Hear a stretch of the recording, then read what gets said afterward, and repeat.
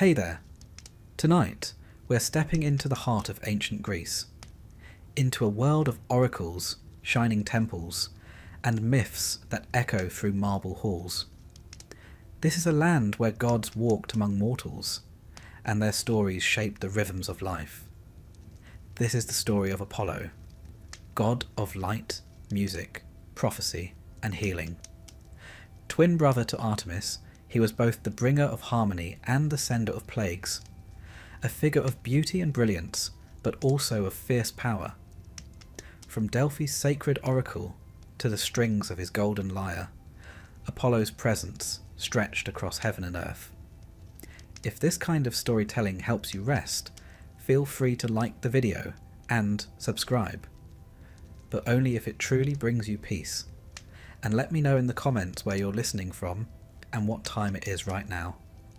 It's always strangely comforting to see who else is out there, drifting off to the same quiet story. So, dim the lights, let the calm gather, close your eyes, and let's begin with the tale of Apollo, radiant god of the Greeks. Imagine, if you will, drifting somewhere in the middle of the Aegean Sea. The water sparkles, sunlight bounces off the waves, and a lazy breeze rolls over rocky shores. It is, by all accounts, rather a peaceful scene, but beneath this serenity, the world of the gods was churning with chaos, jealousy, and divine politics. And at the centre of it all was a woman named Leto, heavily pregnant, utterly exhausted, and very much out of options. You see, Leto had attracted the attention of Zeus, the king of the gods, and whenever Zeus turned his wandering eye towards someone, trouble inevitably followed.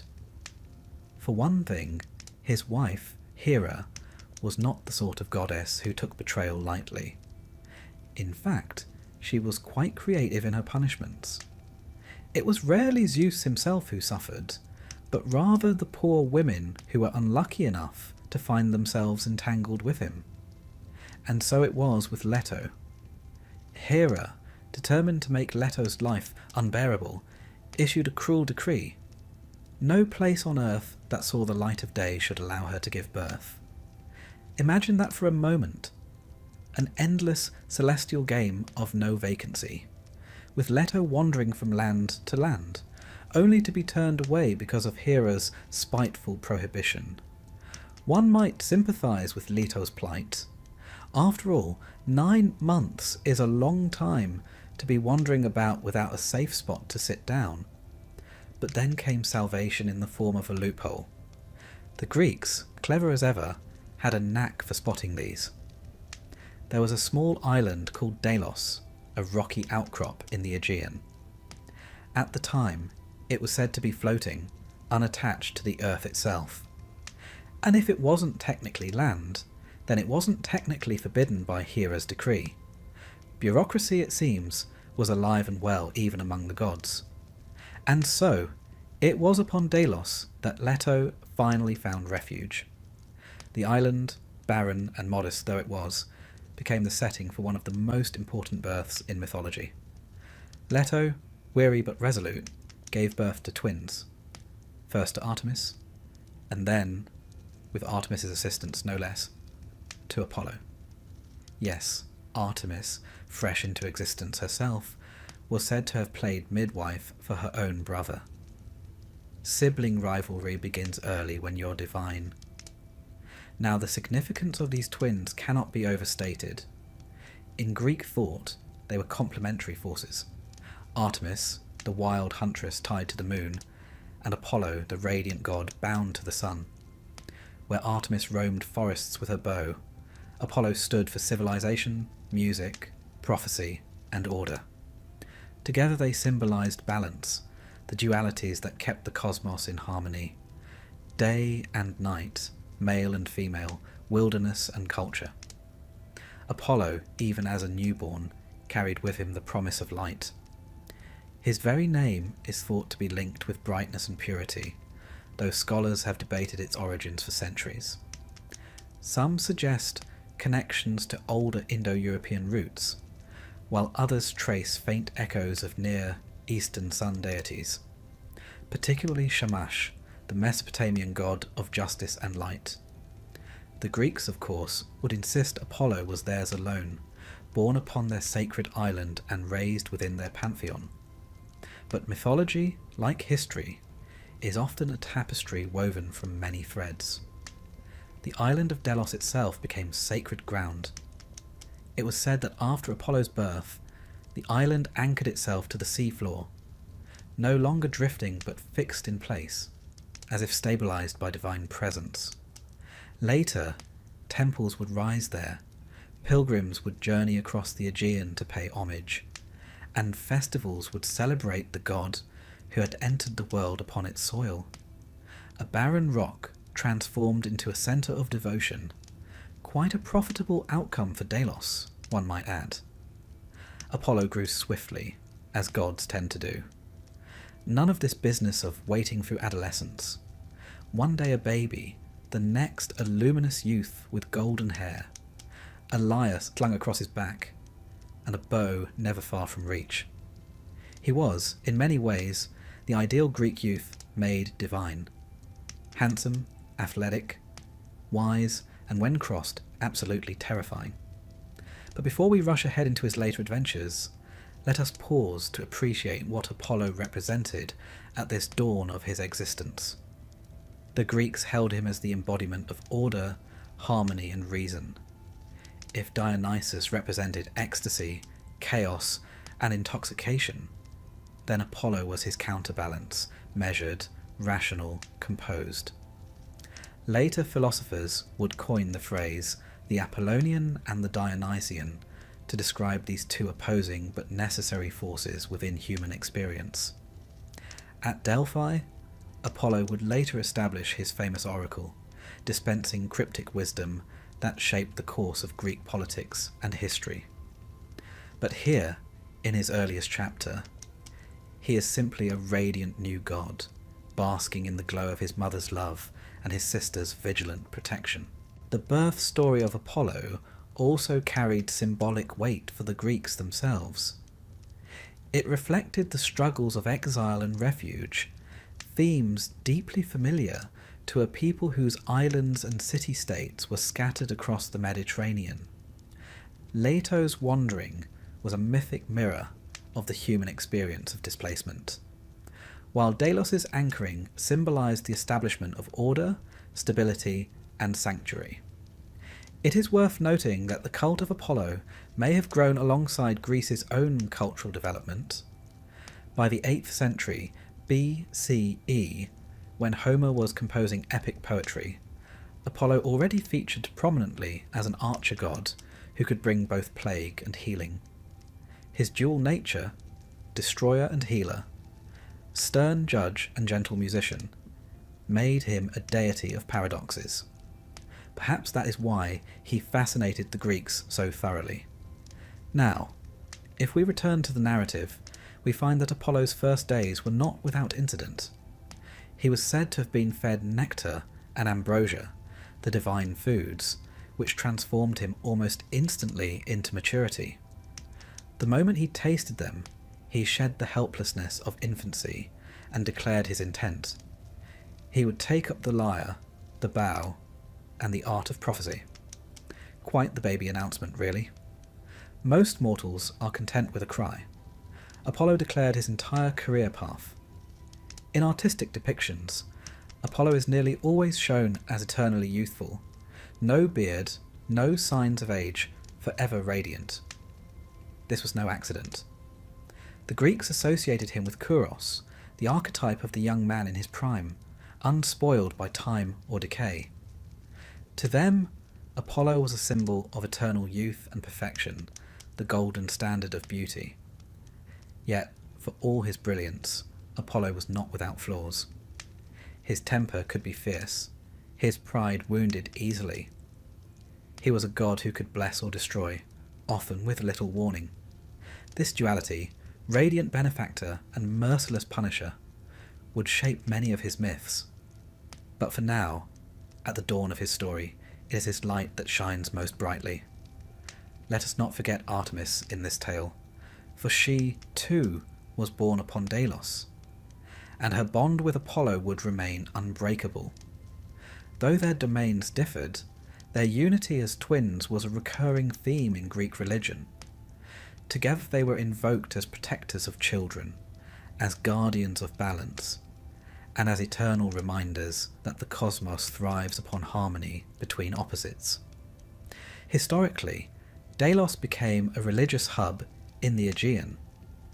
Archaeological remains reveal temples, treasuries, and colossal statues dedicated to Apollo. Pilgrims came from across Greece to honour him, bringing offerings and participating in festivals that celebrated his birth. The island's sanctity was so profound that in later times wars were forbidden there. Delos became a neutral ground, a centre of peace, where even enemies laid aside their arms in reverence. Thus, from a wandering goddess's desperation came the dawn of one of the most influential deities of the ancient world. Apollo, god of light, music, prophecy, and healing, entered the cosmos not with thunder or spectacle, but upon a small, rocky island that became immortal through him. And so, we leave chapter 1 with the image of Apollo as a radiant youth upon Delos. His lyre yet unstrummed, his bow yet unstrung, his prophecies yet unsaid, but his destiny already shining across the Aegean. A god of paradoxes, a bringer of order and chaos, a figure who would forever stand at the crossroads of myth and history. One might say, rather poetically, that from a mother's struggle and an island's rocky soil, light itself was born anew. Imagine, if you will, the soft glow of dawn spreading across the Aegean. The sky lightens, the waves shimmer gold, and Apollo, no longer an infant, but already radiant, steps forth as though the morning itself had taken human form. Greek mythology rarely allowed its gods to linger in infancy.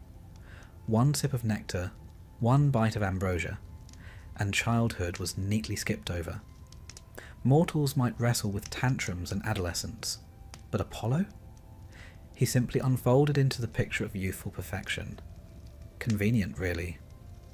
In Greek art and poetry, Apollo is eternally youthful. Unlike Zeus with his mighty beard, or Poseidon with his sea-worn features, Apollo remains forever smooth-faced, golden-haired, and athletic. He embodies the kouros, the ideal of the young man in his prime, poised between boyhood and maturity, at the very height of beauty. One might call him the poster child of classical Greece, had posters been invented at the time. But Apollo was never simply a pretty face. From the beginning, he was a god of paradox and balance.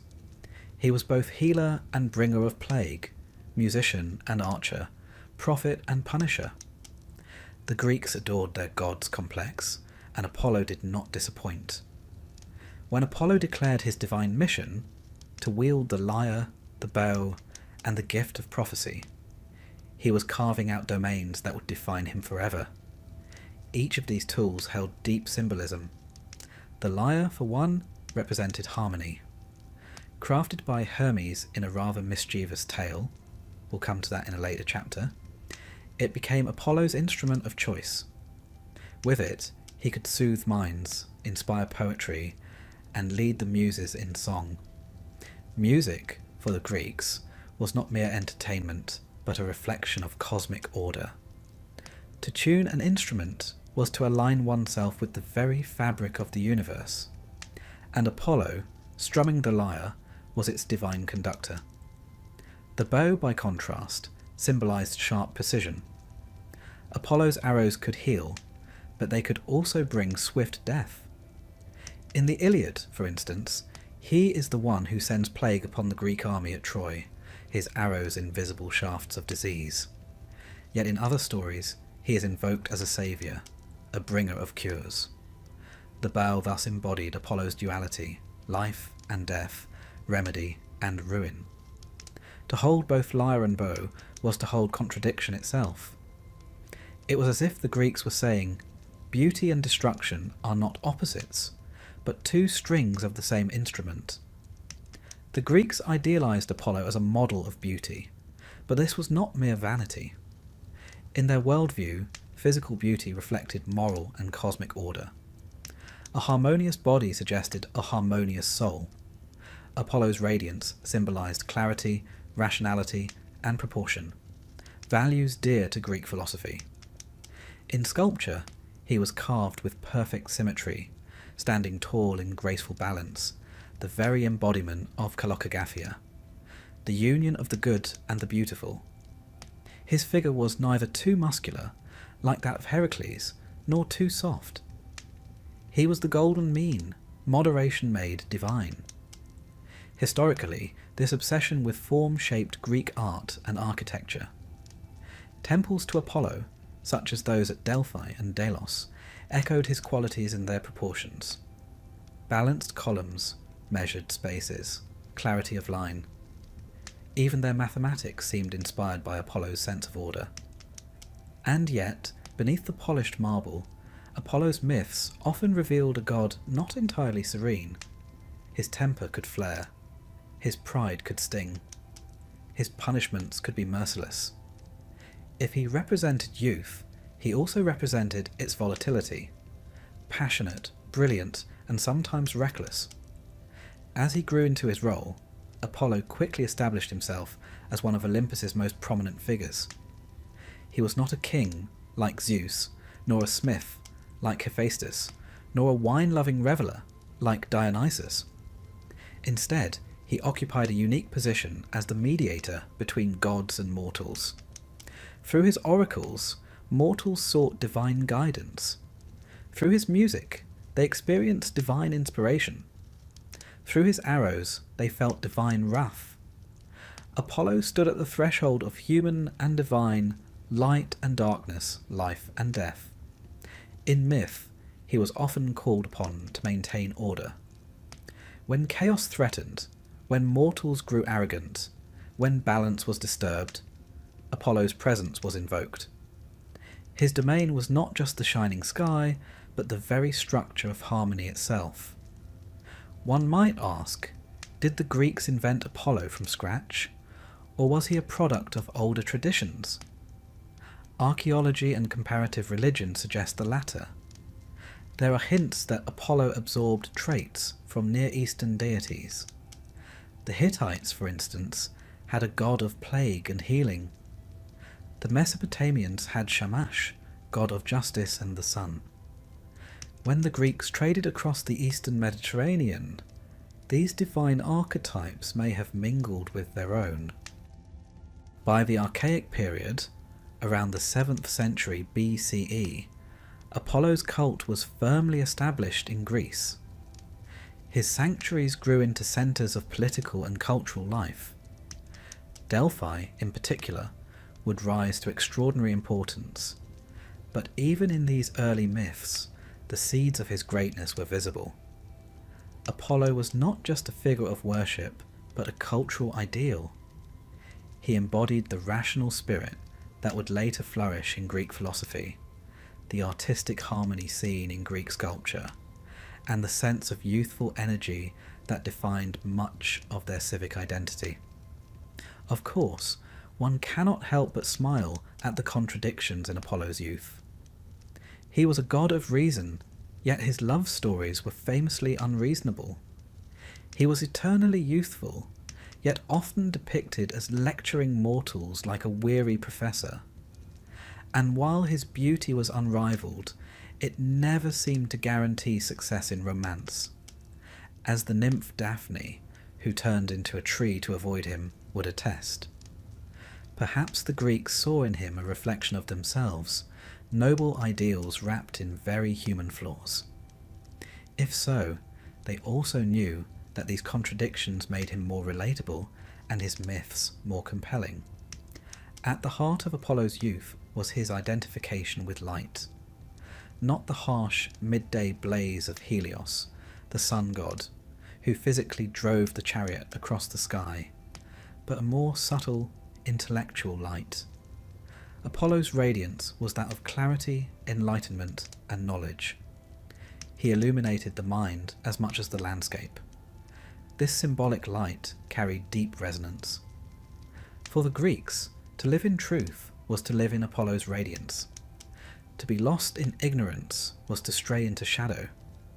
His very presence was a metaphor for the human pursuit of wisdom. In later centuries, philosophers would latch onto this imagery. Plato, for instance, spoke of enlightenment as emerging into the light, a theme that owes much to the Apollonian ideal. Even today, when we speak of shedding light on a subject, we echo Apollo's eternal youth. And so, Apollo's radiant youth was not simply a matter of handsome features or golden hair. It was a symbol of Greek values: beauty, harmony, proportion, reason, and balance. He was the youthful god who never aged, the eternal Kouros, standing as a reminder of what mortals aspired to, but could never fully achieve. Yet, like youth itself, his story carried a warning. Brilliance is often paired with volatility. Apollo's light could illuminate, but it could also burn. His music could inspire, but it could also punish. He was perfection with a temper, an ideal wrapped in contradiction. As we move forward in his story, we will see how this radiant youth steps out into the wider world, slays monsters, builds oracles, and entangles himself in loves, both tragic and comic. But for now, let us leave him in the glow of dawn, eternally young, strumming his lyre, his bow resting by his side, the embodiment of harmony and contradiction. A god, yes, but also in his contradictions, a mirror of humanity itself. Imagine now that the boy who had been born in sunlight on Delos is no longer an infant swaddled in divine cloth, but a youth whose stride seems to echo across marble courtyards and mountain slopes alike. Apollo, unlike many gods of Olympus, did not stumble through a messy adolescence. He was said to have grown into his prime almost instantly, radiant with golden hair, broad shoulders, and a smile that one imagines could be either comforting or slightly smug, depending on the day. His bow hung across his back, his lyre by his side, and with each step his reputation began to take shape. It was not enough, however, to be beautiful, musical, and radiant. The Greeks expected their gods to prove themselves, to carve their place into the endless tapestry of divine stories. Apollo, being Apollo, was not going to do this quietly. One of his earliest and most famous exploits was the confrontation with a monstrous serpent, a creature so terrible that it seemed to embody chaos itself. This was the Python, a dragon-like being said to dwell at Delphi, a place that even then held whispers of sacred power. Now the Greeks were fond of their monsters, but they were also fond of young heroes showing their worth by dispatching them. Apollo, bow in hand, approached Python not as a trembling boy, but as a radiant god eager to prove his sovereignty. With a series of golden arrows, he struck down the beast, sending it writhing into death. This was not merely a tale of violence. In fact, to the Greeks, it explained the very reason Delphi would become Apollo's most sacred sanctuary. By slaying the Python, he claimed Delphi as his own, establishing the oracle that would guide kings, poets, and wanderers for centuries to come. The Temple of Apollo at Delphi was not just a religious centre, it was in many ways the beating heart of Greek identity. One might imagine the stone steps worn smooth by centuries of hopeful feet, each pilgrim clutching an offering, eager for a cryptic word from the priestess of Apollo, the Pythia, who sat above a fissure said to exhale divine vapours. And yet, behind this tale of triumph, scholars often point to something deeper. The myth may echo the real history of Greek religion. in which older earthbound cults tied to serpents and the powers of the ground were gradually absorbed by the Olympian order. By slaying Python, Apollo was not just killing a monster, he was displacing an older god, taking over the site and rebranding it, if you will, under new management. The Greeks were not above using mythology as a tool for explaining religious takeovers. Now, one might be tempted to see this as an early act of imperialism on Apollo's part. After all, nothing says grand opening like moving into someone else's shrine and redecorating. Still, to the Greeks, it was part of a divine order. Apollo, the god of light and reason, triumphing over the shadowy, chthonic forces of the underworld. It is no coincidence that from Delphi flowed not just prophecy, but also a sense of order, justice, and harmony, at least in theory. But Apollo's youth was not all about monster slaying and temple building. He was also the god of music, and this was not an idle title. With his lyre strung from the shell of a tortoise, a detail that must have been rather discouraging for the tortoise in question, he could calm storms, charm wild beasts, and soothe the hearts of gods and mortals alike. One imagines the sound of his music drifting across an olive grove at dusk, the air soft, the world pausing to listen. Music, in Apollo's hands, was not mere entertainment. It was order, balance, proportion, the very ideals the Greeks admired most. Where Dionysus, his counterpart, brought wild ecstasy and the frenzy of unrestrained dance, Apollo brought measured rhythm, symmetry, and harmony. To the Greeks, both were necessary, but Apollo's music reminded them that life, at its best, was not chaos but beauty shaped into form.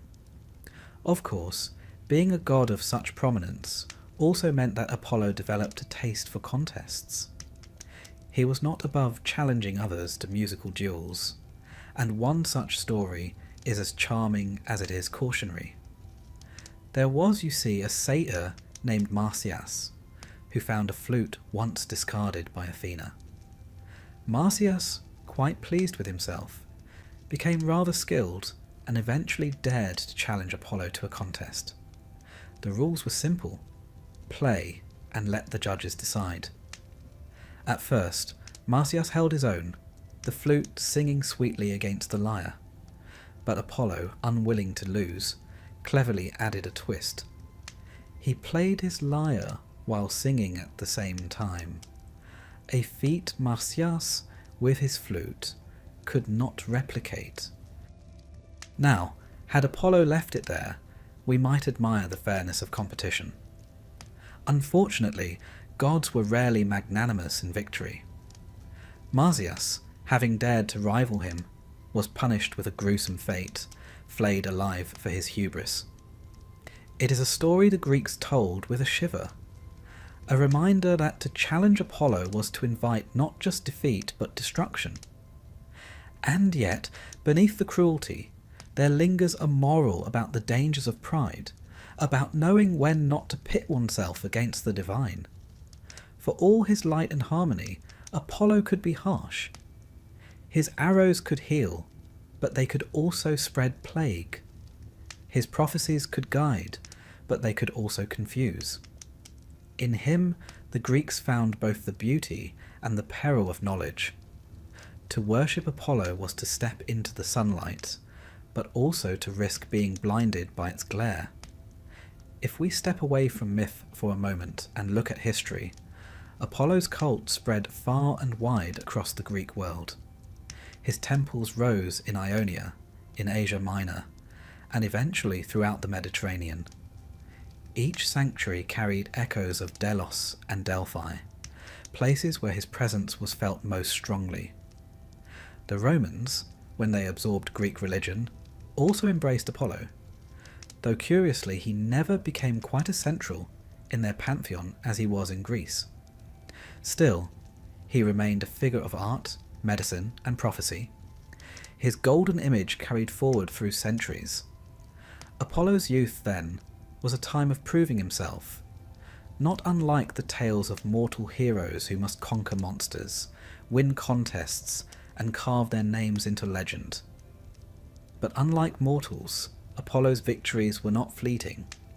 They shaped the very foundations of Greek religion and culture. His slaying of Python was remembered not just as a moment of divine bravado, but as the origin of the most famous oracle in the ancient world. His music, gentle and harmonious, became a symbol of civilization itself.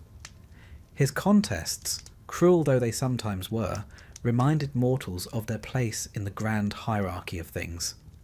And perhaps that is what makes Apollo so fascinating. He was not simply a god of sunshine and pretty songs. He was a god of boundaries, between chaos and order, ignorance and knowledge, mortality and divinity. His youth was less a stage of growing up, and more a declaration of what he would be.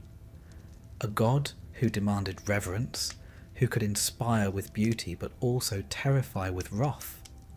One imagines him now, standing on the slopes of Mount Parnassus, bow in hand, lyre slung casually at his side, the sunlight gilding his hair. He is both welcoming and intimidating, both gentle and unyielding.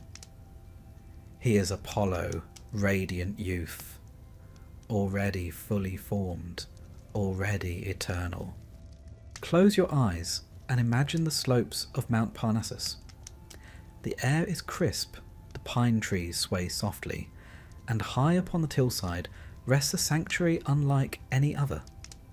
Marble glimmers in the sun, and pilgrims gather in hushed anticipation.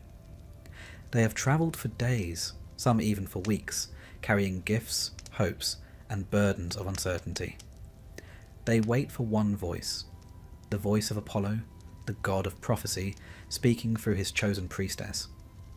This is Delphi, the beating spiritual heart of Greece.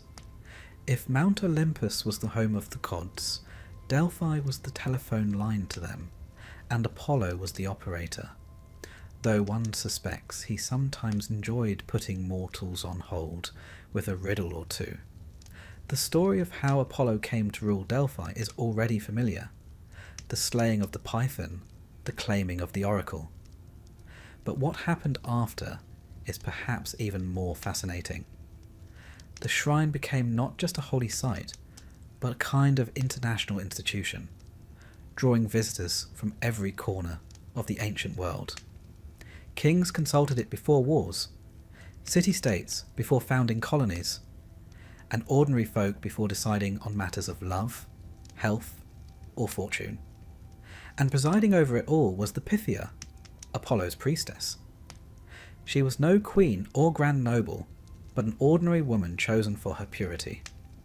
Seated upon a tripod over a cleft in the earth, she inhaled vapours said to rise from beneath the temple, though whether these were divine gases or just some very strong geology is still debated. Whatever their origin, they seemed to propel her into a trance, in which she spoke words believed to be Apollo's own. The answers, however, were rarely straightforward. Apollo had a well-known fondness for ambiguity.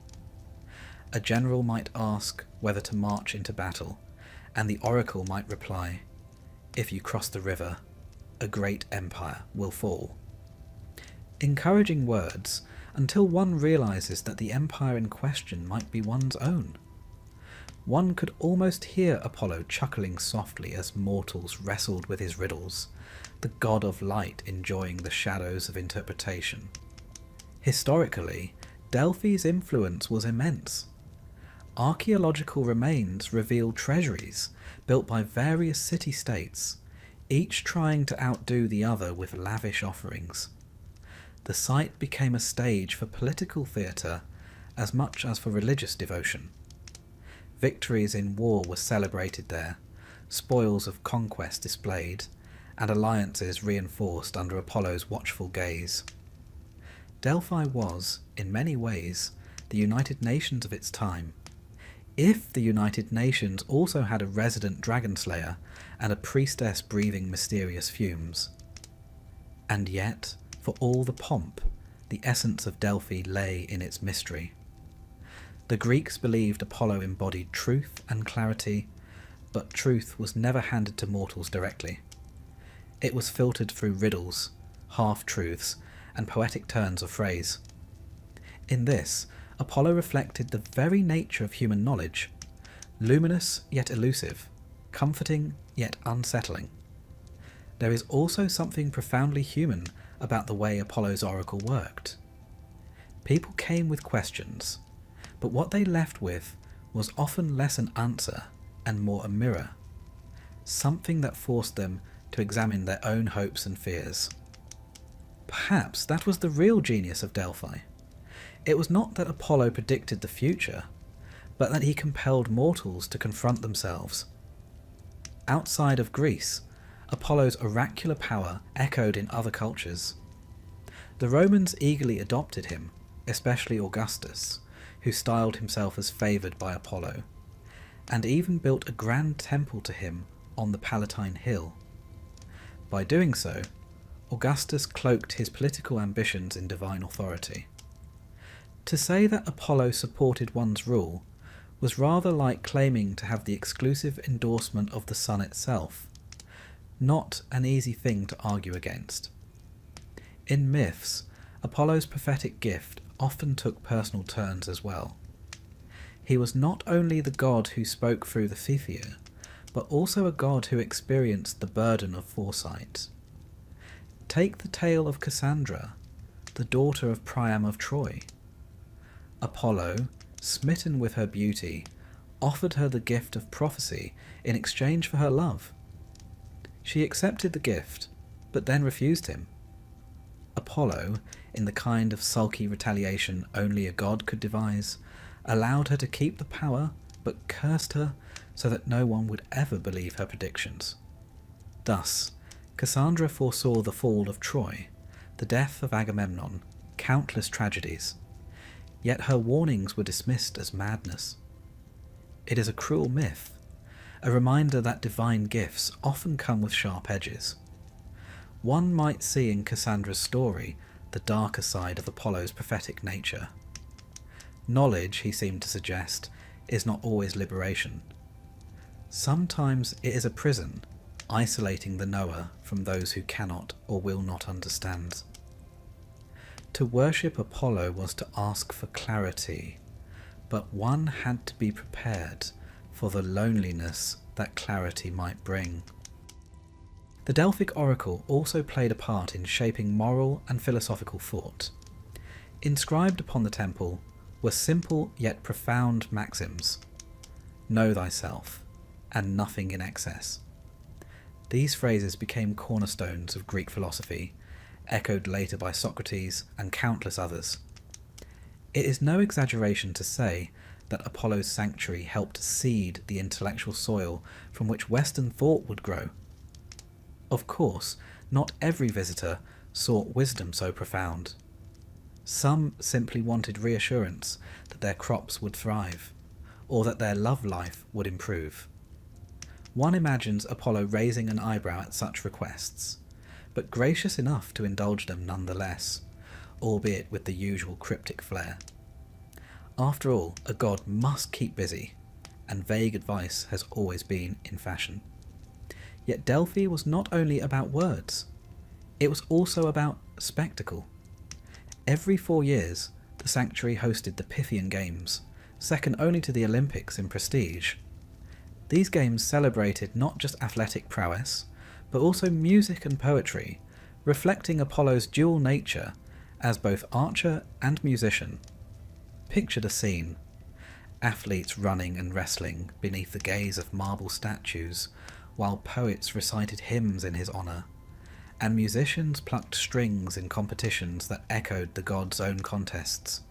It was a festival that brought together body, mind, and spirit, a fitting tribute to a deity who embodied all three. Even in decline, Delphi retained its aura. As Christianity rose and the old gods faded, the oracle's voice grew quieter, until at last it was said to have spoken a final prophecy. The temple has fallen. Phoebus no longer has a roof. The speaking water is silent, a dignified exit, one might say, for a god who had defined an age. But in truth, Apollo never entirely vanished. His ideals of clarity, order and harmony continued to echo in art, philosophy and literature. Renaissance painters resurrected his image, Enlightenment thinkers borrowed his light, and poets invoked him as muse. The sanctuary of Delphi may be silent, but Apollo's voice still lingers in the cultural imagination, a whisper of golden clarity across the centuries. And so, as we leave Delphi behind, we see Apollo not just as a radiant youth or a slayer of monsters, but as a god who guided human thought. He was the light that revealed, though not always directly. He was the voice that spoke, though often in riddles. And perhaps most importantly, he was a reminder that truth, like sunlight, can both illuminate and blind. Imagine him now, seated upon his golden throne, lyre resting gently beside him, his eyes calm yet distant. He smiles faintly, as though he knows more than he will ever tell. And perhaps that is the secret of Apollo's prophecy. Not the giving of answers, but the artful guiding of mortals to discover them for themselves.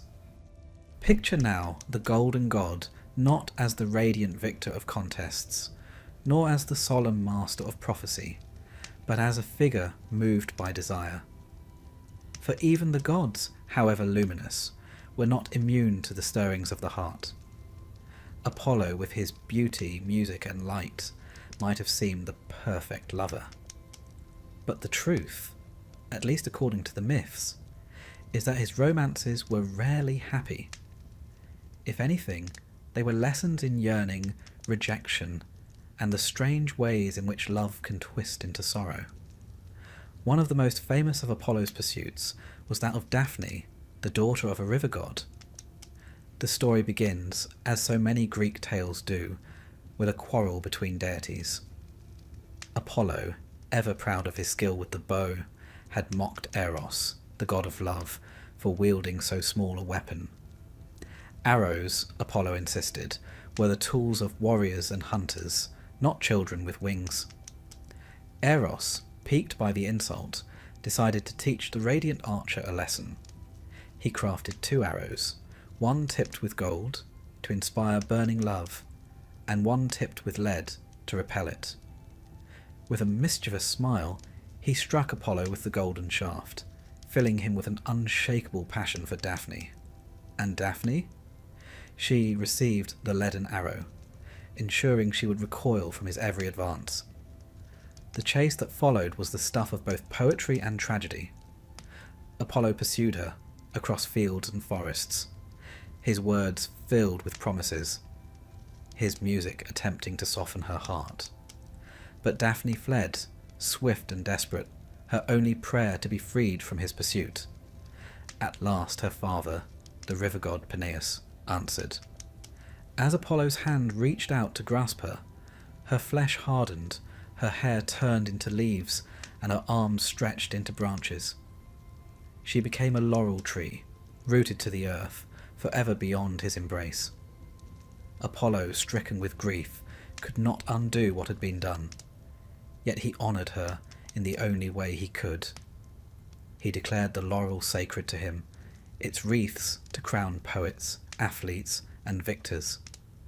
In this way, his failed love became a symbol of triumph and art, though one imagined that Apollo himself never quite forgot the sting of Eros's golden arrow. This story, though mythological, resonated deeply with the Greeks.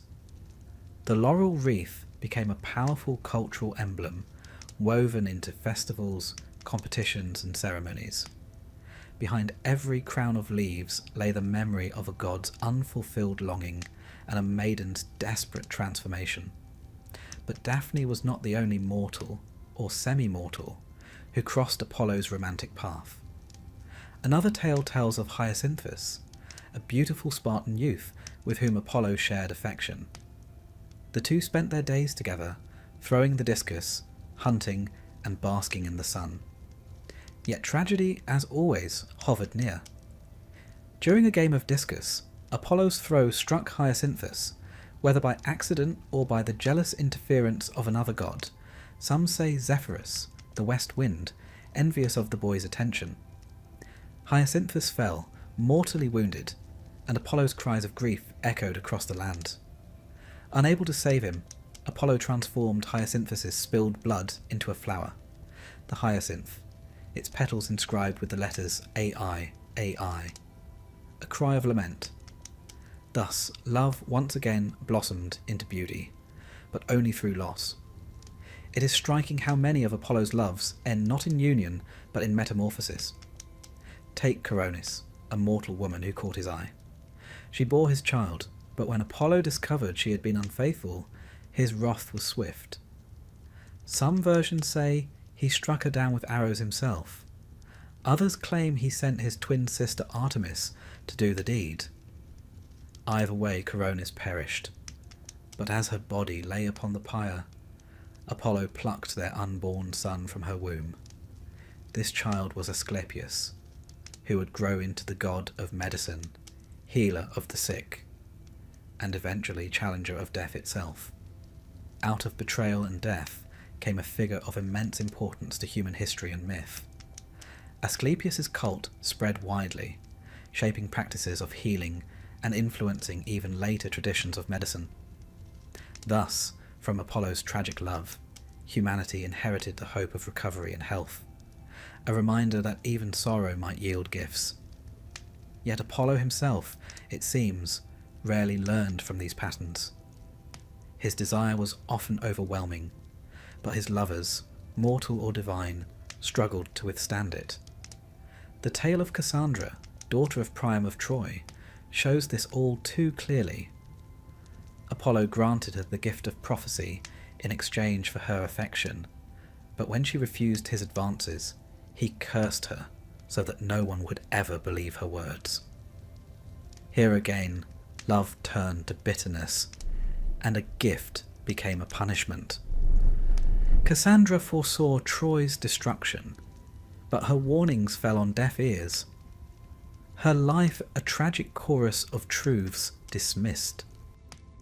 There is perhaps a subtle irony in these stories.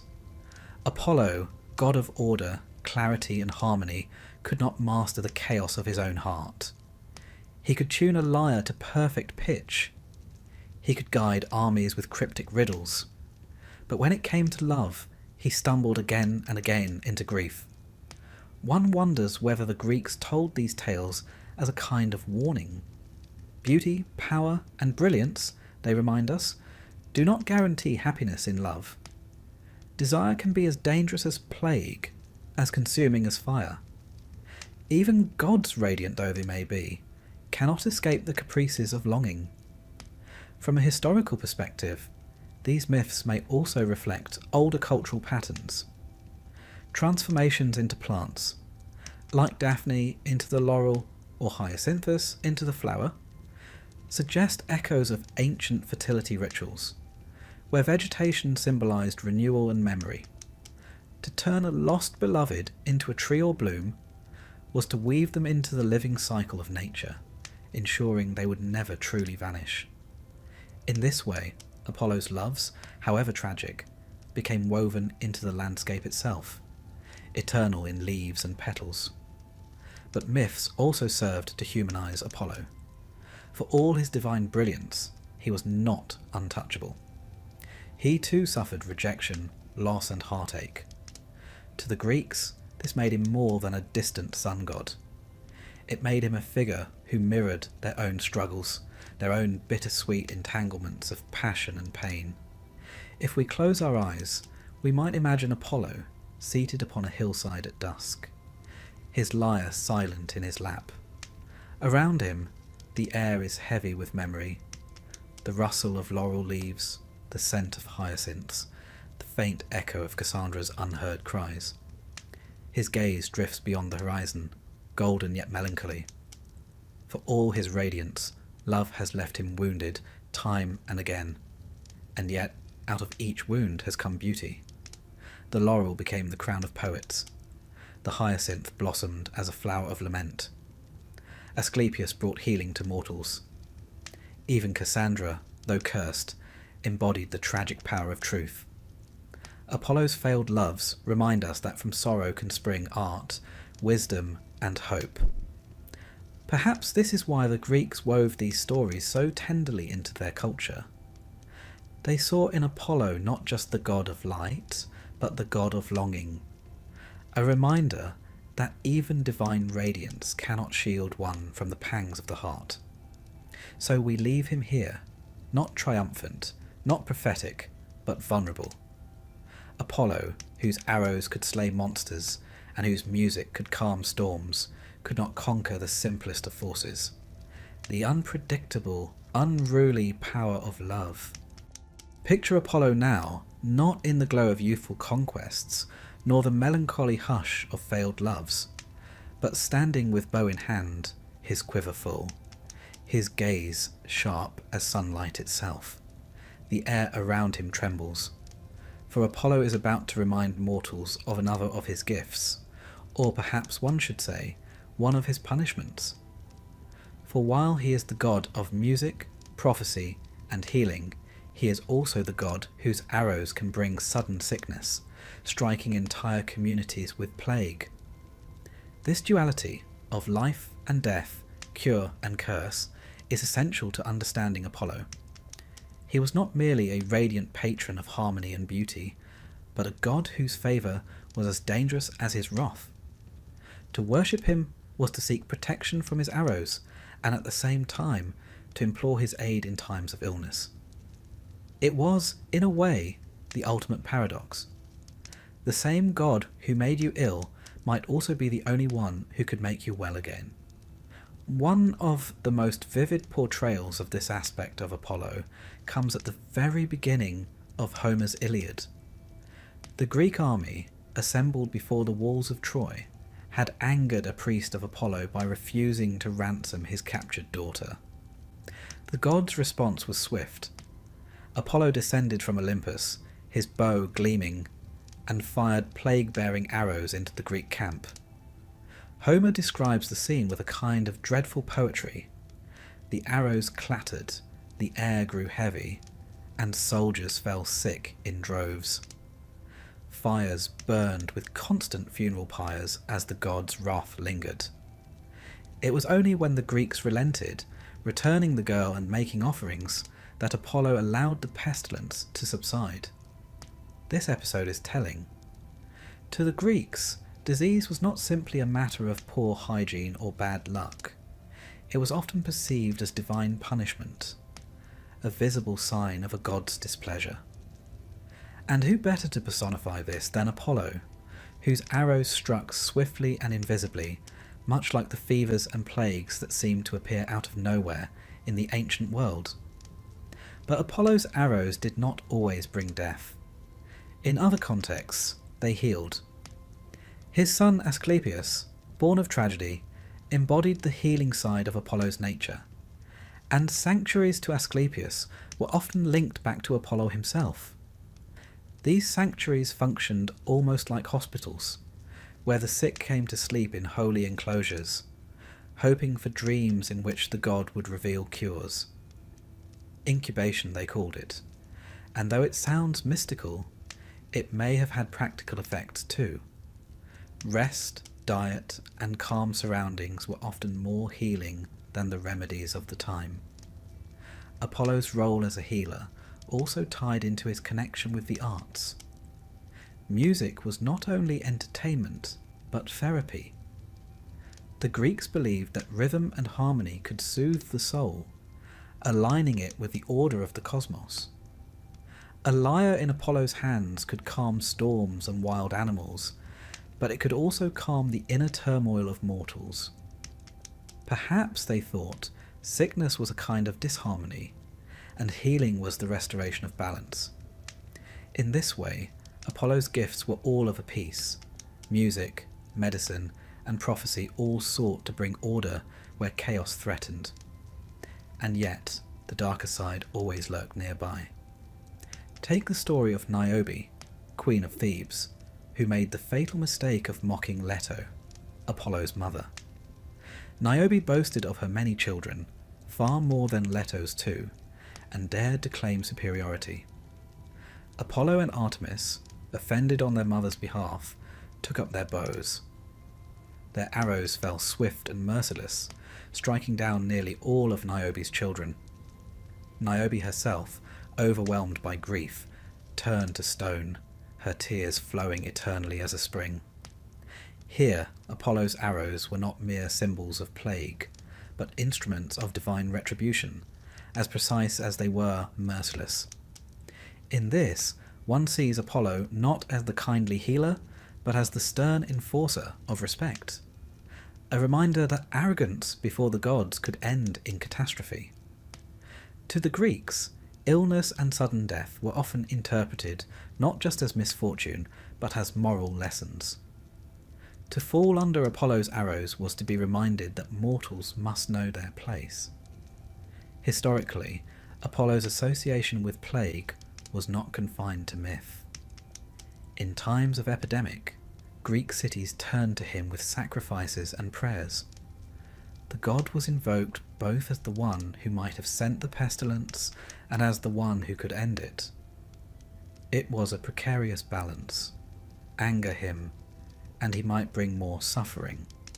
Appease him, and he might restore health.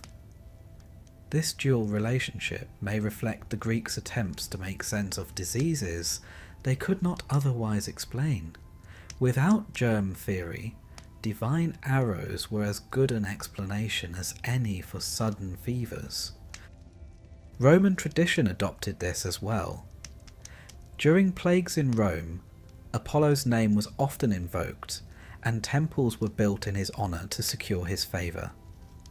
The Emperor Augustus, in particular, aligned himself closely with Apollo, even dedicating a temple to him after a plague had swept the city. It was clever politics. By claiming Apollo as his patron, Augustus styled himself as both healer of Rome's body politic and protector against literal disease. And yet, even in healing, Apollo's touch could be ambiguous. Consider again his son Asclepius. Gifted in medicine, Asclepius became so skilled that he could even raise the dead.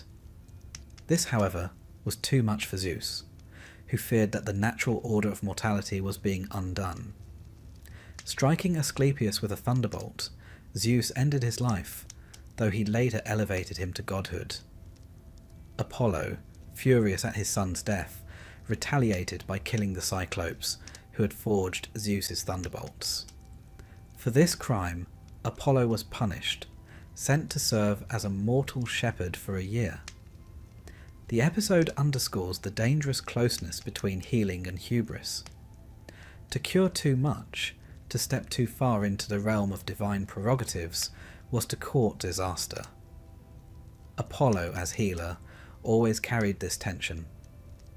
His arrows could save, but they could just as easily transgress the delicate boundary between life and death.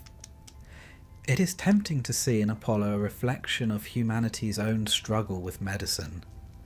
Healing has always been a mix of art and risk, progress and setback. The Greeks, who lived in a world without antibiotics or vaccines, understood that health was fragile and that cures could be uncertain. Apollo embodied that precarious balance, at once a symbol of hope and a reminder of mortality. There is, too, a psychological element. Apollo's light was often associated with clarity, and in healing, clarity of mind was as important as clarity of body. His sanctuaries offered not just remedies, but also reassurance, a sense of being seen and cared for by a divine presence.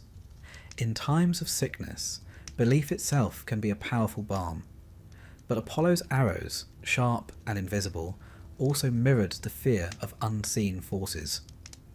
In a world where epidemics could wipe out entire communities, the god's dual role must have felt deeply resonant. He was the unseen archer, sometimes merciful, sometimes cruel, whose shafts struck without warning. If we close our eyes, we might imagine him on a battlefield, the clang of bronze ringing in the air. Soldiers collapse not from spear or sword, but from fever, unseen yet inescapable. And there, above the chaos, Apollo stands, bow drawn, his face unreadable. Is he punishing arrogance? Is he balancing scales? Or is he simply reminding mortals of their fragility? Then picture him again, in a quieter setting. A child lies ill, her family gathered in despair. In the temple, a hymn rises, the lyre strings trembling softly. Apollo, radiant yet gentle, bends close, and the fever fades. The same god who destroys is also the one who restores, the paradox embodied in golden form. In the end, perhaps that is Apollo's truest nature, not one or the other, but both. To seek his aid was to acknowledge that life and death are never far apart, that health and illness dance together like sun and shadow. He was the god of boundaries, and nowhere was that clearer than in his power over sickness and healing. As night falls over the ancient world, we might leave him seated by a quiet spring, his bow resting against a rock, his lyre glowing faintly in the starlight. Around him the air is calm, though the memory of his arrows lingers. To the Greeks he was never wholly safe, never wholly kind, but always essential. For in Apollo they saw not only the light of day, but the fragile balance of human life itself. Let us leave behind the arrows for now, and the haunting image of Apollo striding across battlefields with bow in hand. Tonight, Apollo sets aside his quiver and picks up another instrument altogether, the lyre. For while he was feared as a god who could strike down whole armies with plague, he was also revered as the patron of music and poetry, the very heart of culture itself. It is a curious duality, isn't it? A god who could bring pestilence one moment and harmony the next. But perhaps it makes perfect sense. If sickness was chaos in the body, then music was its opposite. Order made audible, rhythm restoring balance. To the Greeks, Apollo's song was not mere entertainment. It was a kind of cosmic tuning fork, ensuring that all things vibrated in harmony with the universe. The lyre, Apollo's signature instrument, was said to have an origin story as charming as any in Greek myth. The infant Hermes, mischievous from the very day of his birth, stole Apollo's sacred cattle. Now, cattle theft was no small prank in the ancient world. It was both criminal and deeply insulting. But Hermes, clever lad that he was, sought a way to smooth things over. Taking a tortoise shell, he stretched strings across it and created the first lyre. When Apollo heard the sound, his anger softened. The music was so beautiful that he accepted the instrument as a gift, forgiving Hermes for the theft. In the end, both gods gained. Hermes kept the cattle, and Apollo claimed the lyre as his own, forever after its divine master. It was a neat little myth, almost a comedy, but it also reveals something profound. Music, in Apollo's hands, was capable of reconciliation, of turning anger into peace. One imagines the Greeks smiling at the story, nodding as if to say, yes, this is exactly what music does. Apollo's music was not only beautiful, it was also competitive. The Greeks loved contests, and none more so than those involving poetry and song. But to challenge Apollo in such matters was dangerous. Take, for example, the tale of Marsyas, the satyr. Marsyas stumbled upon a flute once played by the goddess Athena, who had discarded it after realizing it puffed up her cheeks most unflatteringly. Yes, even goddesses could be vain apparently. Marsyas, delighted with his new toy, played with such skill that he dared to challenge Apollo himself to a musical contest. The stage was set, rustic flute against divine lyre. Both played beautifully, and for a time it seemed Marsyas might even hold his own. But Apollo, not to be outdone, began to play his lyre upside down while singing at the same time. Poor Marsyas could not match such a feat, and Apollo, never one to take defeat, or even near defeat, lightly, had Marsyas flayed alive for his insolence. Yes, you heard that right. The god of music could also be rather brutal in protecting his supremacy. It was a chilling tale, told perhaps as a warning. Compete with Apollo at your peril. Yet, in its cruelty, the myth also preserved the idea that music was divine, not something to be treated lightly. For Apollo, music was not a parlour trick. It was sacred, powerful, and perhaps even dangerous. Still, Apollo's cultural role was not confined to mythic contests. In real historical Greece, festivals in his honour were centres of artistic life. The Pythian Games, held at Delphi, were second only to the Olympic Games in prestige. And while the Olympics were largely about sport, the Pythian Games celebrated art, music, and poetry as much as athleticism. Victors might win not only for running or wrestling, but also for performing a hymn to Apollo. The god's shrine at Delphi thus became both a religious and cultural hub, a place where the best of Greek creativity converged. Delphi itself deserves a lingering word. It was, after all, considered the very navel of the world, the Omphalos. Pilgrims came from across the Mediterranean, not only to consult the oracle, but also to immerse themselves in the cultural atmosphere that surrounded Apollo's temple. Stone inscriptions, hymns, dedications, all bore witness to Apollo as patron of civilization itself. To approach Delphi was not only to seek prophecy, but to participate in a world of order, art, and refined culture. Apollo's influence extended far beyond Greece. When the Romans adopted him, they emphasized this civilizing role. Augustus, in particular, took Apollo as his patron. After all, what better way for an emperor to present himself than as the chosen of the god of harmony, order, and civilization? By aligning himself with Apollo, Augustus suggested that Rome, under his leadership, would be a city of light and culture, not merely of conquest. Temples to Apollo flourished under his reign, filled with art and poetry. The cultural legacy of Apollo was also bound up with the idea of the Muses, those 9 inspiring spirits of art and learning. Though technically daughters of Zeus and Mnemosyne, the Muses were often associated with Apollo, who was imagined as their leader. Together, they presided over poetry, history, astronomy, dance, and song, the whole spectrum of human knowledge and creativity. Imagine Apollo, radiant and poised, conducting the celestial choir. Calliope with her epic verse, Clio with her history, Terpsichore with her dance. The Greeks, who loved to systematize things, found in Apollo a perfect embodiment of cultural order. Now, one might ask, why Apollo? Why not Dionysus, god of theatre and revelry?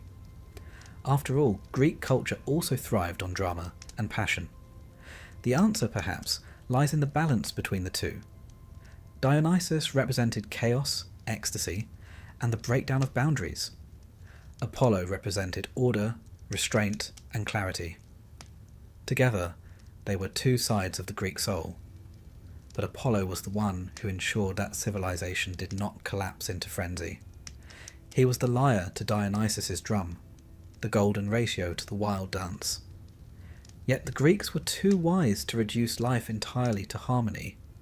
They recognized that both Apollo and Dionysus were needed, that art required both order and passion, reason and madness. The philosopher Nietzsche, centuries later, would make much of this contrast, describing the Apollonian and the Dionysian as the twin forces of culture. But the Greeks themselves already lived this truth in their festivals and their stories. In Apollo, civilization found its anchor. His very image, youthful, radiant, untouched by age, became an ideal of beauty, inspiring sculptors and poets alike. If you visit museums today, you'll find endless statues of Apollo. Smooth marble, poised bodies, serene faces. The Romans, great borrowers that they were, copied these statues endlessly, placing Apollo at the heart of villas and forums. Even in the Renaissance, artists returned to him, seeking in his image the perfection of proportion and form. One might say, then, that Apollo never quite left us. His music lingers in the idea of harmony, his beauty in the ideals of art, his order in our very concept of civilization. Even now, when we speak of things being Apollonian, we mean balanced, rational, luminous. A god of antiquity, yes, but also a symbol that has never truly faded. Picture him now, not as the archer or the plague bringer, but seated beneath olive trees, the sun warm on marble steps. In his hands, the lyre shimmers, and as he plucks its strings, the air itself seems to quieten, as though listening. Around him gather the muses, their voices weaving together in soft harmony. In the distance, the hum of a festival rises, poets reciting, dancers turning in measured circles. This is Apollo at his most enduring, not feared but revered, as the very heart of culture. And as the music fades into night, one cannot help but smile at the thought. Here is a god who reminds us that civilization is not only built with stone and sword, but also with song. Apollo, radiant and golden, was not always gentle. For all his music, prophecy, and healing, he could be deeply vindictive, quick to punish those who offended him, and relentless in rivalry. This darker side did not contradict his identity, it completed it. For in the Greek imagination, no god was one-dimensional. Apollo, like the sunlight he embodied, could illuminate but also burn. One of the most telling episodes is his contest with Heracles, the mighty hero. The setting: Delphi, Apollo's sacred sanctuary. Heracles, in a fit of rage, had come to consult the oracle, but was denied an answer. Feeling slighted, he seized the Delphic tripod, the very seat upon which the Pythia, Apollo's priestess, delivered her prophecies. Imagine the audacity: Heracles, tugging at Apollo's most sacred piece of furniture, as if one might haul away a divine throne for use as a garden stool. Apollo was not amused. He rushed to reclaim the tripod, and soon both gods were wrestling over it, like squabbling brothers fighting over a chair. The struggle grew so fierce that Zeus himself had to intervene, hurling a thunderbolt between them to break up the quarrel. To the Greeks, the story was both comic and serious. Comic in its image of two great powers fighting over furniture, but serious in reminding mortals that even gods were not immune to rivalry and temper. Rivalry also brought Apollo into conflict with Poseidon, another formidable Olympian. At one point, both gods conspired against Zeus himself, their own father and king. The rebellion was short-lived, and the punishment swift. Apollo and Poseidon were sent to serve as labourers for King Laomedon of Troy. There, Apollo tended flocks, while Poseidon built walls. And yet, even in this humiliation, Apollo's duality shone through. He made the cattle flourish, healthy and numerous, a quiet echo of his healing powers. But when Laomedon refused to pay the gods for their labour, Apollo did not forgive. He sent a plague upon the land, while Poseidon unleashed a sea monster. Rivalry had led him low, but vengeance restored his authority. Perhaps more famous, however, are Apollo's rivalries with mortals who dared to challenge him in his chosen domains. We've already spoken of Marsyas, the satyr who tested his musical skill and paid dearly for it. But Marsyas was not alone. There was also Cinyras, king of Cyprus, who boasted of his musical talent. Apollo defeated him, of course, though the details vary. Some say Xenarus took his own life in despair, others that Apollo killed him outright. Either way, the message was clear. Mortals could appreciate Apollo's gifts, but they were not to rival them. Then there is the poignant tale of Hyacinthus, beloved of Apollo. The youth was beautiful beyond compare, and Apollo cherished him. But as often in Greek myth, tragedy lurked nearby. The two were playing a game of discus when Apollo's throw struck Hyacinthus in the head. Some versions blame jealousy. The west wind, Zephyrus, who also loved the boy, may have deflected the discus in envy. Whatever the cause, Hyacinthus fell dead. Apollo wept bitterly, yet from the blood of his beloved he caused a flower to spring forth. The hyacinth, inscribed with the marks of grief. Here rivalry was not between Apollo and his beloved, but between divine suitors for mortal affection. Yet it too ended in loss, showing that Apollo's brightness was never free from shadows. Another rivalry took shape in the story of Coronis, a mortal woman loved by Apollo. She betrayed him by lying with another man, and Apollo, furious, struck her down. Yet even in punishment, his heart wavered. Discovering she was pregnant with his child, Apollo saved the unborn infant, who would become Asclepius, the god of medicine. It is a strange tale, blending jealousy, vengeance, and reluctant mercy. Rivalry here lay not in art or prophecy, but in love, a realm where Apollo, for all his beauty, was often unlucky. Perhaps the most dramatic of Apollo's rivalries, however, was with Artemis, his twin sister. Though deeply bonded, they occasionally clashed. In one story, Apollo, jealous of Artemis's affection for the mortal hunter Orion, devised a cruel trick. He challenged Artemis to prove her archery by hitting a tiny target far out at sea. Unwittingly, Artemis loosed her arrow, striking Orion, who was swimming there. When she realized the deception, her grief was immense.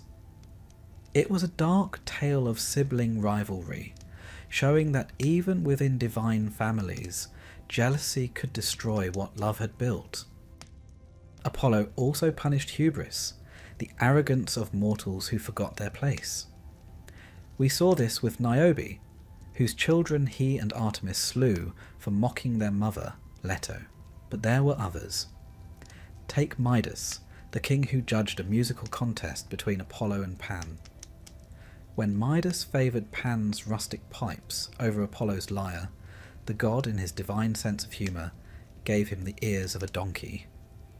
It was a lighter punishment than flaying, to be sure, but humiliating nonetheless. Poor Midas had to hide his ears under a turban, though of course servants eventually discovered the truth. One, unable to keep the secret, whispered it into the ground, and reeds later grew there, murmuring with the wind, "King Midas has donkey ears." Such was Apollo's way, sometimes cruel, sometimes mischievous, always unforgettable. Historically, these myths reinforced a cultural lesson. Apollo was the god of civilization, order, and beauty, but that order was not to be challenged.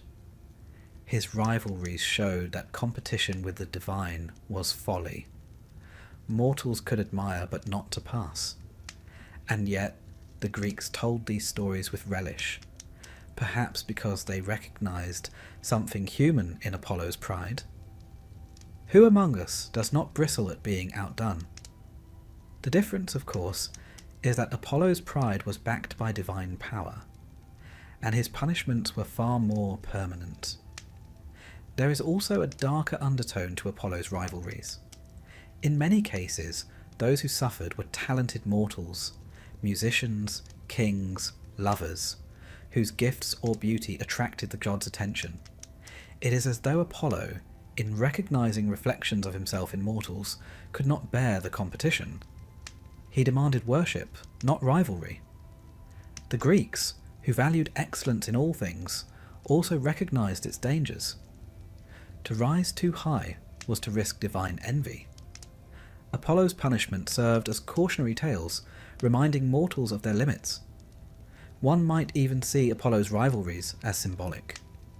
Music, prophecy, beauty. These were fragile gifts, easily lost or corrupted. The myths of Marsyas, Niobe, and Midas suggest that culture itself must be respected, that arrogance or negligence could unravel the delicate harmony Apollo represented.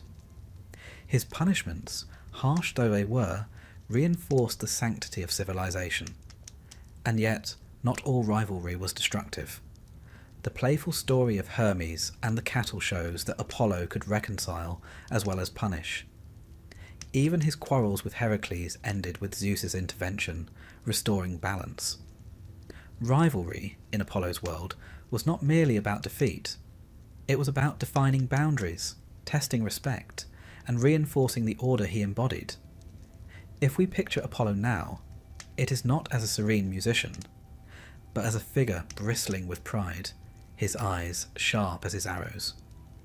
Around him lie the reminders of rivalry, Marsyas punished, Midas humiliated, Niobe turned to stone, Hyacinthus transformed into a flower. Yet Apollo himself remains untouched, radiant as ever. It is as though the god, despite, or perhaps because of, his rivalries, emerges always more powerful, his supremacy reaffirmed. But let us soften the picture. For even in these rivalries, there is something deeply human about Apollo. He loved, he envied, he punished, he wept. His rivalries reveal not only divine pride, but also divine vulnerability. Perhaps that is why the Greeks told these stories, not merely to fear him, but to understand him. And so, as night falls on this chapter of Apollo's tale, let us leave him not in anger, but in contemplation. The lyre rests at his side, the bow close at hand. His face, beautiful yet stern, glows in the twilight. Rivalries may come and go, but Apollo remains, both a warning and a wonder, the god whose light reveals not only harmony, but also the shadows cast by pride. Apollo's bow and lyre may have defined him in battle and song, but his most enduring influence came through his voice, or rather, the voice that spoke through his priestess at Delphi. For of all his domains, none captured the imagination of the ancient world quite like prophecy. Apollo was the god who knew the will of Zeus, who could pierce the veil of the future as easily as sunlight streaming through morning mist. It is worth pausing here, for the Greeks did not treat prophecy lightly. In their world, the future was not some blank canvas upon which mortals painted freely. It was woven, thread by thread, by the fates.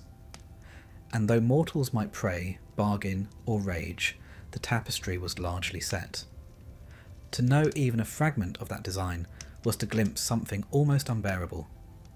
And yet, to Delphi, they came, year after year, century after century, desperate to ask questions of the god who could see beyond time. The Oracle of Delphi was no small roadside shrine. It was the beating heart of Apollo's worship, perched on the slopes of Mount Parnassus.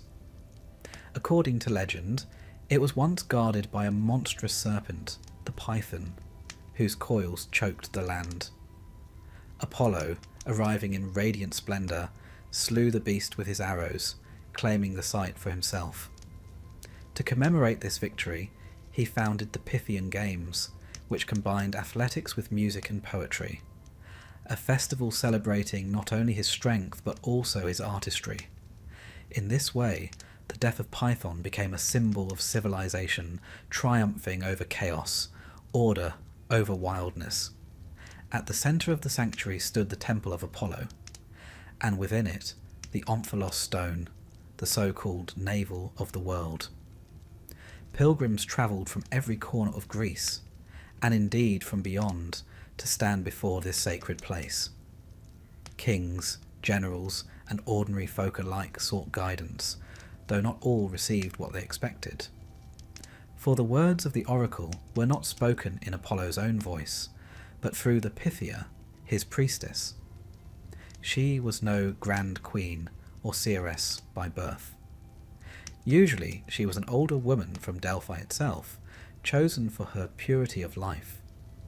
Seated upon a tripod above a fissure in the earth, she inhaled vapours said to rise from the chasm below. Whether these fumes were divine inspiration or natural gases is a matter that has intrigued modern scholars, but to the ancients they were Apollo's breath. In this altered state, the Pythia would utter words, sometimes coherent, sometimes riddling, often obscure. Priests nearby shaped her ecstatic utterances into verses, which were then delivered to the petitioners. It was an elaborate performance, at once sacred and theatrical, but none doubted that Apollo spoke through her. And what a voice it was! Croesus, king of Lydia, once asked if he should attack the Persian Empire. The oracle replied that if he did, he would destroy a great empire. Delighted, Croesus took this as encouragement and launched his campaign, only to find that the empire destroyed was his own. One imagines Apollo chuckling softly at the irony, the way one might at a clever but slightly cruel joke. Prophecy, after all, was rarely straightforward, yet the ambiguity was the point. The Greeks understood that the divine rarely spoke in plain human terms. Life itself was riddled with uncertainty. Why should prophecy be any different? Apollo's answers did not remove choice, they sharpened it. Mortals still had to decide, and in doing so, revealed their wisdom or their folly. The oracle was less a fortune teller than a mirror, reflecting the hopes and fears of those who sought her counsel. Delphi's influence reached far beyond individual lives. Entire city-states consulted Apollo before founding colonies, waging wars, or passing laws. When Athens debated whether to resist the Persian invasion, the oracle first warned them of doom, then advised them to trust in their wooden walls. Some interpreted this as the city's fortifications. Others, more shrewdly, saw it as a reference to ships. Following the latter, Athens invested in a navy which would go on to play a decisive role in repelling Persia. Thus, Apollo's riddles shaped the course of history. The sanctuary itself became a centre of wealth and diplomacy. Treasuries built by various city-states lined the sacred way, filled with offerings to Apollo. Statues, gold, precious armour. Each gift was not only an act of devotion, but also a display of prestige, a kind of ancient advertising campaign. To walk through Delphi was to see Greece itself in miniature. Rival cities competing for the god's favour, their glories etched in marble and bronze. And yet, beneath the grandeur, the oracle retained an air of mystery. Pilgrims were required to undergo purification rituals, bathing in the Castalian spring, offering sacrifices and paying a fee. The process was designed not only to honour Apollo, but to remind the petitioner that one did not casually stroll in to demand answers from a god. The whole experience was humbling, even intimidating. There were, of course, critics. Some philosophers argued that the oracle was manipulated by priests for political ends. Others scoffed at the vagueness of her answers, but even skeptics could not deny the oracle's enduring power. For centuries, Delphi was consulted by emperors, generals, and poets alike. Even Rome, practical and pragmatic, respected the sanctuary. Nero carried away many of its treasures, but the oracle itself lingered, whispering into the ears of those who came. Apollo's role as prophet extended beyond Delphi. He was also honoured at Didyma in Asia Minor, and at Claros, where oracles likewise spoke in his name. But Delphi remained supreme, the most famous conduit of divine will in the ancient world. Its reputation was such that the very phrase Delphic entered common speech, meaning enigmatic, ambiguous, mysterious, much like Apollo himself. It is worth noting that prophecy was not merely about foretelling the future. To the Greeks, it was also about establishing divine order. By consulting Apollo, mortals acknowledged their limits and affirmed their place within the cosmic design. The god of harmony, after all, did not only play the lyre, he played the strings of time itself, weaving past, present, and future into a single melody. Of course, one must imagine that Apollo sometimes grew weary of the constant questions. Shall I marry? Shall I go to war? Shall I plant olives this year? Mortals, it seems, never tire of asking for certainty. Perhaps that is why his answers were often cryptic, a gentle divine reminder that the future was not a puzzle to be solved, but a mystery to be lived. And so, as evening deepens, let us picture Delphi once more. The temple gleams in the fading sun. Pilgrims gather in hushed anticipation, and the Pythia, seated upon her tripod, breathes in the sacred vapours. Her voice rises, strange and trembling, words half hidden in mist. The priests lean close, shaping them into verse. Outside, a king waits, his heart heavy with ambition. He will leave with an answer, but whether it will guide him to triumph or ruin depends not on Apollo, but on how he understands the god's words. Apollo smiles, golden and inscrutable. For prophecy is not about removing the shadows of the future, but about teaching mortals to walk through them with humility. Apollo's story does not conclude neatly with the fading of Greek religion. Rather, like the rays of his sun chariot stretching across the earth, his influence carries on through centuries, cultures, and imaginations. To follow Apollo's legacy is to watch how mortals, ever inventive, reshape the radiant god into new forms: political, artistic, philosophical, even scientific. It is a journey not only of mythology, but of memory, of how an ancient figure survives by being constantly reinterpreted.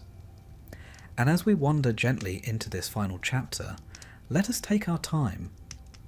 For a tale of such longevity deserves to be unfolded slowly, like sunlight breaking over the horizon.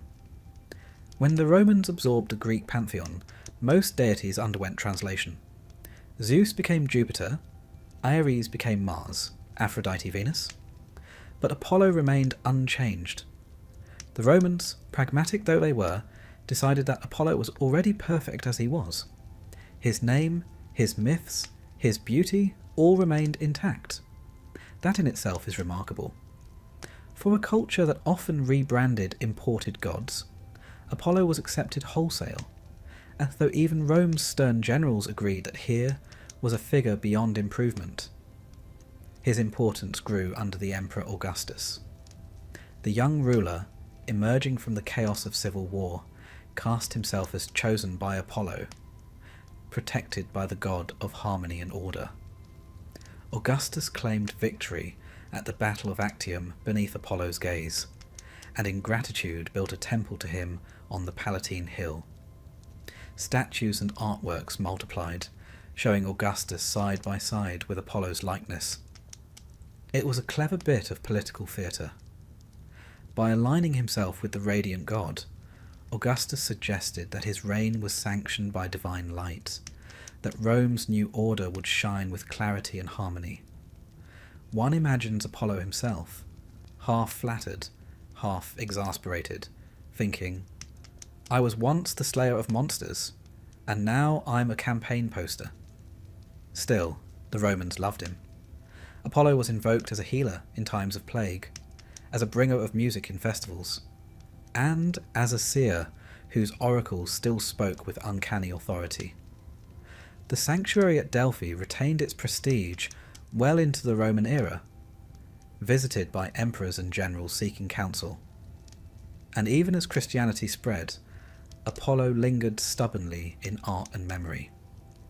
His figure, symmetrical and radiant, had become less a religious presence than a universal symbol of youthful perfection. When the Middle Ages gave way to the Renaissance, Apollo reappeared in all his splendour. Scholars rediscovered Greek texts, artists studied ancient statues, and the god of light once again bathed Europe in his glow. The Apollo Belvedere, a Roman marble copy of a lost Greek bronze, became one of the most celebrated works of art in history. Unearthed in the late 15th century, it was hailed as the pinnacle of male beauty. Poets and critics swooned, declaring it the very embodiment of classical harmony. Johann Winckelmann, the great art historian of the 18th century, famously declared that gazing upon it was like seeing perfection itself. Some visitors, once suspects, lingered rather too long, hoping perhaps that Apollo's chiselled jawline might rub off on them. But Apollo was more than a marble idol. To Renaissance humanists, he symbolised the rebirth of knowledge. He was the patron of poetry, of music, of clarity of thought. Painters draped their canvases with images of Apollo riding across the heavens, or surrounded by the muses, as if to remind the viewer that creativity itself flowed from him. Musicians invoked him as the source of melody, poets as the light guiding their verses. Even as Christian Europe sought to reconcile faith with antiquity, Apollo slipped neatly into the role of divine inspiration. He had shed the trappings of pagan ritual and emerged as an emblem of art and intellect. The Enlightenment sharpened this transformation. Apollo became the god not of religion, but of reason. His light was equated with clarity, logic, and the pursuit of truth. Where Dionysus represented ecstasy, chaos, and wild abandon, Apollo stood for order, discipline, and rationality. Philosophers used these two gods as symbols of the opposing forces within human creativity. Nietzsche, writing in the 19th century, set Apollo and Dionysus as archetypes: the measured versus the passionate, the calm versus the frenzied. To understand art, he argued, was to understand this eternal tension. Apollo, once a mythic youth with bow and lyre, had become a philosophical concept, debated in lecture halls rather than temples. And still, he endured. When the modern age arrived, Apollo's name appeared in places unimaginable to the ancients. In the 20th century, he gave his name to the Apollo space program, humanity's bold leap beyond Earth. The symbolism was apt. Apollo, god of light, guiding humankind to touch the stars. Apollo 11 carried his name when Neil Armstrong set foot on the moon in 1969. It was, in a way, the furthest his rays had ever reached. Not sunlight streaming across the Earth, but the name of Apollo echoing through a radio transmission from another world. The Greeks might have been astonished, though perhaps they would have suggested a small offering before departure. After all, Apollo was known to punish arrogance, and one never knew when a bit of divine favour might come in handy. His presence lingers too in language. To call something Apollonian is to describe qualities of symmetry, order, beauty, and restraint. The term lives in psychology, literature, and art criticism. To this day, Apollo remains shorthand for golden youth, for music, for the calm light of reason that steadies human ambition. Even in popular culture, he slips in quietly. In novels, in operas, in paintings, in the quiet assumption that sunlight itself carries a certain nobility. And yet, the myths themselves remind us that Apollo was never only golden. He was also sharp, vengeful, sometimes cruel. He punished those who slighted him, demanded respect from mortals, and knew the ache of unfulfilled love. This complexity is perhaps why his figure has lasted so long. Apollo is not a mere ornament of antiquity. He is a reflection of human aspiration and flaw alike. His beauty dazzles, But his shadows remind us that perfection, even divine perfection, carries edges. So what, then, is Apollo's true legacy? It is not merely in statues or stories, nor even in rockets that bore his name.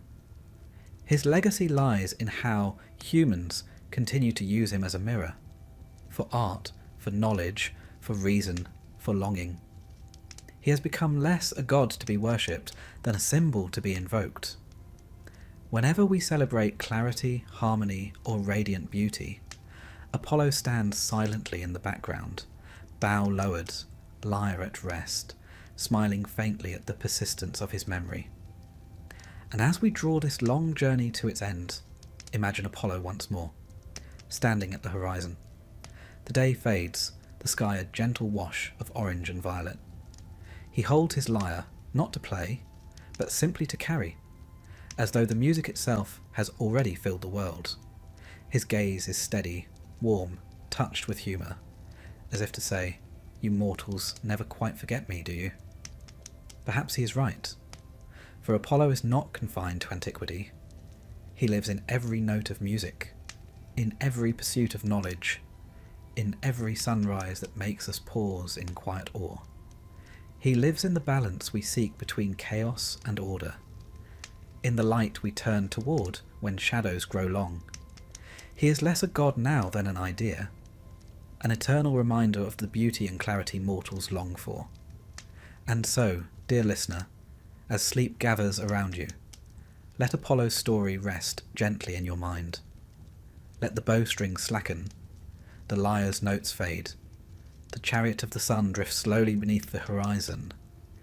His tale has spanned centuries, empires, and imaginations, and still it shines softly here tonight. Apollo remains, radiant, enduring, forever guiding mortals with a light that never quite goes out. Before the pomegranate, before the underworld, before the earth yawned open like a mouth and swallowed a girl whole, there was peace. Quiet, gentle peace. The kind found in meadows when the grass is too long and no one has yet invented lawn mowers. This is where our story begins. Not with Hades, nor with death, but with Persephone, though at the time she was simply called Kor, the maiden, a girl of wild flowers, laughter, and untroubled steps. Her world was all surface, sunlight, green things, blossoms. It was a world without shadows, or at least none deep enough to worry about.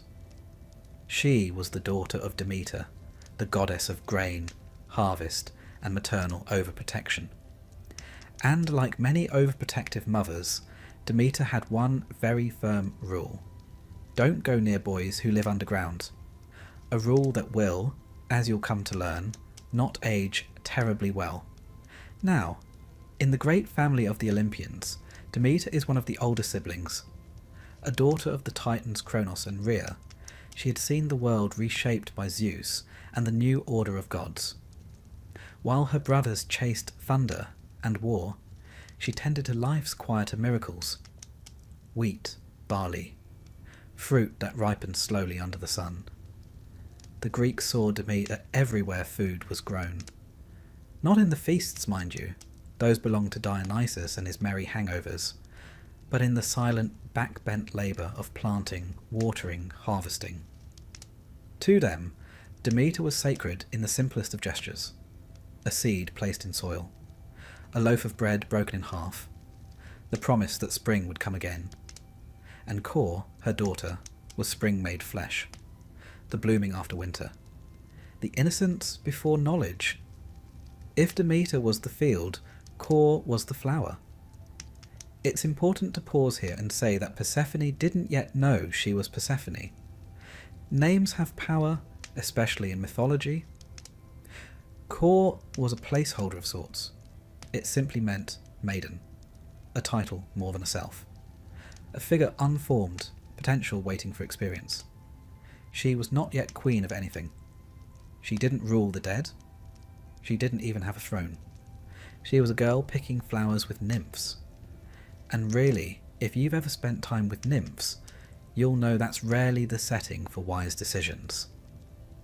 The setting was Sicily, or sometimes Attica, or even nicer, depending on which poet you ask. But all versions agree there were flowers. Too many flowers, in fact. Violets, crocuses, narcissus, all blooming unnaturally bright. The ancient Greeks knew what this meant. You don't get that kind of floral extravagance without divine meddling, and divine meddling there was. Because somewhere deep below, beneath the soil and stones, Hades had been watching. Now don't recoil just yet. Hades was not the devil. He didn't twirl his moustache or cackle wickedly. In fact, the ancient Greeks didn't see him as evil at all. Unsmiling, yes. Stern, certainly. Not the sort you'd invite to a dinner party, but evil number. He was a god of balance, of endings, of contracts kept and souls counted.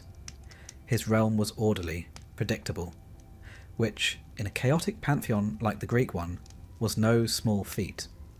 Still he was lonely. He ruled over countless shades, souls of the dead, but not one companion. No wife, no queen, not even a close friend. And so he did what many lonely individuals do in myths written by men.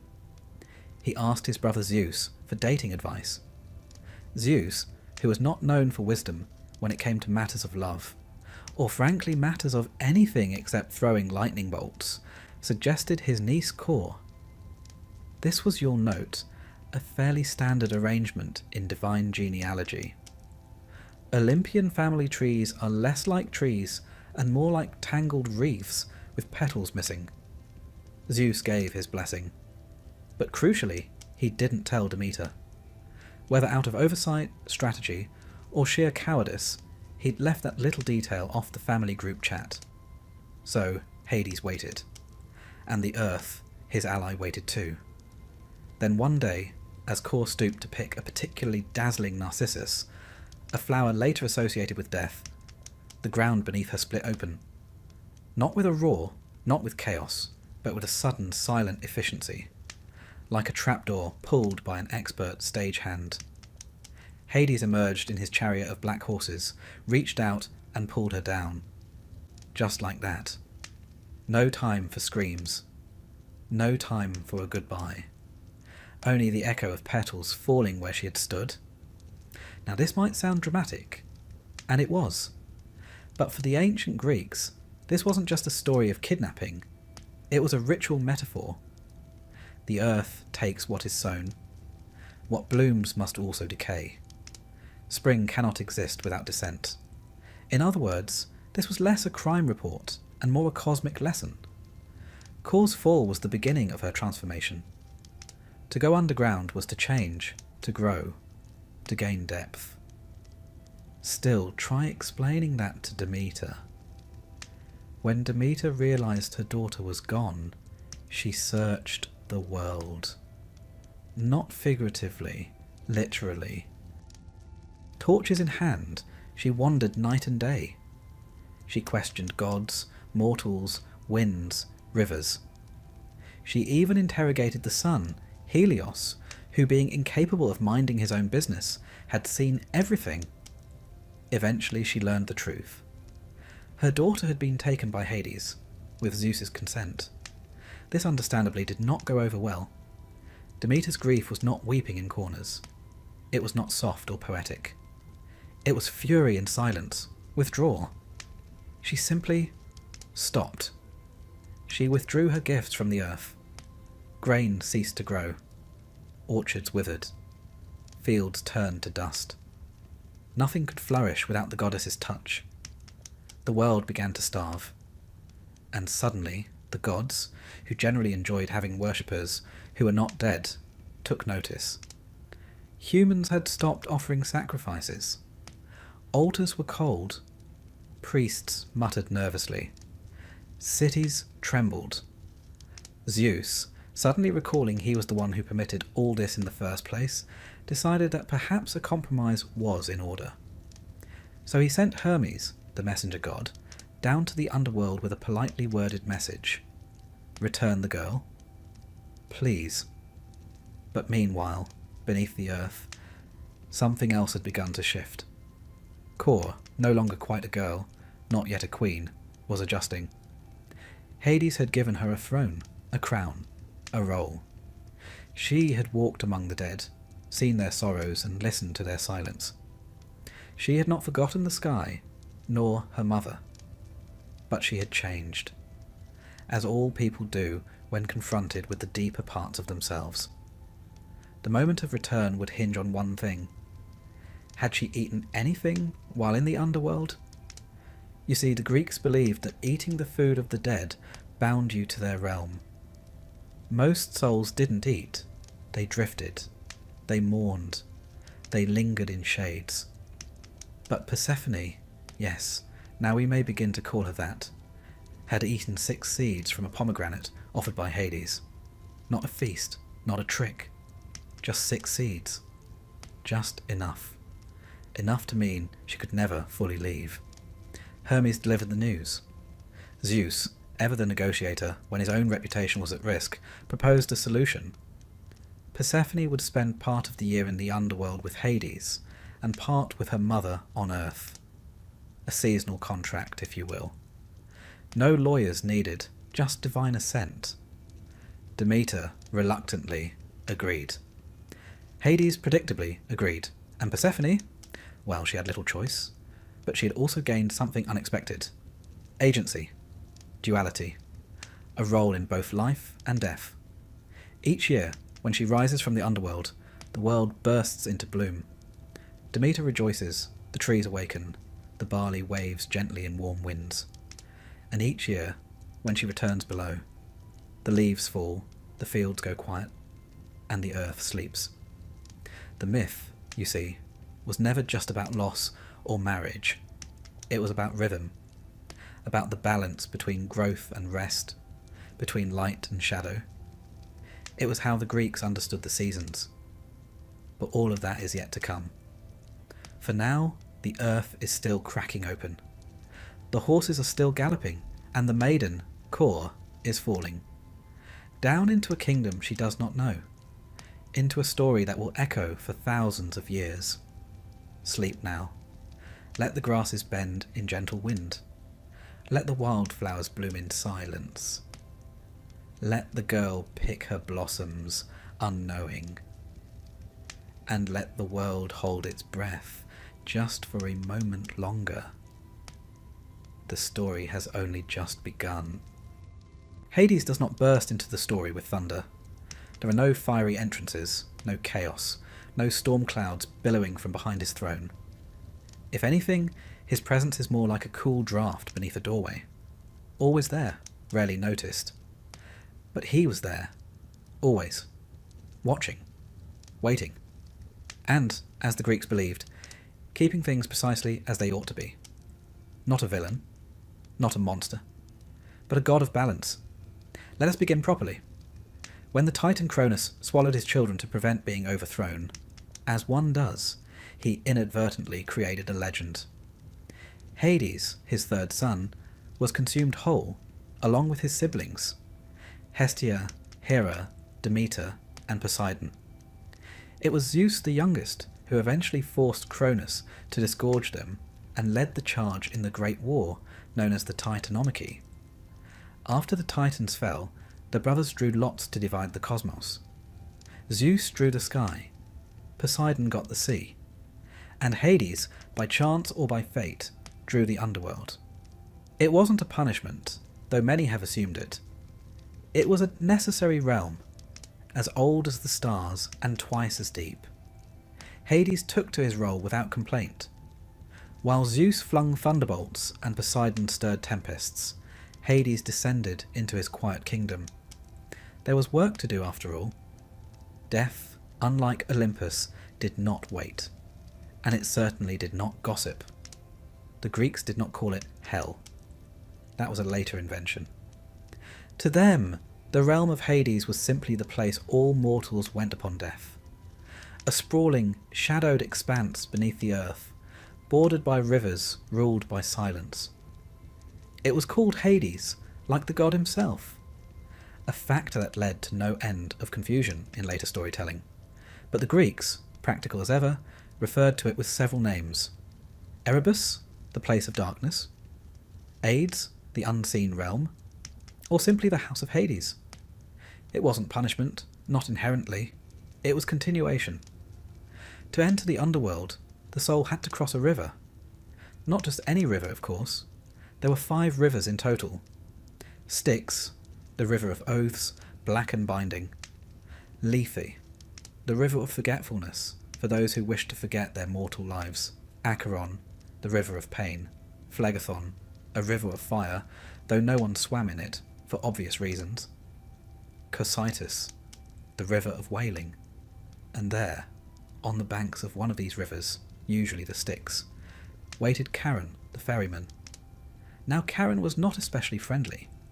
He was not especially chatty, but he was reliable. With a long beard and a longer oar, he ferried the dead across, 1 coin at a time. The fare? An obol placed in the mouth or on the eyes of the deceased at burial. No coin, no crossing. You'd be stuck wandering the shore, which was unpleasant, even for the dead. Once across the river, the soul came to the gates of the underworld, guarded by a rather enthusiastic creature. Cerberus, the 3-headed dog. Loyal, watchful, and deeply committed to the no-exits policy. Each of Cerberus's heads, the poets say, could see a different truth, past, present, and future. Though how he felt about belly rubs remains unrecorded. Still, few tried to pet him.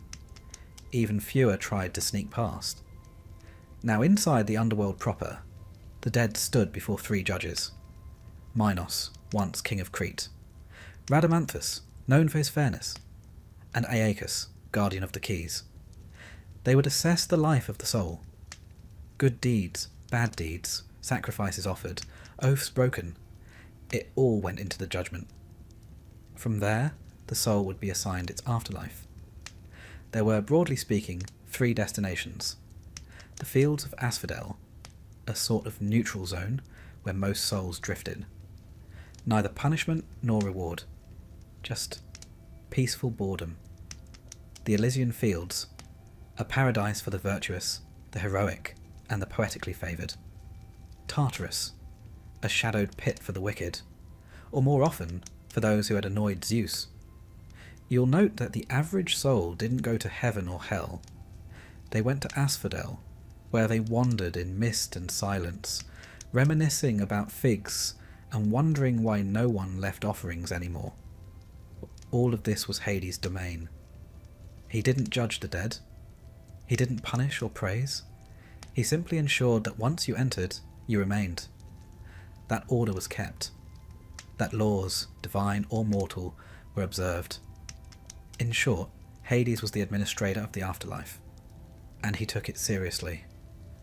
Unlike his brothers, Hades did not flit about the mortal world having affairs. He rarely left his throne. He didn't meddle in wars or flirt with nymphs disguised as cattle. Instead, he governed quietly. He received offerings, burnt black animals, poured libations, the occasional wreath tossed into a chasm. Not many temples were built in his name, but those that did exist were solemn, deeply respected. He wasn't loved, but he was revered. Hades was often depicted as a dark-haired man with a full beard, stern of face, enthroned in black stone. His symbols: the bident, a 2-pronged spear, not quite a trident, but no less sharp. The helm of invisibility, forged by the Cyclopes, which he had once used to sneak behind the Titans in war. And, eventually, a pomegranate, but that comes later. He was called Adoneus, the unseen one. Ploton, the wealthy one, not in gold, but in souls. Chthonios Zeus, the Zeus of beneath. Names that hinted at power without thunder, authority without spectacle. Hades had subjects too, not just the dead, but deities and spirits unique to his realm. Thanatos, the god of death. Hypnos, god of sleep, quietly lurking nearby, no doubt listening in now. the Erinyes, or Furies, spirits of vengeance. Hecate, goddess of witchcraft and crossroads, who travelled freely between realms. And of course Persephone, though she had not arrived yet. The underworld before her was complete, but not alive. Some said it was barren. Others said it was silver-lit, eerily beautiful, a place where time drifted like fog, where memory became more real than flesh. And there, at its heart, Hades ruled. Not with cruelty, not with affection, but with a kind of sombre respect for the order of things. He was not the bringer of death. He simply received it. And in this the Greeks found comfort. Unlike other deities, Hades did not demand praise. He did not grow jealous. He did not strike from the skies. He simply waited, as all ends wait. Now, one mustn't mistake his stillness for lack of feeling. When Persephone came, when the earth yawned and the girl arrived, Hades did not gloat. He did not boast. He made her a queen, offered her a throne beside his, gave her power, ritual, and domain, shared with her the burden of rulership. It was not romance, as modern tales like to pretend. It was reverence. Hades respected the sacred, and in Persephone he saw the sacred unveiled. Still, it was an unusual marriage. Even the gods were taken aback. Sun above, shadows below. Spring joined to stillness. It wasn't love as mortals knew it, but it was something stronger than possession. It was permanence. And so, from that moment on, Hades ruled not alone, but with a consort, one who would bring balance not only to his realm, but to the world above. With her arrival, his kingdom changed. Softer, perhaps. Sharper, certainly. And when she left, he waited. When she returned, he welcomed her without question. He understood cycles. He governed them. Sleep now. Let the river Styx flow quietly past. Let the mists of asphodel swirl like dreams. Let Cerberus lie at the gates, one head snoring, one half watching, and the other dreaming of bones. The king of the underworld is seated still, his bident at rest. And though all things pass, he endures. It began, as such things often do, with a flower. Not just any flower, mind you. This was a narcissus. Not the kind admired by vain young men leaning over reflective pools, but the kind that didn't belong. Too bright for the season. Too symmetrical. Fragrant in a way that suggested meddling. It grew in the middle of an otherwise ordinary meadow like an afterthought planted by fate. It should have been a warning, but Kore, daughter of Demeter, had not yet learned to be suspicious. She was not yet Persephone, queen of the underworld. She was still the maiden, the blossom gatherer, the girl in spring. She had risen early that morning, as she often did, when the dew was still thick on the grass, and the air was soft with birdsong. Her companions, the oceanids, nymphs of the sea and running streams, fluttered around her like errant butterflies. Woven baskets looped over their arms. Their laughter echoed through the valley like wind chimes in a temple courtyard. They bent to pick crocuses, hyacinths, irises, all the usual suspects. And then Kore saw the narcissus. It stood a little apart, as if waiting. She stepped toward it, basket on her arm, skirts brushing the wet grass, and the earth split open. Now it didn't happen dramatically, not in the theatrical sense. No cracks zigzagged toward the horizon, no screams, no apocalypse. The Greeks, who appreciated good symbolism, preferred subtlety. The earth yawned open with slow precision, like a door carefully unlatched, and from it emerged a chariot, dark as volcanic glass, drawn by 4 black horses, their hooves hissing against stone, and their breath curling white in the morning air. Hades, king of the underworld, sat at the reins. He did not look monstrous. No horns, no fiery eyes. He was grave, still, composed. like an ancient law carved into stone. A god of order, not chaos, and he reached for her. Some say he seized her. Others claim she barely resisted, that she hesitated, that her hand trembled but didn't pull back.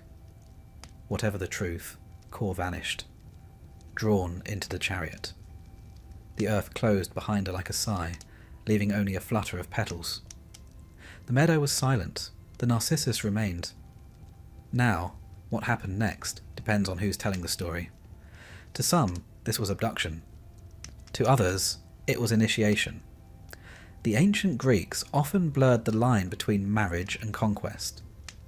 In many wedding rituals, the bride was taken from her family home, a ceremonial abduction echoing the divine precedent. In this sense, Kor's descent wasn't only a kidnapping, it was a rite of passage. Back on the surface, Demeter knew something was wrong. Mothers do, she called for her daughter. No answer. She asked the nymphs, who wrung their hands and avoided her gaze. She searched the fields, the mountains, the coastlines. With torches in both hands, she wandered through the night, disguised as an old woman. The goddess of grain became a grieving stranger, knocking on doors, questioning the wind. Days passed, then weeks, then months, and the world began to change. Demeter's absence from Olympus went largely unremarked at first. Gods were often moody, but mortals began to notice something far worse. The crops stopped growing, the earth hardened, fruit withered, the fields lay barren. Winter, not as a season but as a consequence, descended. Temples emptied, sacrifices ceased. Humanity, faced with starvation, had no breath left for praise, and so the gods grew uneasy. Mortals were their lifeblood, worshippers, builders of temples, singers of hymns. If the humans perished, so too would their influence. Zeus, as usual, had a hand in the mess. He had, it seems, sanctioned Hades' abduction of Kor. A quiet arrangement between brothers. A convenient way to marry off a daughter without all the social fuss. Now he regretted it. With the world wilting and Demeter refusing to relent, he sent Hermes, swift-footed, quick-witted, to negotiate. Down to the underworld the messenger flew, passing the gates of shadow, past the barking of Cerberus, through corridors lined with bones and silence. There, in the heart of Hades' realm, sat Kor. But she was not Kor anymore. She had changed. The underworld does that. It doesn't corrupt. It clarifies. Down there, masks are removed. Pretenses rot away. What remains is essence. And what remained in her was strength. Hades had given her a throne, a realm, a name, Persephone. He treated her not as a captive, but a queen, gave her power, offered her a crown of jet and garnet, and she, in return, brought spring into shadow, her present softening even the edges of death. She was no longer a flower picker. She was a ruler. When Hermes arrived, she did not rise eagerly, nor did she weep. She listened. The message, return, or the world above will perish. Her reply, she will go. And yet, as she rose, a complication emerged, quite literally. Hades asked, in a voice quieter than usual, if she had eaten anything during her stay.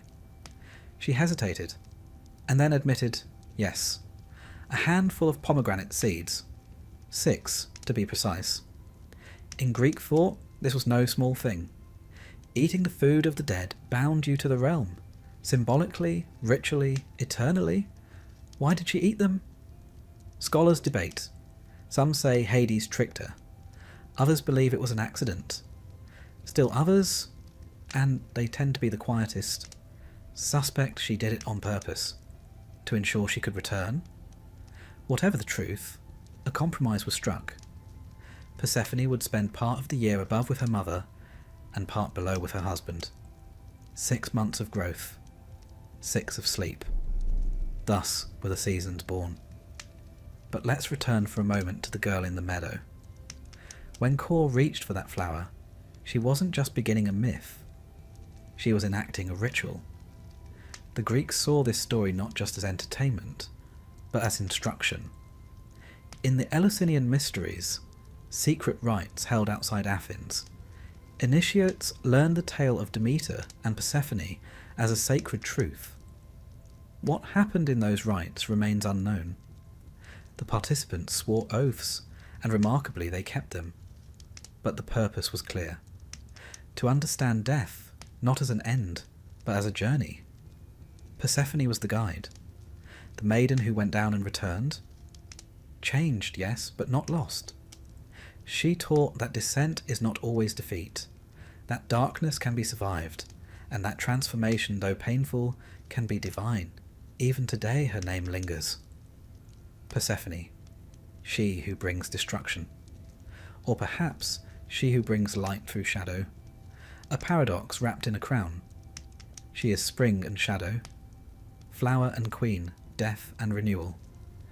In the myth's quietest moments, we find its sharpest truths. Persephone, sitting on her throne, fingers stained red from pomegranate. Demeter, pressing seeds into the furrows of a frozen field. Hermes, walking between worlds, whistling through his teeth. Even Hades, alone on his obsidian dais, holding both love and silence in his hands. This was no simple tale of abduction. It was a map, a guide for navigating life's underworlds. We all go down, eventually, into grief, into uncertainty, into change. What matters is how and whether we come back. Persephone did. Every spring, the earth remembers. The buds unfurl. The wheat begins to rise.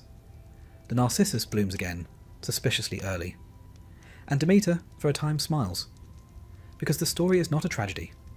It is a cycle, a rhythm. It is, in its own strange way, a comfort.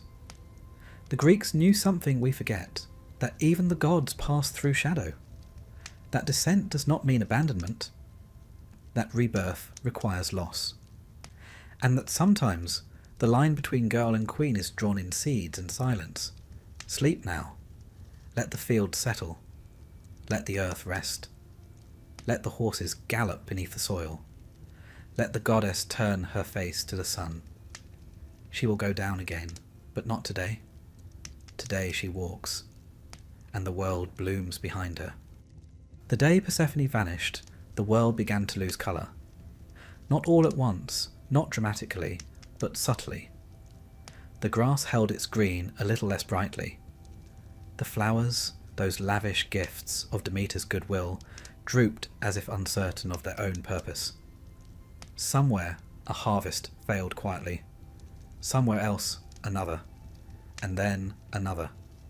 The rhythm of the earth was shifting, but it would take days before mortals noticed, and even longer before the gods began to worry. Demeter noticed at once. She always did. She felt it not with her divine senses, but in that ancient, unexplainable way a mother knows. She felt it in the air when Kor was not where she ought to be, and no whisper of her footfall echoed through the meadows. The girl's laughter no longer skipped across the olive groves. Something had gone wrong. The gods, as they often did, remained silent. Demeter waited for an answer that never came. So she descended into the realm of mortals, not as a deity astride golden clouds, but in disguise, cloaked in grief. Her bare feet touched the same soil that farmers tilled and children played on, and it no longer responded to her presence. It remained silent. The wind did not bow to her. The wheat did not lean in curiosity. The ground was sullen, holding its secrets. For 9 days she wandered. No food passed her lips. No rest came to her eyes. She carried torches, one in each hand, moving through dusk and dawn as though time itself had lost meaning. She scoured valleys, haunted orchards, called to rivers and trees, even asked the wind, "Where is my daughter?" But the world said nothing. The world knew, and it kept its silence. There are accounts that she came upon Hecate, the goddess of crossroads and thresholds, and together they turned to Helios, the sun for clarity. And the sun, always watching, reluctantly spoke. It was Hades, the lord of the underworld, who had taken Persephone with Zeus's quiet approval. The sky had bargained away the spring to the dark beneath the earth. Demeter, upon hearing this, did not rage in fire or storm. Her fury was colder, it was withdrawal. She turned inward, and the earth followed. She travelled to Eleusis, a small town near the Aegean coast, a humble place with farmers and wells, and nothing particularly divine about it. She sat by a well in the guise of an old woman. She called herself Doso. Her face was veiled, her posture weary. And yet, even cloaked in sorrow, she drew attention. The daughters of the local king, Celeus, found her there and, taking pity, invited her into their home. There, Doso was made nursemaid to the king's infant son, Demophoon. She loved him, as only someone who had lost a child could. She decided to make him immortal, not out of arrogance or a desire to interfere with mortal affairs, but from grief. Her method, however, was unconventional.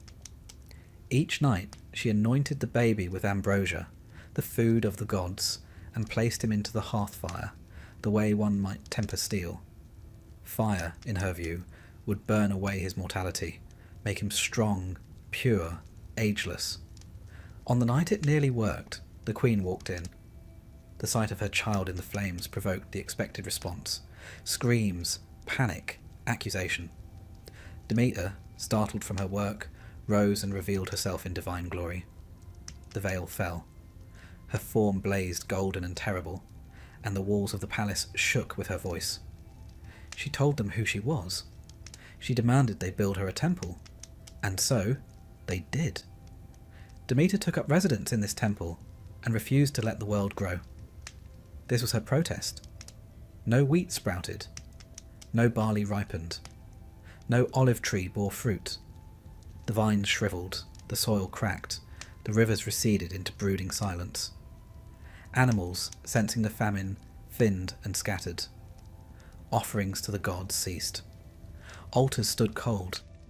The temples of Olympus, once fragrant with incense and full of song, grew quiet. The humans had nothing left to give. The gods noticed finally. Zeus, alarmed, sent emissaries. Iris, fleet-footed and luminous, carried words of comfort and negotiation. Demeter refused. Hermes, ever the smooth-tongued messenger, followed. Still no, she would not return the earth to its rhythm until her daughter was returned to her. It became clear to all the gods that this was not merely a maternal tantrum. This was the world grinding to a halt. Demeter held the heartbeat of the land, and she had placed her hand over its pulse. Unless Kor came back, mortals would die. And if mortals died, who would tend the altars? Who would worship the gods? Zeus begrudgingly relented. He sent Hermes to the underworld to retrieve Persephone. Meanwhile, Persephone had changed. In those shadowed halls, something in her had matured. She walked the corridors with measured step. She sat beside Hades in silence, sometimes speaking, sometimes not. She had eaten of the pomegranate, not out of hunger, not out of rebellion, but out of something more subtle. Curiosity, perhaps. Or perhaps acceptance. She ate 6 seeds. They were small, red, bittersweet. They glistened like garnets and burst between her teeth with the taste of inevitability. In the underworld, food is never just food. To eat is to stay. To taste is to belong. That was the rule. When Hermes arrived, Persephone rose to greet him. Her steps echoed in the stone chamber. She smiled, but her smile was thoughtful. She knew why he had come. Hades stood beside her. He said little. He did not plead. He simply said that Persephone had eaten of his realm, that she was no longer a visitor. She was part of it. A compromise was reached, a division of time. For 6 months of the year, Persephone would dwell in the light with her mother, and for 6 months she would return to the shadows and rule beside Hades. This was not punishment, it was balance. When Persephone returned to the surface, Demeter ran to her. The reunion was not quiet. The ground itself bloomed. Trees burst into leaf. Rivers swelled with fresh current. Birds sang wildly. Grains pushed through the earth as if pulled by joy itself. But when Demeter learned of the seeds, her joy dimmed slightly. There would be separation.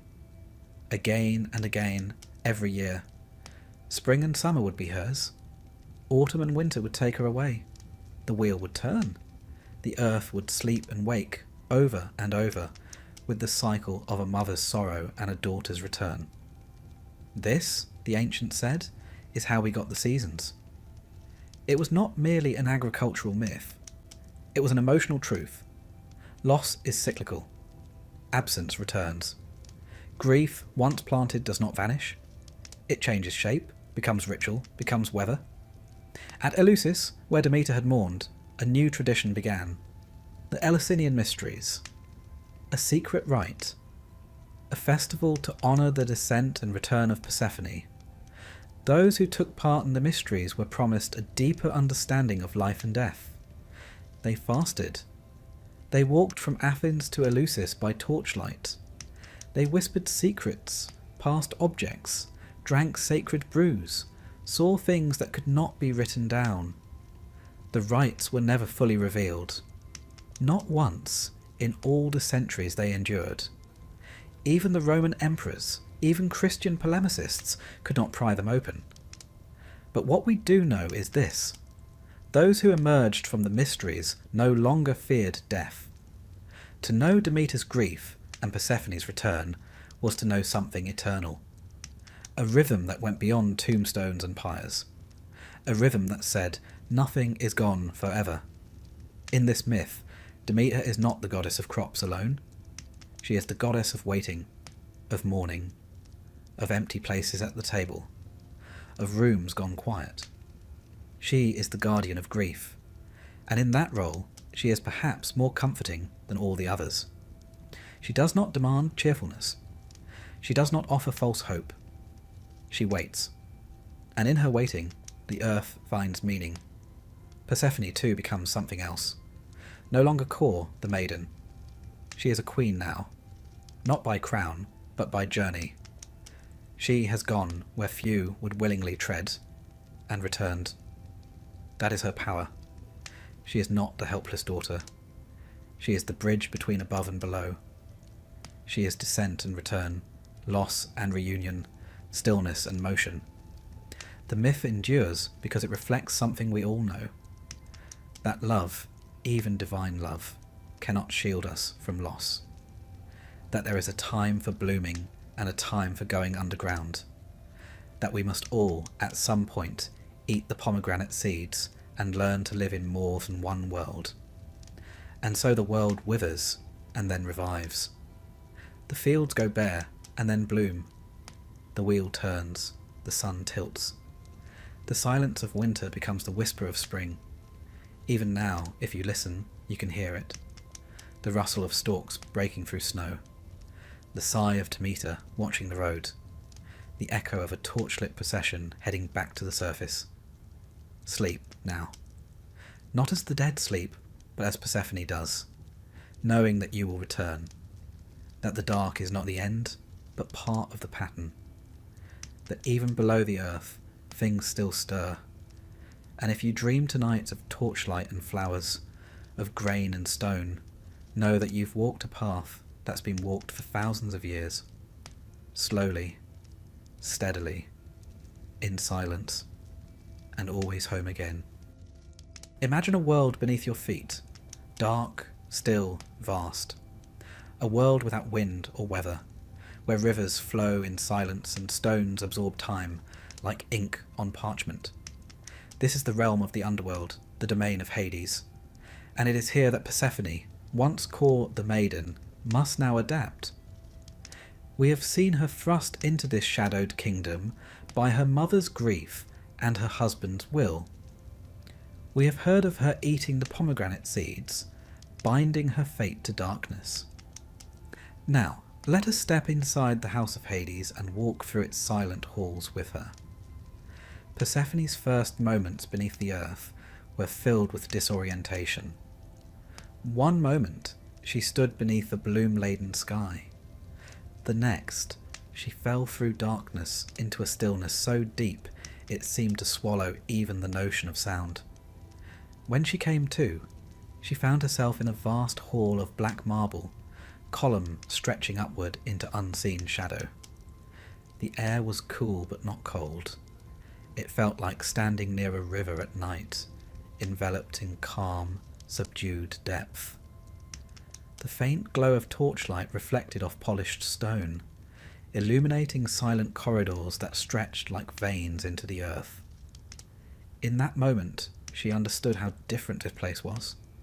There were no birds singing, no wind in the leaves, no sunlight or shadows dancing. Instead, there was quiet, an almost living hush that pressed gently against her ears and held her thoughts. Hades did not greet her with ceremony or fanfare. He stood in the hall, quiet and composed, when she emerged from her descent. His cloak was dark as storm-tossed night. His expression reserved, not hostile. There was sadness in his eyes, but also firmness. He offered her a seat upon a throne carved of onyx. The seat's back was high and straight, its arms cool under her fingers. There were no cushions for comfort here. This was a place of solemnity after all. In that austere moment, he spoke her name, Persephone. A breath of air passed between them, a recognition. He was her husband, she was his queen, a pact had been made.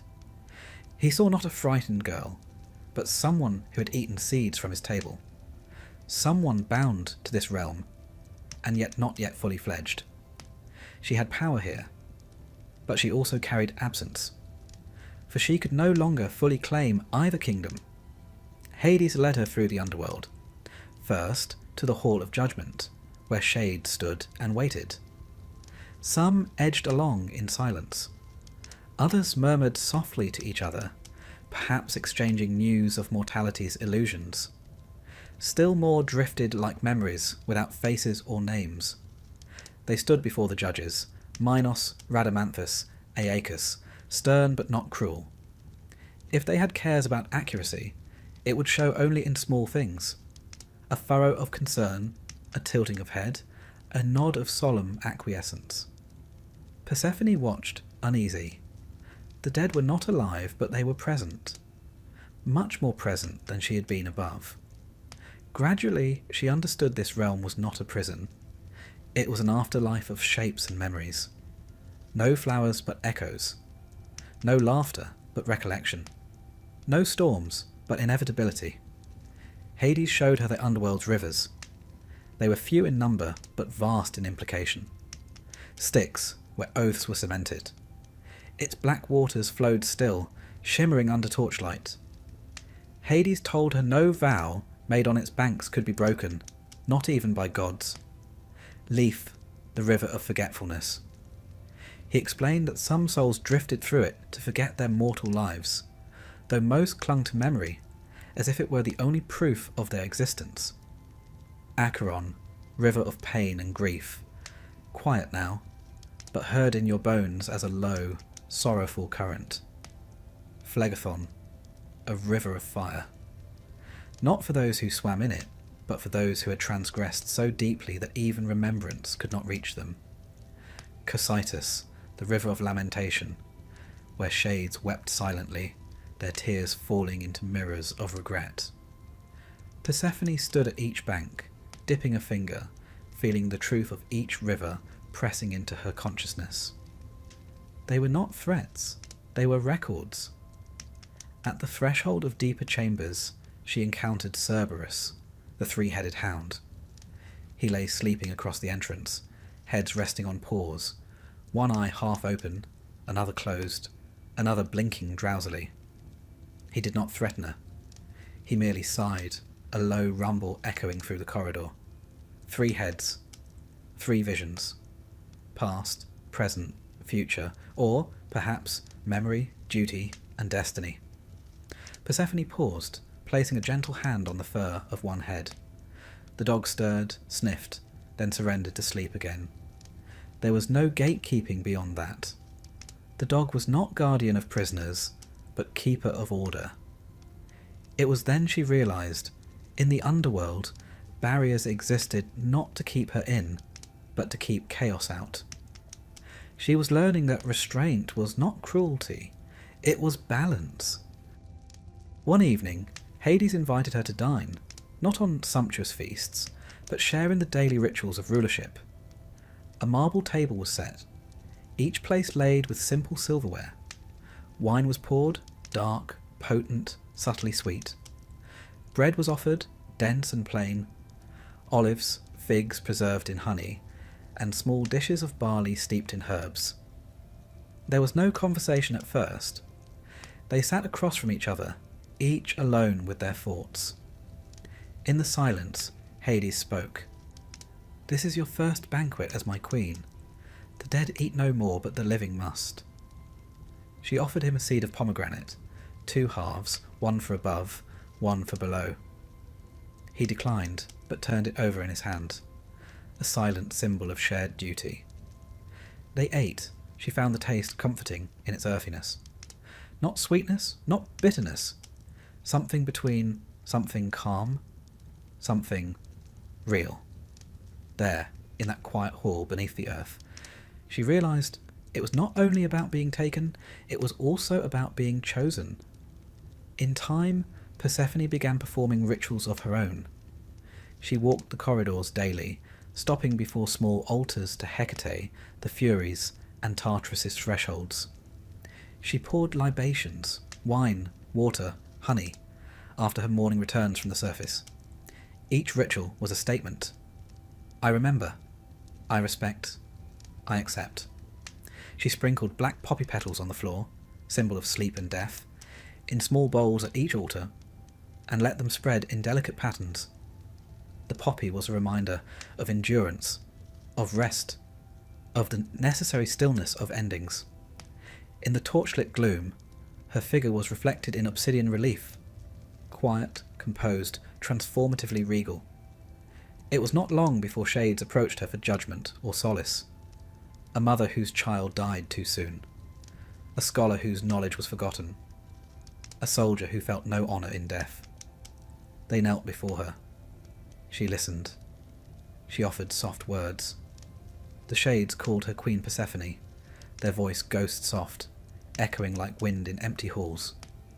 She accepted each petition, offering empathy, not pity precisely, but presence. Hades, watching from his seat, seemed no less ruler for this. He observed quietly. Occasionally he spoke, reminding them, justice, not pity. The two of them together, stillness and memory, order and mercy, shaped the underworld. Persephone's arrival did not soften Hades. It completed him. Weeks turned into months. The seasons passed overhead, felt in her absence and presence. She spent half the year above, spring and summer, singing with Demeter, tending the barley, letting flowers bloom around her skirts. And half the year below, autumn and winter, seated beside Hades, judging, listening, maintaining boundary and order. The underworld did not bring her joy in a conventional sense, but it offered purpose. It offered understanding. It offered a deeper self. As she grew into her role, a sovereign in darkness, her shape changed. Her robes were trimmed with silver. Her crown of flowers became a circlet of obsidian. Her laugh was softer, quieter, spent in private chambers perhaps, but still there. Now, as we near sleep's edge, we see Persephone not as a lost maiden, nor a captive, nor a tragic figure. We see her as a mediator, someone who exists between worlds, someone who remembers both sunlight and shadow. In the house of Hades, she is more than queen. She is a covenant, a living promise that life and death need not be enemies, but partners in a grand design. She has bound herself to darkness, yet learned its purpose. She has tasted what lies below, yet kept her roots above. In that balance lies the true heart of her story. Sleep now, dear listener. Imagine the faint echo of footsteps in a marble hall. A soft torch glowing, never blazing. A queen seated not in splendour, but in quiet authority. A realm that endures, not in noise, but in deep, slow resilience. For it is only by entering the underworld that we can understand the full measure of our days above. In stories, it's always something small that changes everything. A misplaced whisper, a dropped letter, a forgotten promise, or, in this case, a pomegranate seed. Not even a full fruit, mind you. Just 6 of its red, glistening seeds. That's all it took to alter the path of gods and mortals alike. They were juicy, bitter-sweet little things. Slightly tart, oddly fragrant, bursting with colour and consequence. And when Persephone ate them, whether by accident or curiosity or quiet resolve, she did something the gods could not undo. To understand why such a tiny act could bind a goddess, you must understand what food meant in the ancient world, not only to the living, but to the dead. Eating was never just a matter of sustenance, it was a declaration. To eat in a place was to accept its laws. To share bread was to establish trust. To take a bite was, in a way, to sign a contract. Especially in the realm of Hades. In the mortal world, guests were protected by rules of hospitality. Zeus himself presided over such matters.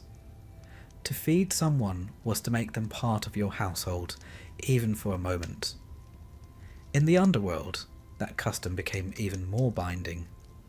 There was no casual snacking in the land of the dead. To consume was to commit. And Persephone, knowingly or not, crossed a threshold.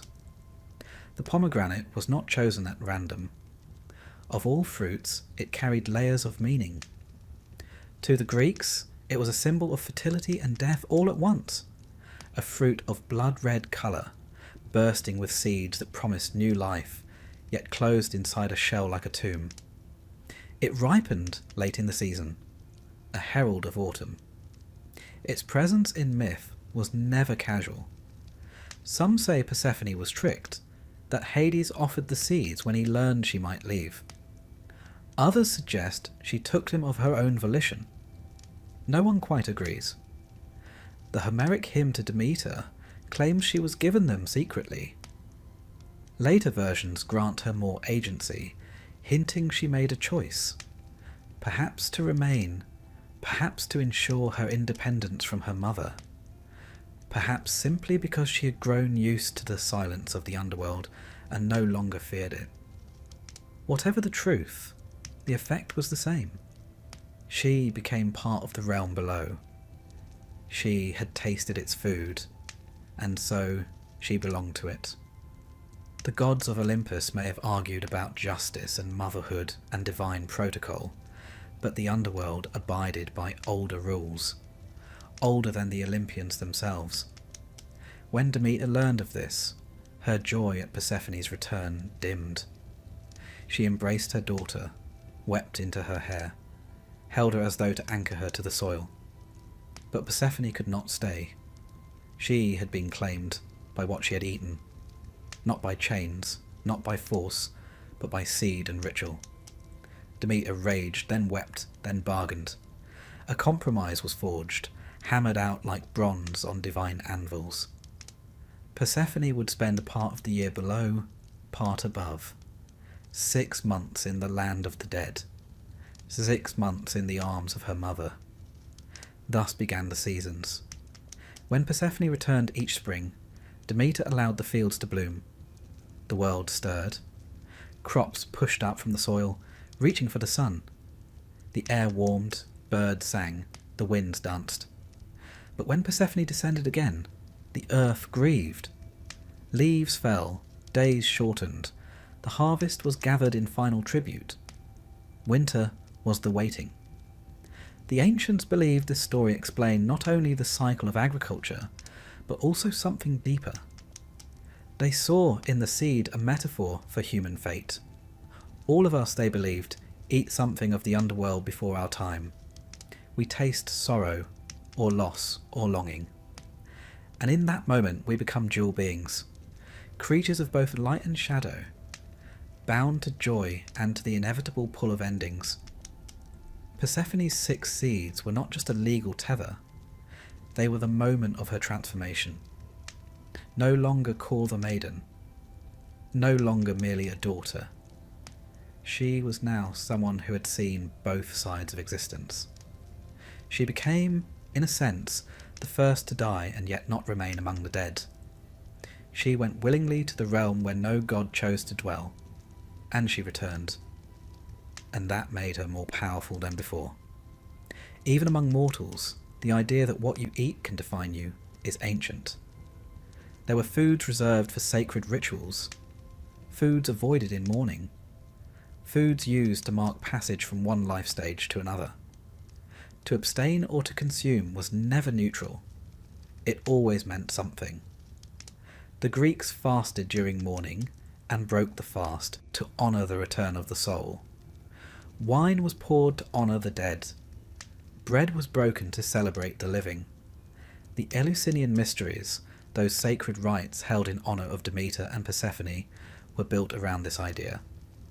The initiates fasted, then drank a sacred barley drink called kykeon. It was no delicacy, grain, mint, water.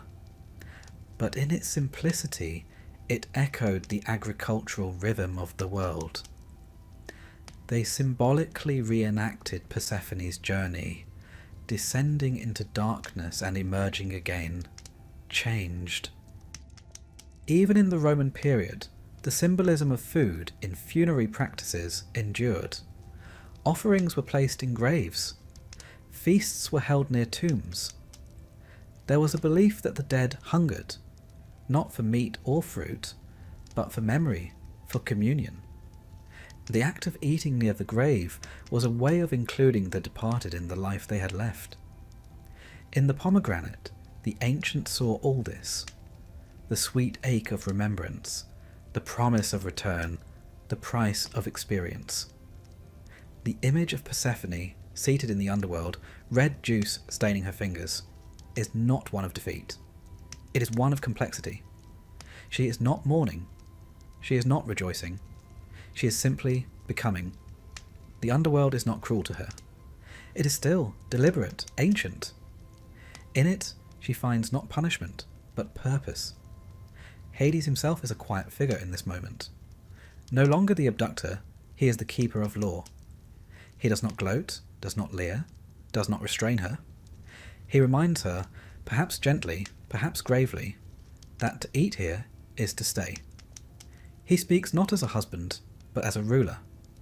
The contract is made not with him, but with the realm itself. She cannot be unbound. She can only divide her time. Even among the gods this pact held. Zeus, mighty as he was, could not overrule the food of the dead. No thunderbolt could strike the seeds from her stomach. What had been consumed remained consumed. What had been joined could not be unjoined. This was not a punishment, but a principle, one that even Olympus respected. In some later versions of the myth, Persephone's 6 months are not a punishment, but a duty. She goes below not as a prisoner, but as a queen. She chooses to rule beside Hades, to govern the realm of the dead with wisdom and compassion. Her time above becomes renewal. Her time below becomes reflection. The pomegranate seed becomes not a shackle, but a crown. The act of eating itself becomes a rite of passage. Before the seed, she was passive. After, she acts. Before things happen to her. After, she makes things happen. The fruit is a hinge upon which the myth turns. In daily life, the ancients understood this instinctively. Meals were not merely nourishment.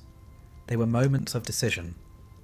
Sharing a loaf of bread, a cup of wine, could mark the beginning of alliances or betrayals.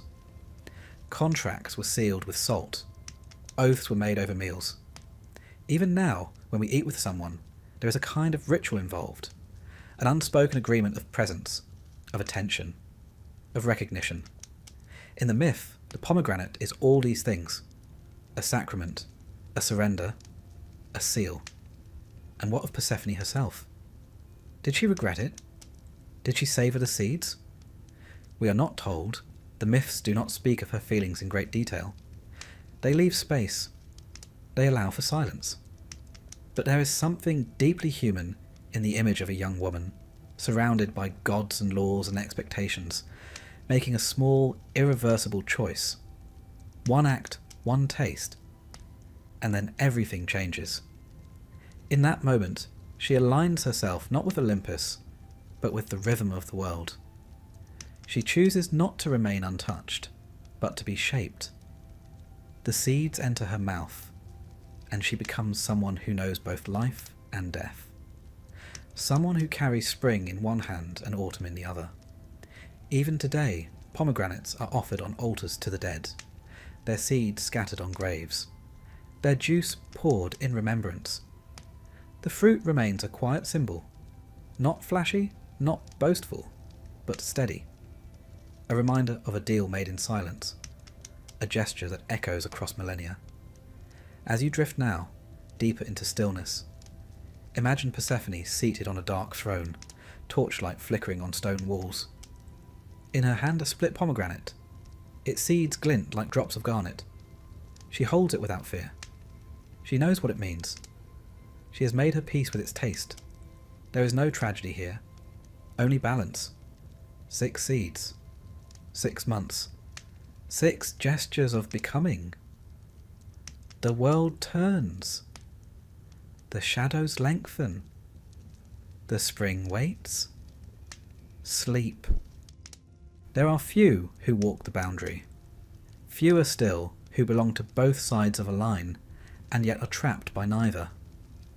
Persephone, the daughter of sky and earth, became something more than either intended. Shpi became a hinge between worlds, a queen in sunlight and a queen in shadow. Her power, strangely enough, did not lie in violence or divine spectacle. It lay in passage, in her ability to descend and return, to rule one world while never forgetting the other. The ancients never imagined their gods as all-seeing or all-loving. They imagined them as powerful, yes, but tangled, capable of beauty, rage, jealousy, and quiet acts of grace. Persephone's reign is not marked by thunderbolts or songs of conquest. It is marked by seasons, by cycles, by patience. She governs the underworld not as a tyrant, but as a presence, unshaken, still, familiar with sorrow but unbroken by it. Her realm is not just one of death. It is of memory, of judgment, of quiet continuance.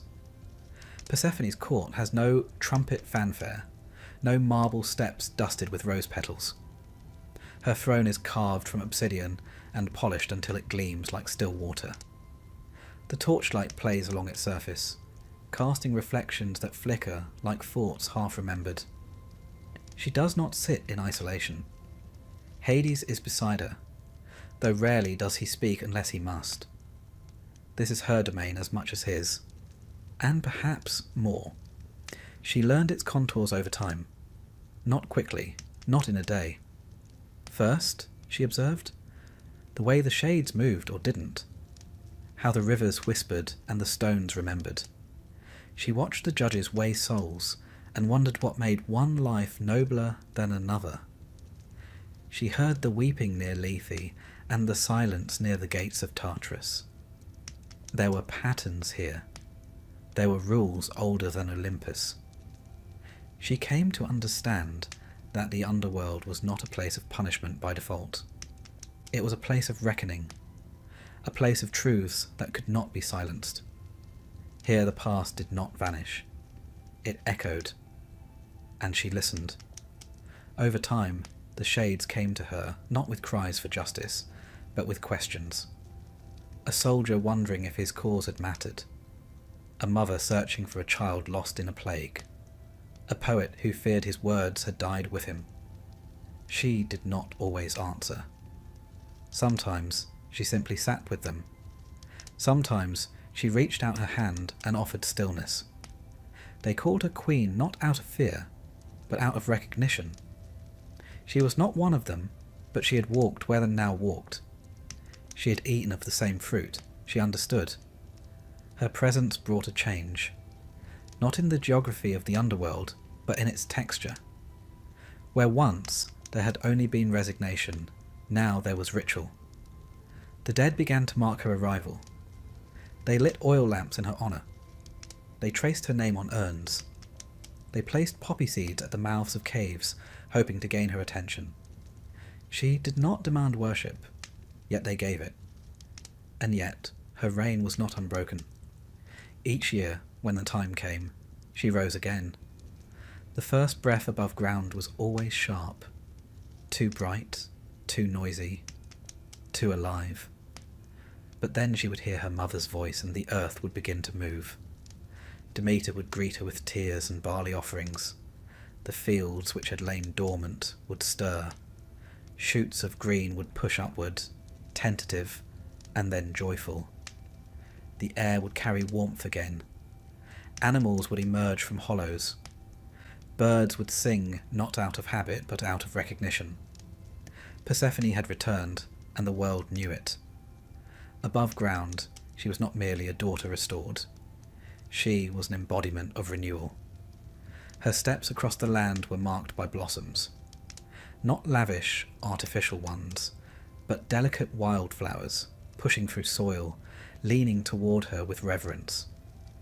She spent time among the olive groves, the orchards, the grain fields. Not because she needed to, but because it was part of the rhythm.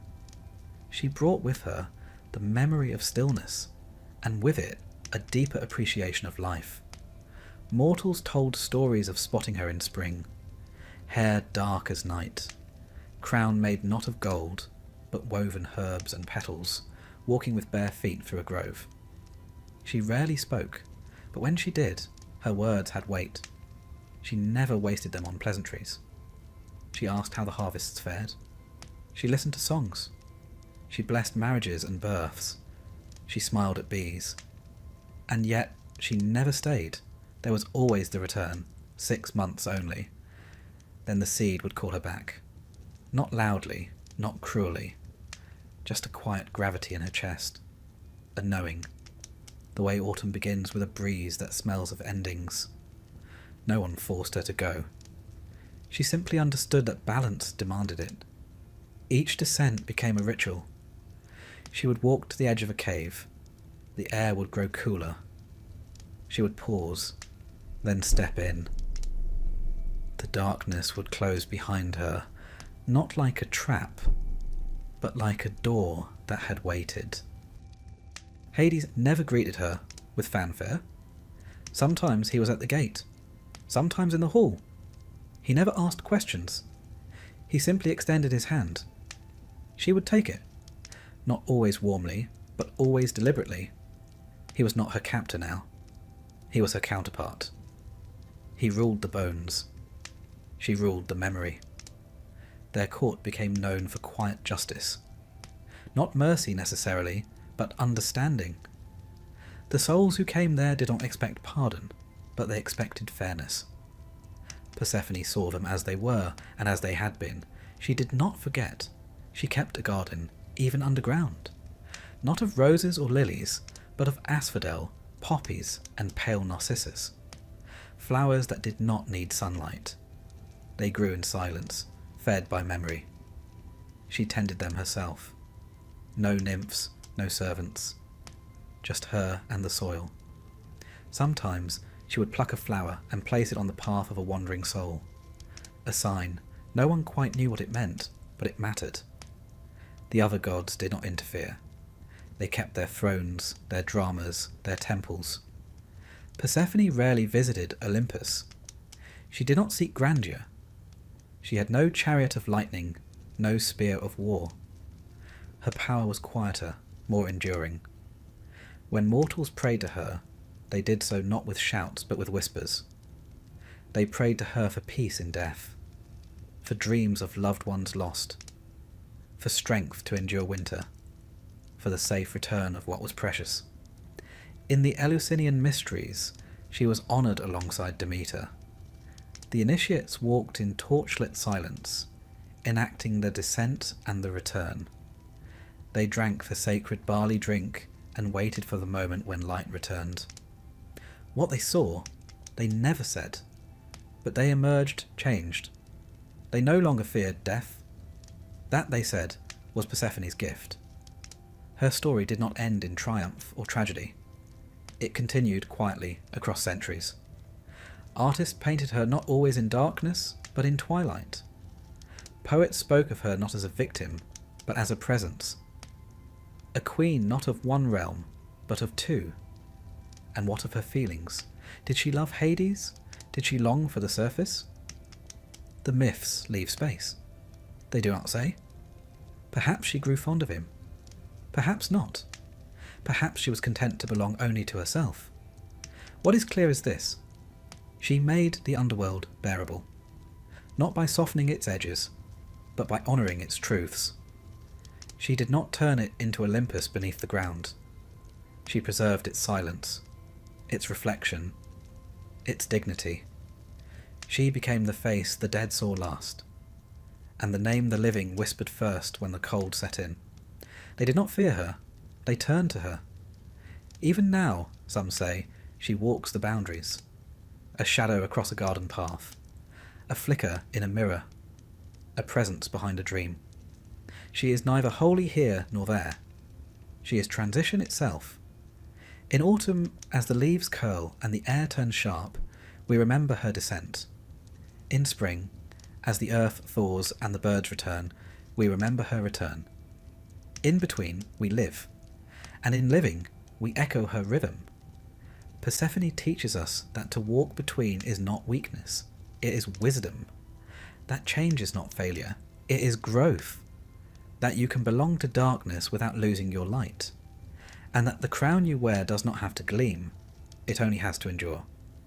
So sleep now. Let your thoughts walk quiet paths, past stone gates and pale flowers. Let Persephone guide you, not into silence, but into stillness. Not into forgetting, but into remembrance.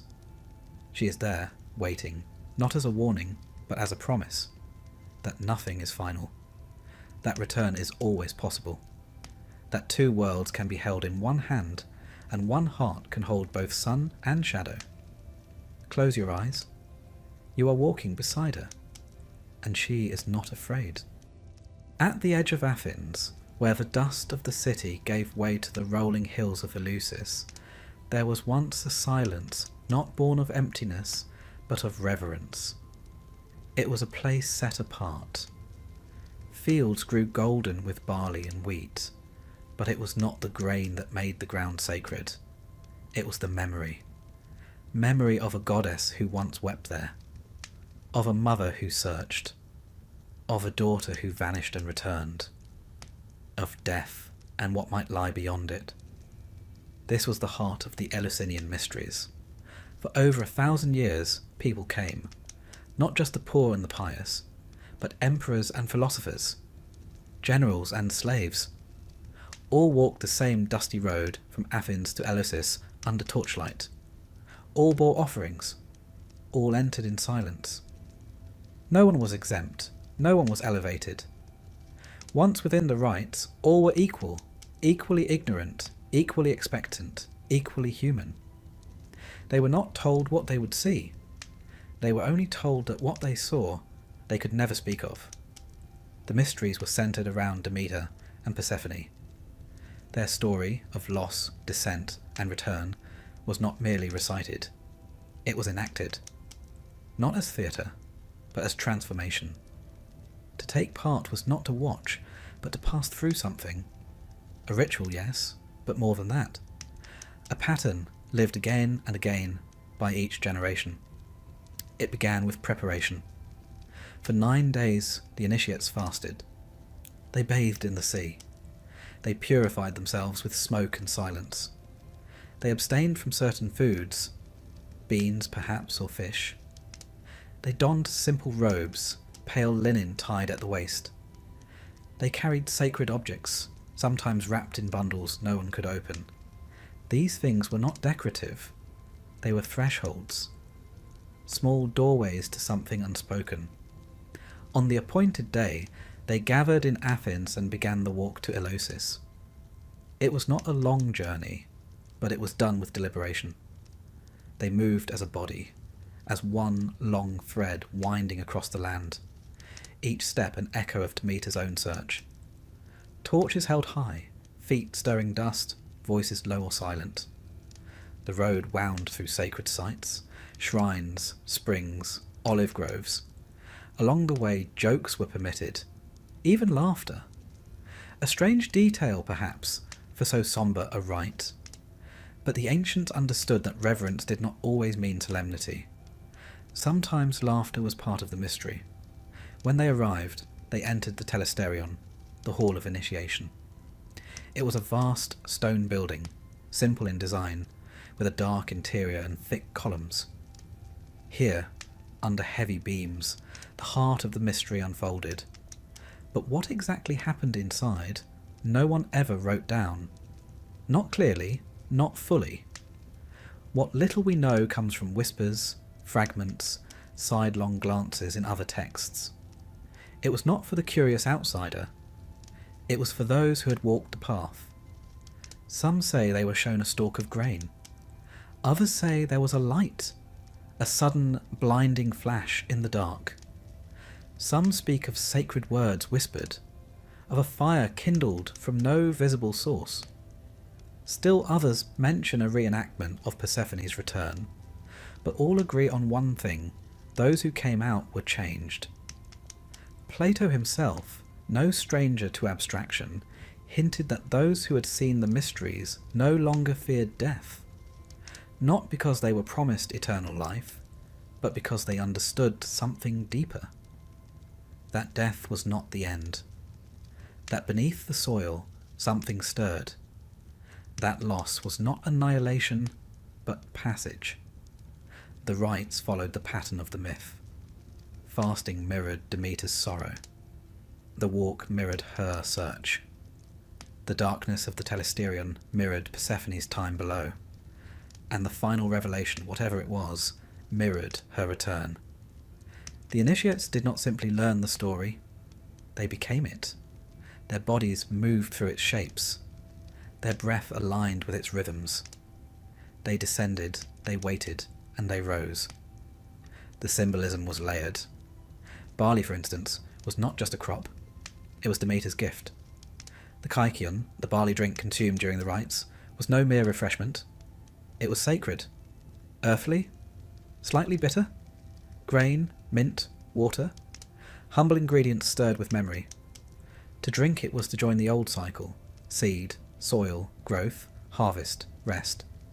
The torch was sacred too, not only as light, but as guide. Demeter had searched with twin torches in each hand. The initiates carried their own, not just to see, but to remember. Each flicker of flame was a memory made visible, each step illuminated by borrowed grief. In sleep, one might imagine the telesterion, its stone floor cool under bare feet, the air heavy with smoke, not of fire, but of incense. Hushed footsteps, a single flame in the centre, and a voice, not loud, but steady, telling a story you already know, but in a language older than thought. There were lesser and greater mysteries. The lesser, held earlier in the year, were preparation, a kind of rehearsal. The greater in the autumn were the true descent, the true crossing. Not everyone was permitted. Murderers were excluded. So too were those who could not speak Greek, for the rites relied on shared language. But wealth was not a barrier, nor gender. Slaves could attend. Women could attend. Even children if they were ready. In a world often carved by power, this was unusual. The mysteries were democratic in the oldest sense, not of voting, but of vision. All were invited to see, to feel, to understand. And yet they guarded their silence. No one broke the oath. The penalty, it was said, was death. But perhaps that wasn't the reason. Perhaps it was reverence. What they saw could not be spoken, not because it was forbidden, but because it was beyond the shape of words. The Romans adopted the rites, but they could not unravel them. Even emperors walked the road, carried the torches, drank the barley. Cicero wrote that they taught people how to live joyfully and die with hope. That's no small claim, coming from a man who trusted reason over myth. The temple stood for centuries, through war and plague and empire, and then, like all things, it fell. The Christian emperor saw the rites as a threat and shut them down.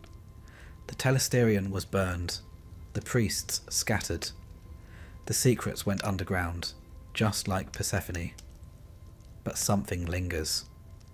Even now, some say, when the barley ripens just right, and the wind stirs the fields, and the dusk takes on that particular shade of violet, the memory of the mysteries returns.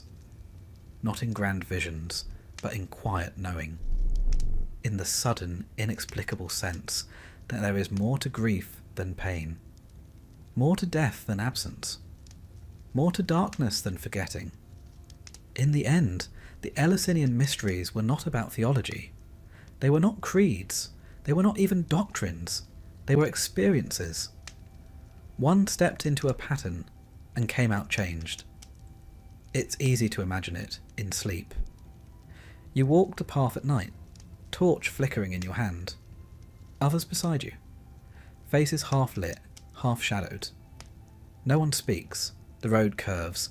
The stones are warm from the day, but cooling. Ahead, a doorway. A gate of no particular grandeur. Just a dark opening in a stone wall. You step inside. You breathe the scent of dust and barley. You hear a hush that feels ancient.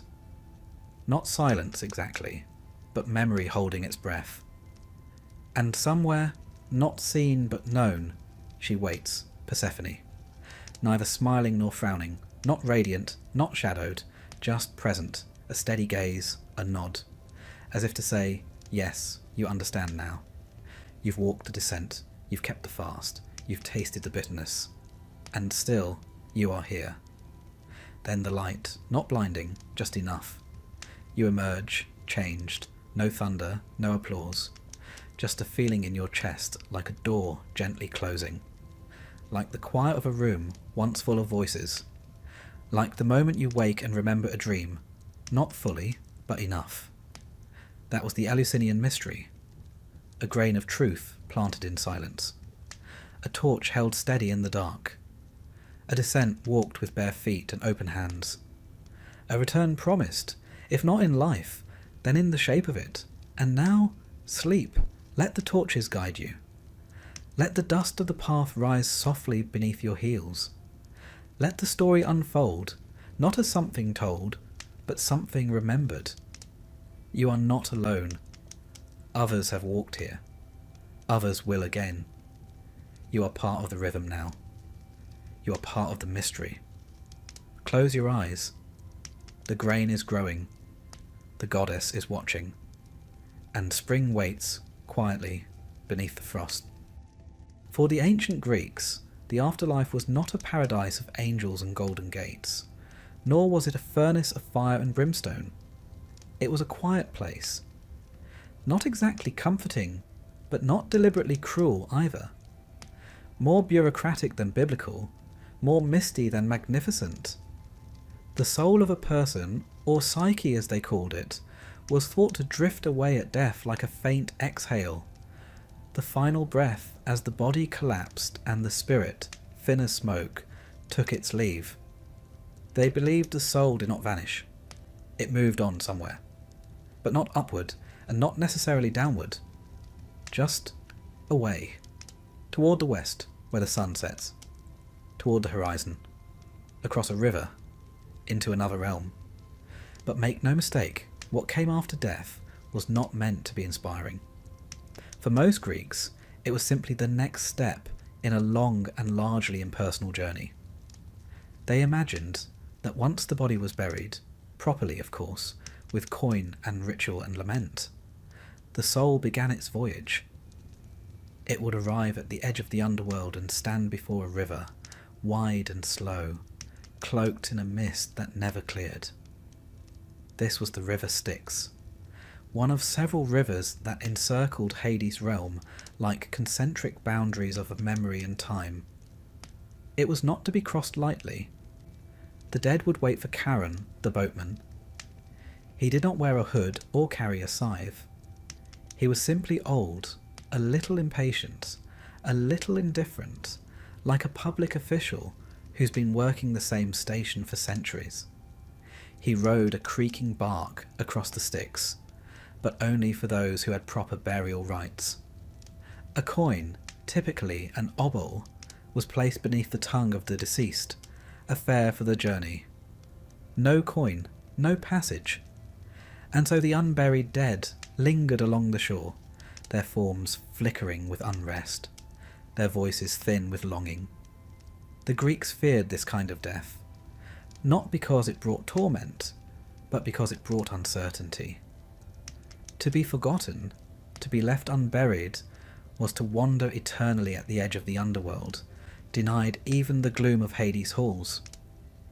It was not pain that frightened them, but being lost, unremembered. Those who crossed the river were not immediately judged.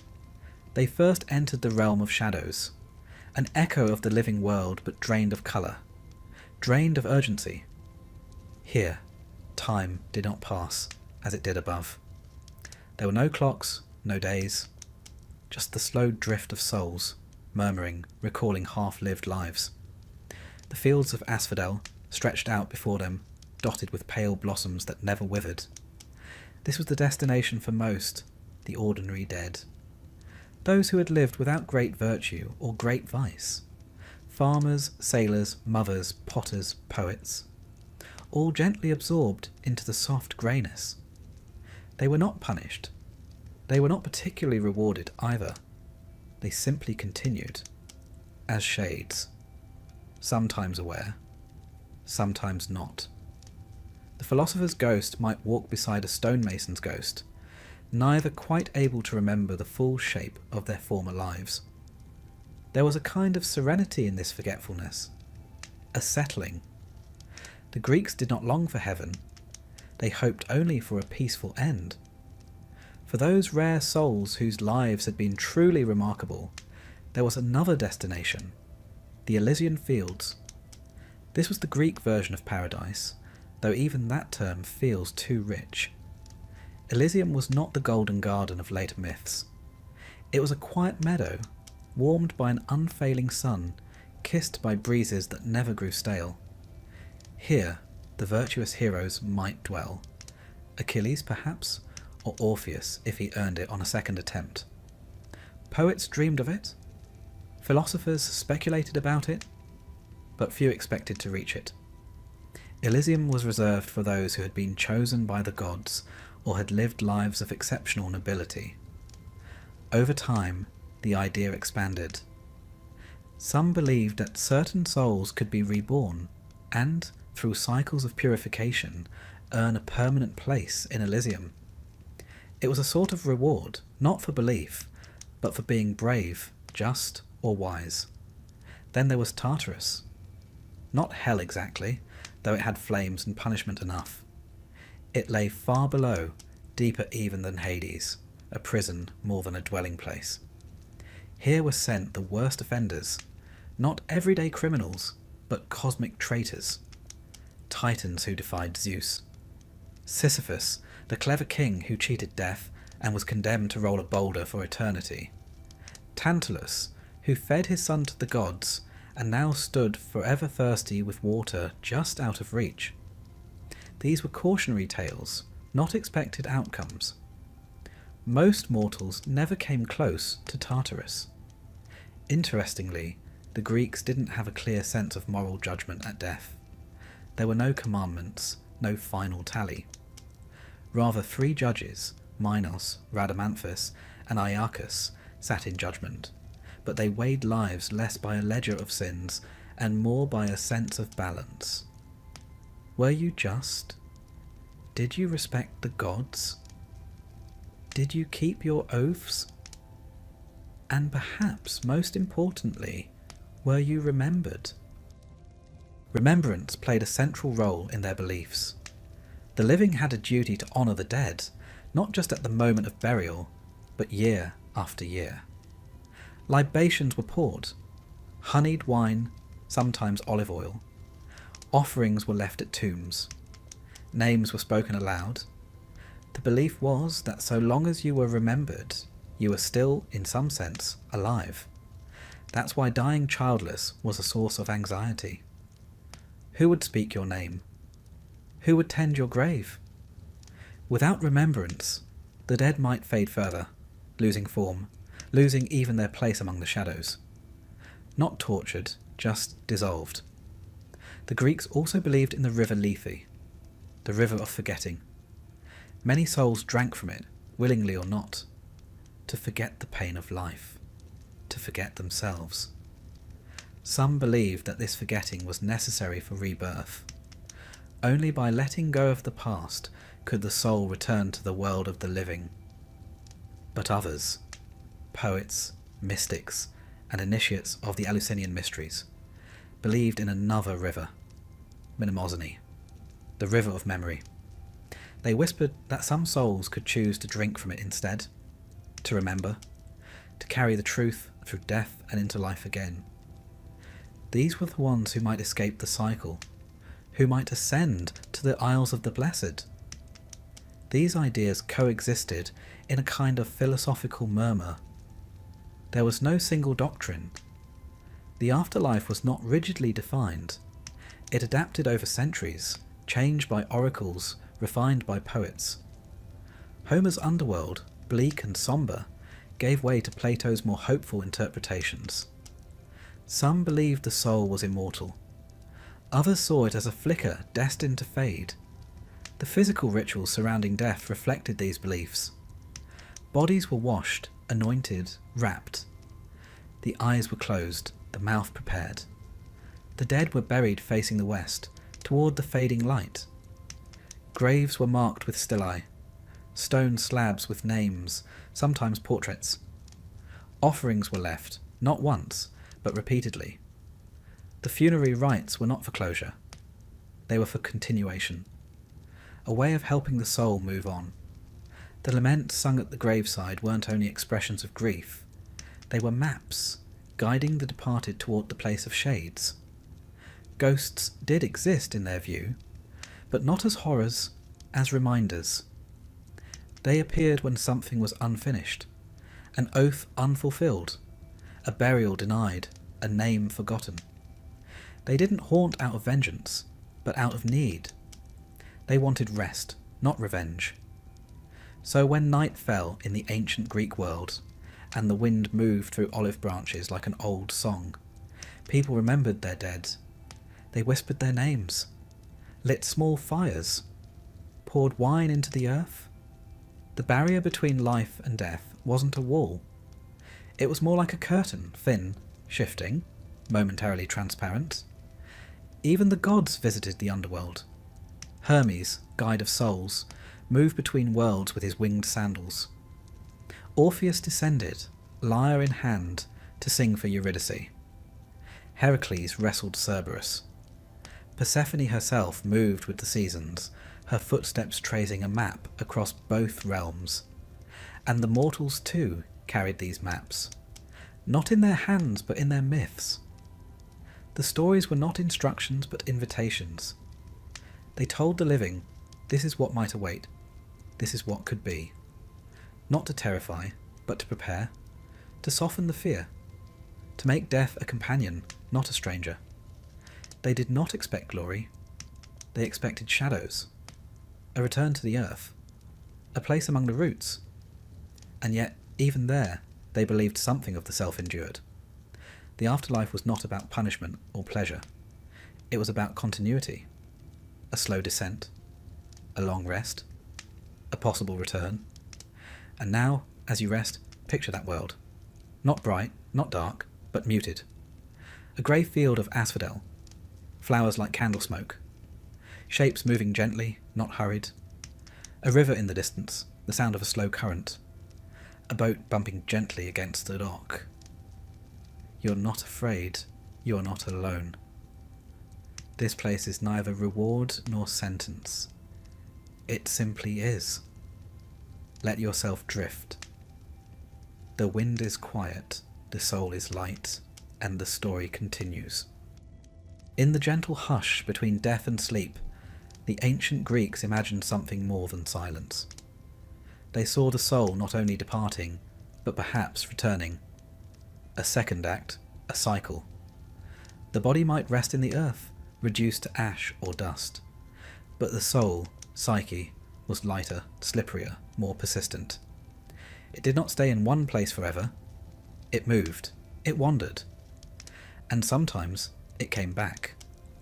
They never thought of this return as a guarantee. It wasn't expected like sunrise. It was possible like rain in the dry season. It might come, it might not. But it was there, lingering on the edge of their thinking. This idea of rebirth. That even in the afterlife's grey corridors, a door might open back into the world. The Greeks didn't have a word for reincarnation as clean-cut as later philosophies, but they hinted at it. Pythagoras, the mathematician with a fondness for triangles and silence, famously claimed to remember his past lives. He once said he had been a warrior at Troy, Euphorbus to be precise, and recognised his shield hanging in a temple. A charming thought, whether or not you believed him. Plato took the idea more seriously. In his dialogue called The Republic, at the end of all that discussion about justice and the soul, he gives us a curious myth, the myth of Ur was a soldier who died in battle, or seemed to. After 12 days, he awoke on his funeral pyre and told a story. He had seen souls waiting in a meadow, some descending into the earth, some rising from it. He saw a great spindle of necessity, stars turning like threads on a cosmic loom, and he saw the souls choosing new lives, drinking from the river of forgetfulness, Lethe, and returning to the world. It was not a judgment, precisely, more of a realignment. Some chose the lives of kings, others chose to be animals. A wise man might choose a simple life. A foolish one might choose power and regret it. It wasn't punishment or reward. It was choice, born from knowledge or from the lack of it. But not everyone returned. Some souls lingered in Elysium, content. Others dissolved after drinking too deeply from Lethe. Some, perhaps, passed into realms beyond Greek understanding, beyond words. But enough returned that the idea remained. This, for the Greeks, explained certain things. A child born with unusual wisdom. A musician who seemed to remember melodies without ever learning them. A dream that felt like memory. A fear with no origin. These were signs, not proof, but clues. Whispers of a soul that had walked before. Still, it wasn't just a matter of waiting. Some schools taught that the soul had to be purified, that only the wise, the initiated, could break the cycle. In the Eleusinian mysteries, whispered among the shadows of the Telesterion, it was said that the soul, if properly prepared, might not return at all. It might ascend to the Isles of the Blessed, free from the wheel of birth and death. Other mystery cults spoke more directly of rebirth. The followers of Orpheus, that poet who braved the underworld, believed the soul was divine, imprisoned in the body like a spark caught in clay. Through ritual and music and memory, one could awaken that spark, and perhaps, in doing so, escape the cycle altogether. There were inscriptions found in graves, thin sheets of gold with instructions for the soul. Walk this way. Avoid the spring on the left. Drink from the pool of memory. Declare yourself a child of earth and starry heaven. These were not superstitions, they were maps. For those who believed, death was not a full stop. It was a turn in the path. Even ordinary people, not initiates or philosophers, carried these ideas in softer ways. They spoke of children who seemed to know too much, of animals who watched them like they understood, of dreams where ancestors appeared and said things that still hadn't come true. These weren't seen as strange, just the way of things. And so death, while feared, was not the end of fear. It was a gate. And perhaps, just perhaps, another gate stood beyond it, leading back. The idea of returning also shaped how people lived. If one might come back, it mattered what kind of life you left behind. It mattered how you treated others, how you tended to your duties, what lessons you learned. The soul, after all, might have to try again, and again, until it got something right. And if you were to return, would you remember? That was the question. Most did not. Lethe made sure of that. The water of forgetting washed everything clean, but not always. There were stories, rare and fragile, of souls that carried something with them. Not full memory, but echoes. A pull toward a place. A sense of déjà vu. A face that felt familiar before it was known. In this, the Greeks were ahead of their time, or perhaps simply older in their thinking. They didn't need proof. They had poetry. They didn't demand doctrine. They had myth. The idea of returning wasn't meant to be solved. It was meant to be considered. Like a pebble in the mouth. Like a song half heard in a dream. The philosophers debated it, of course. Aristotle, ever the realist, wasn't much convinced. He preferred souls to be more like functions, gone when the body was gone. But even he couldn't fully rule it out. There was always something unaccounted for in the human spark, and in art it persisted. Painters showed Persephone rising again each spring, barefoot in a field of crocuses. Not just because the grain needed a story, but because people needed hope. That even the darkest journey might end in light. That even the deepest descent might be followed by a climb. And so they told stories. A man turned into a swan. A woman born again as a tree. A soul sent back as a wolf. A hero reborn to finish what he started. These weren't scientific claims. They were ways of holding wonder, of keeping the door open just a crack. And if one did come back, the world might feel different, more precious, more fragile, more familiar in a way that couldn't be explained. You might weep at the sight of a field in spring, not knowing why. You might avoid a road without knowing you once died there. You might fall in love with someone whose face you've never seen, but your soul remembers. This is why the Greeks revered memory. Why they made offerings to Mnemosyne, the goddess of remembrance. Why they sang songs of the dead and repeated names aloud at graves. Forgetting was the greatest loss, and memory, the real kind, the kind that lived in bones, was sacred.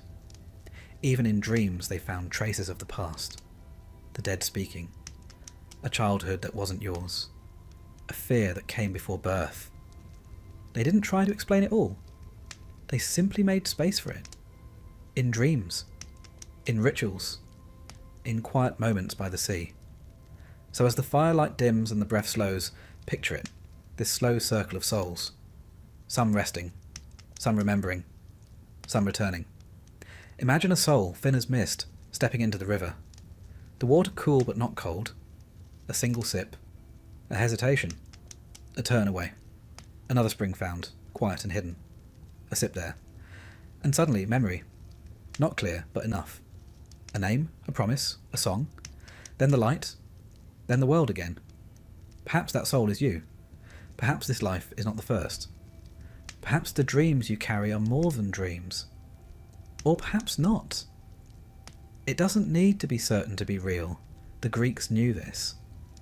They understood that belief was not a cage, but a lamp. That the soul didn't need to be proven. It only needed to be listened to. And now you rest, the breath deepens, the limbs go still, the body folds into the quiet. If there is a return, let it come gently. If not, let the sleep be deep. Let the soul do what it does best, drift, turn, remember, wait. The journey is not over. It never really is. We begin our journey into the most cursed families of Greek mythology with a dinner invitation. But this is not the sort of feast you'd like to attend. It is the sort of meal that becomes legend for all the wrong reasons. At its head sits Tantalus, king of Lydia and favoured son of Zeus, at least once upon a time. Now, Tantalus wasn't your average mortal. He was granted the rare honour of dining at the table of the gods themselves, lounging amongst ambrosia and nectar, partaking in divine conversation. For a while it seemed he had it all: status, wealth, access to Olympus. But as with most mortals given a seat too close to the heavens, he made the rather unfortunate choice of trying to outwit the gods. And so, in a gesture of pure madness, or perhaps twisted curiosity, Tantalus invited the gods to a feast of his own, a banquet prepared in his palace with golden vessels and ivory platters. And at the centre of it all he served stew, rich, fragrant stew, the main ingredient, his own son, Pelops. This was not a culinary misstep. This was a test. Tantalus, in his arrogance, wanted to see whether the gods could tell what they were eating. Could divine beings truly detect mortal meat when disguised with garlic and herbs? Could he trick omniscience? As one might expect, the gods were not amused. Most recognized the atrocity immediately and refused to partake. Poseidon pushed away his bowl in disgust. Hermes turned pale. But Demeter, distracted by grief over her abducted daughter Persephone, absent-mindedly nibbled on a shoulder before anyone could stop her. The gods, horrified, brought Pelops back to life, reassembling him like a macabre puzzle, and replacing the missing shoulder with one of ivory. The young man, to his credit, returned to the land of the living with remarkably little complaint. But Tantalus was cast into the deepest pits of Tartarus, where he would forever stand in a pool of water beneath fruit-laden branches, unable to drink or eat. The water always recedes, the fruit always pulls away. Thus we have the word tantalize, to reach forever and grasp nothing. And so begins the tragedy of the House of Atreus. A tale so thoroughly soaked in treachery, vengeance, and familial bloodshed that it makes other dynasties look positively functional by comparison. Pelops, restored and glistening with his new ivory shoulder, went on to marry Hippodamia, the daughter of King Oenomaus. But even that came at a cost. King Oenomaus, fearing a prophecy that his son-in-law would kill him, devised a deadly courting ritual. He would challenge each of his daughter's suitors to a chariot race. If the suitor lost, he'd be killed, usually rather spectacularly, and his severed head nailed to the palace walls for display. Many tried, none succeeded, until Pelops came along. Clever rather than brave, Pelops decided to stack the odds in his favour. He convinced the king's charioteer, Myrtilus, to sabotage the king's vehicle, replacing the bronze linchpins with ones made of wax. During the race, the heat melted the wax. The chariot collapsed. Oenomaus died in a tangle of limbs and horses. Pelops married Hippodamia, and Myrtilus, expecting a reward, reminded Pelops of their deal, which, depending on the version, included a promise of one night with the bride. Pelops did what many mythological heroes do when someone becomes inconvenient. He pushed Myrtilus off a cliff. As the charioteer plummeted to his death, he laid a curse on Pelops and all his descendants. It is this curse, born not of divine wrath, but of personal betrayal, that truly haunts the House of Atreus. Pelops and Hippodamia had children, sons who would carry the curse forward like a poisoned torch. Chief among them were Atreus and Thyestes. Now, the feud between Atreus and Thyestes is the stuff of family nightmares. It makes sibling squabbles over inheritance look charming. When the throne of Mycenae became vacant, the two brothers competed for power. Initially, Atreus seemed the rightful heir, but Thyestes tricked him out of the throne by seducing Atreus' wife and stealing a golden lamb, a symbol of kingship. Having been thoroughly betrayed, Atreus plotted revenge with the same culinary flair that had defined his grandfather. He invited Thyestes to a reconciliation banquet. The wine flowed, the courses were lavish, Thyestes ate heartily. Then Atreus presented the heads and hands of Thyestes' sons on a platter, revealing that he had unknowingly dined on his own children. Yes, again with the cannibalism. You might be noticing a pattern. The gods, if they were still watching, must have winced. But there were no lightning bolts this time. No divine retribution. Only the heavy silence of a curse continuing to seep into the stonework of the palace. Thyestes, devastated, fled. He consulted an oracle, hoping for some form of justice. The oracle, cryptic as always, told him the only way to avenge his children was to father another child with his own daughter, Pelopia, which he did, quietly, disguised. Pelopia later gave birth to a son named Aegisthus. And yes, if you're counting, that makes Aegisthus both son and grandson to Thyestes. Aegisthus was raised under strange circumstances and only later discovered his true parentage. Meanwhile, Atreus maintained power, and the next generation began to come of age. Atreus had two sons of his own, Agamemnon and Menelaus. They were raised in a court haunted by betrayal and blood. When Agamemnon came of age, he married Clytemnestra, and Menelaus married Helen. Yes, that Helen. The one whose abduction sparked the Trojan War. But before ships could sail, the winds died. The fleet sat motionless in the harbour. Agamemnon had offended Artemis, goddess of the hunt. Some say he killed one of her sacred stags. Others claim he boasted of being the better hunter. Either way, Artemis demanded a price, the sacrifice of his daughter, Iphigenia. Agamemnon faced an impossible choice. He chose ambition. Iphigenia was summoned under false pretenses, told she was to marry Achilles, and then led to the altar. In some versions, Artemis replaced her with a deer at the last moment. In others, she died. Either way, the moral debt was incurred, a debt that would be collected soon enough. Agamemnon sailed to Troy. 10 years passed, 10 long, brutal years, and when at last he returned home triumphant, he brought with him a Trojan princess, Cassandra, as a war prize and concubine. An insult Clytemnestra did not take lightly.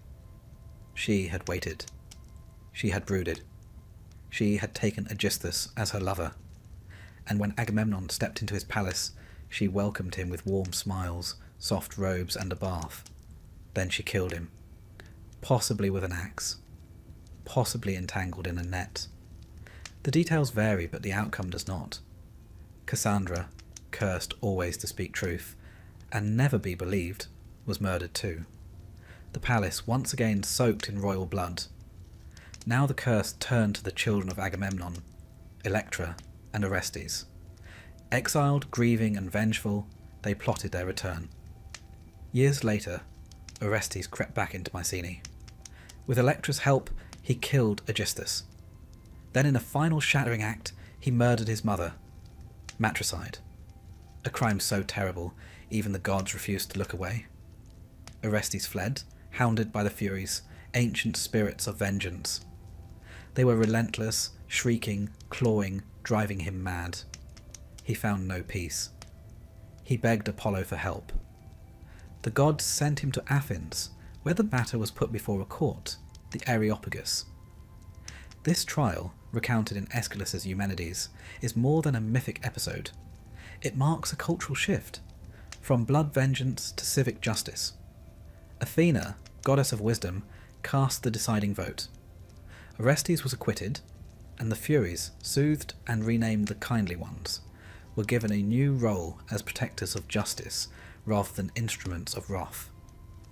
And so, the House of Atreus, after generations of horror, finally found a form of peace. Not through revenge, but through law. Through a jury, not a sword. The curse, it is said, was broken. But of course, stories never end so neatly. The legends of Atreus remained alive in the Greek mind for centuries. The family became a symbol of how wrongdoing echoes down generations, how the past grips the present, and how even the greatest houses can rot from within. They were reminders that pride, ambition, and betrayal never go unpunished. Not by gods, not by fate, not by memory. And so we leave them now. Picture the palace of Mycenae, its golden halls dimmed, its stones bearing silent witness to secrets too old to speak. The dining table sits empty. Somewhere in the shadows, a servant sweeps the floor where kings once bled. Outside, the wind rustles through olive trees, and above, the stars flicker with quiet indifference. The house is still, but the echoes remain.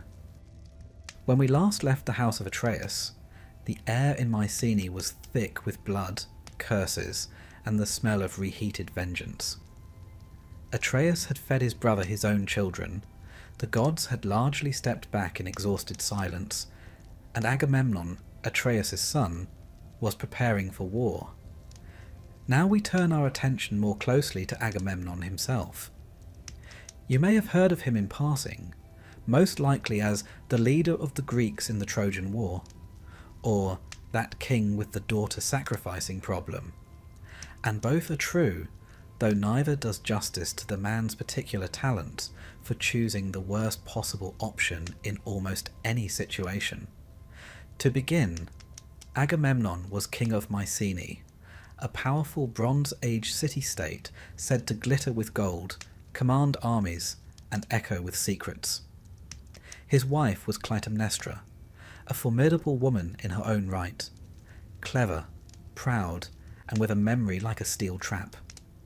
Together they ruled Mycenae and had several children, including Iphigenia, Electra, and Orestes. Then came Paris, not the city, the Trojan prince. He arrived in Sparta and stole away Helen, who happened to be Clytemnestra's sister, and, unfortunately for everyone involved, the wife of Agamemnon's brother Menelaus. What followed was less a family reunion and more a pan-Hellenic temper tantrum. Menelaus wanted his wife back. Agamemnon, ever the statesman, agreed to lead the charge. The other kings and warriors of Greece, some eager and some less so, were gathered under Agamemnon's banner. But the gods had ideas of their own.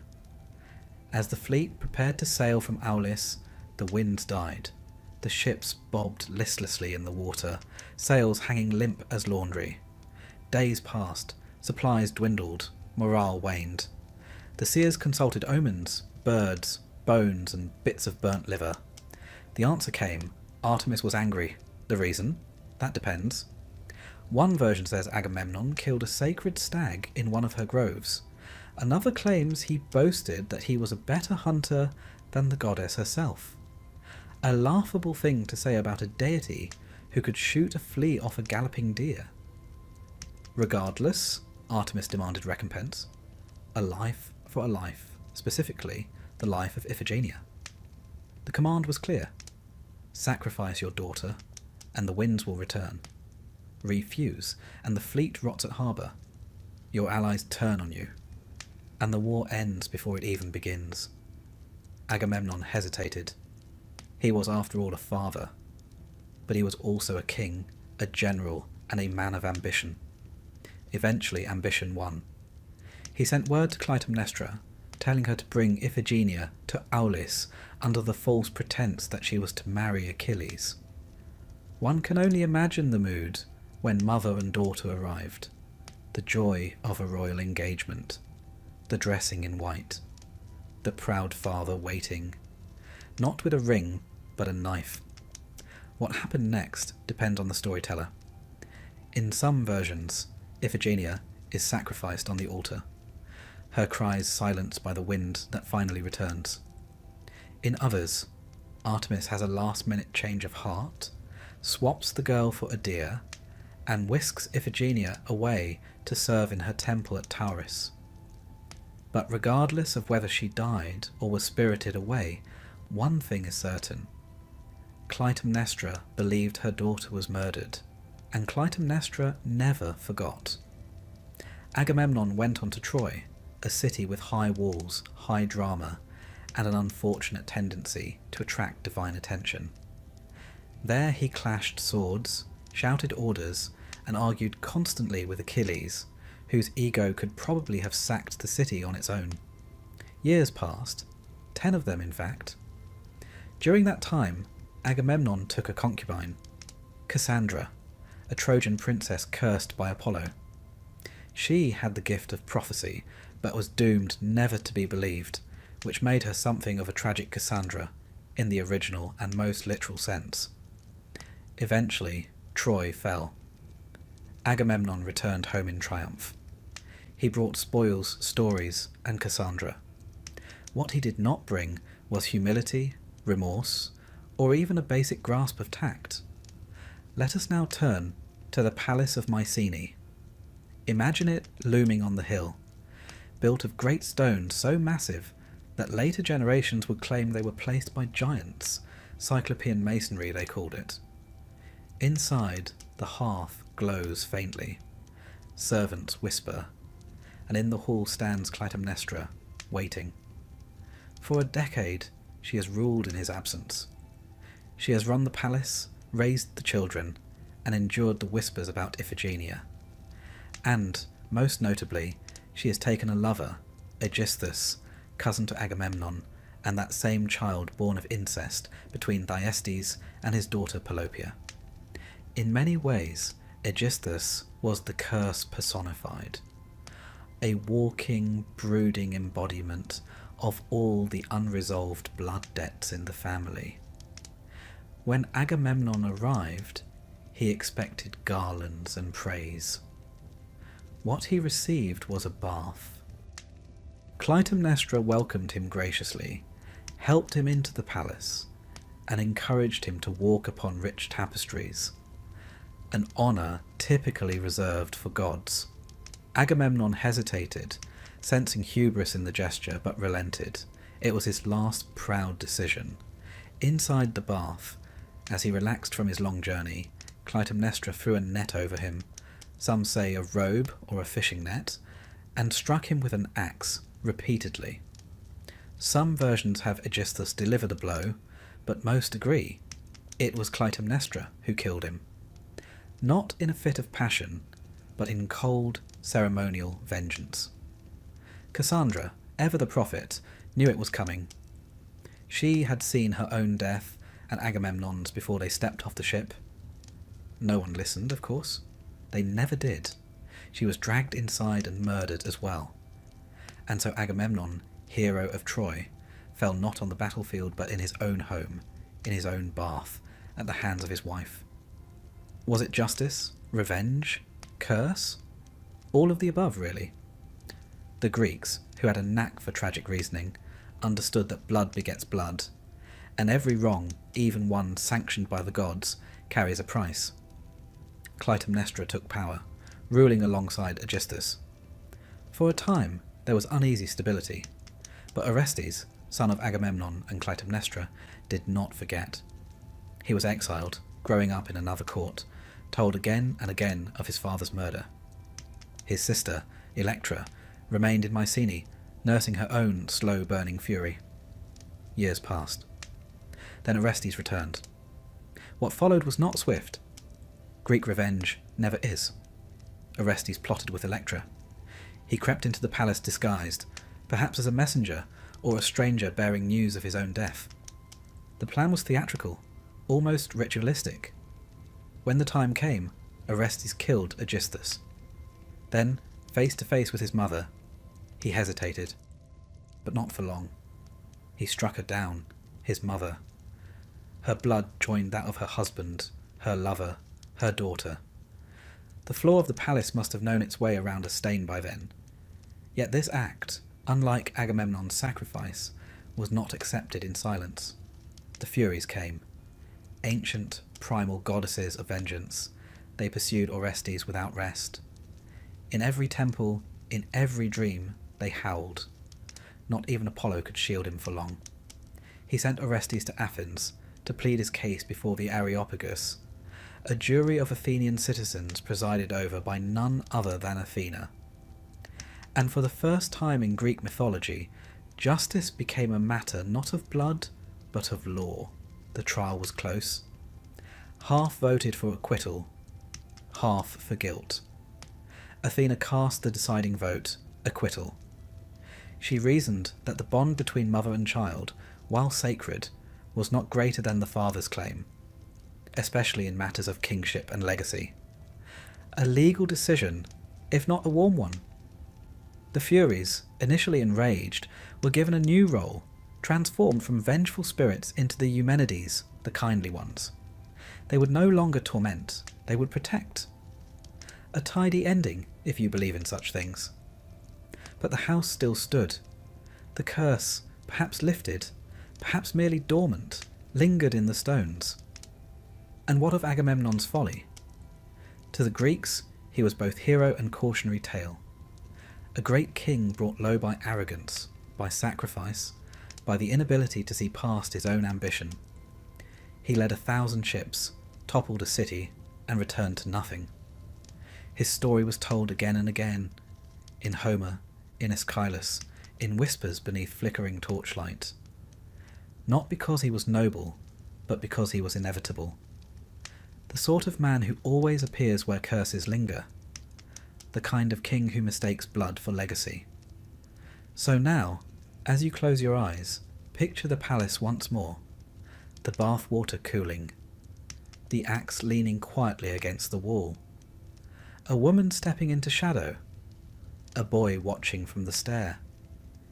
And somewhere beyond, the gods exhale, tired of mortals and their endless inability to leave well enough alone.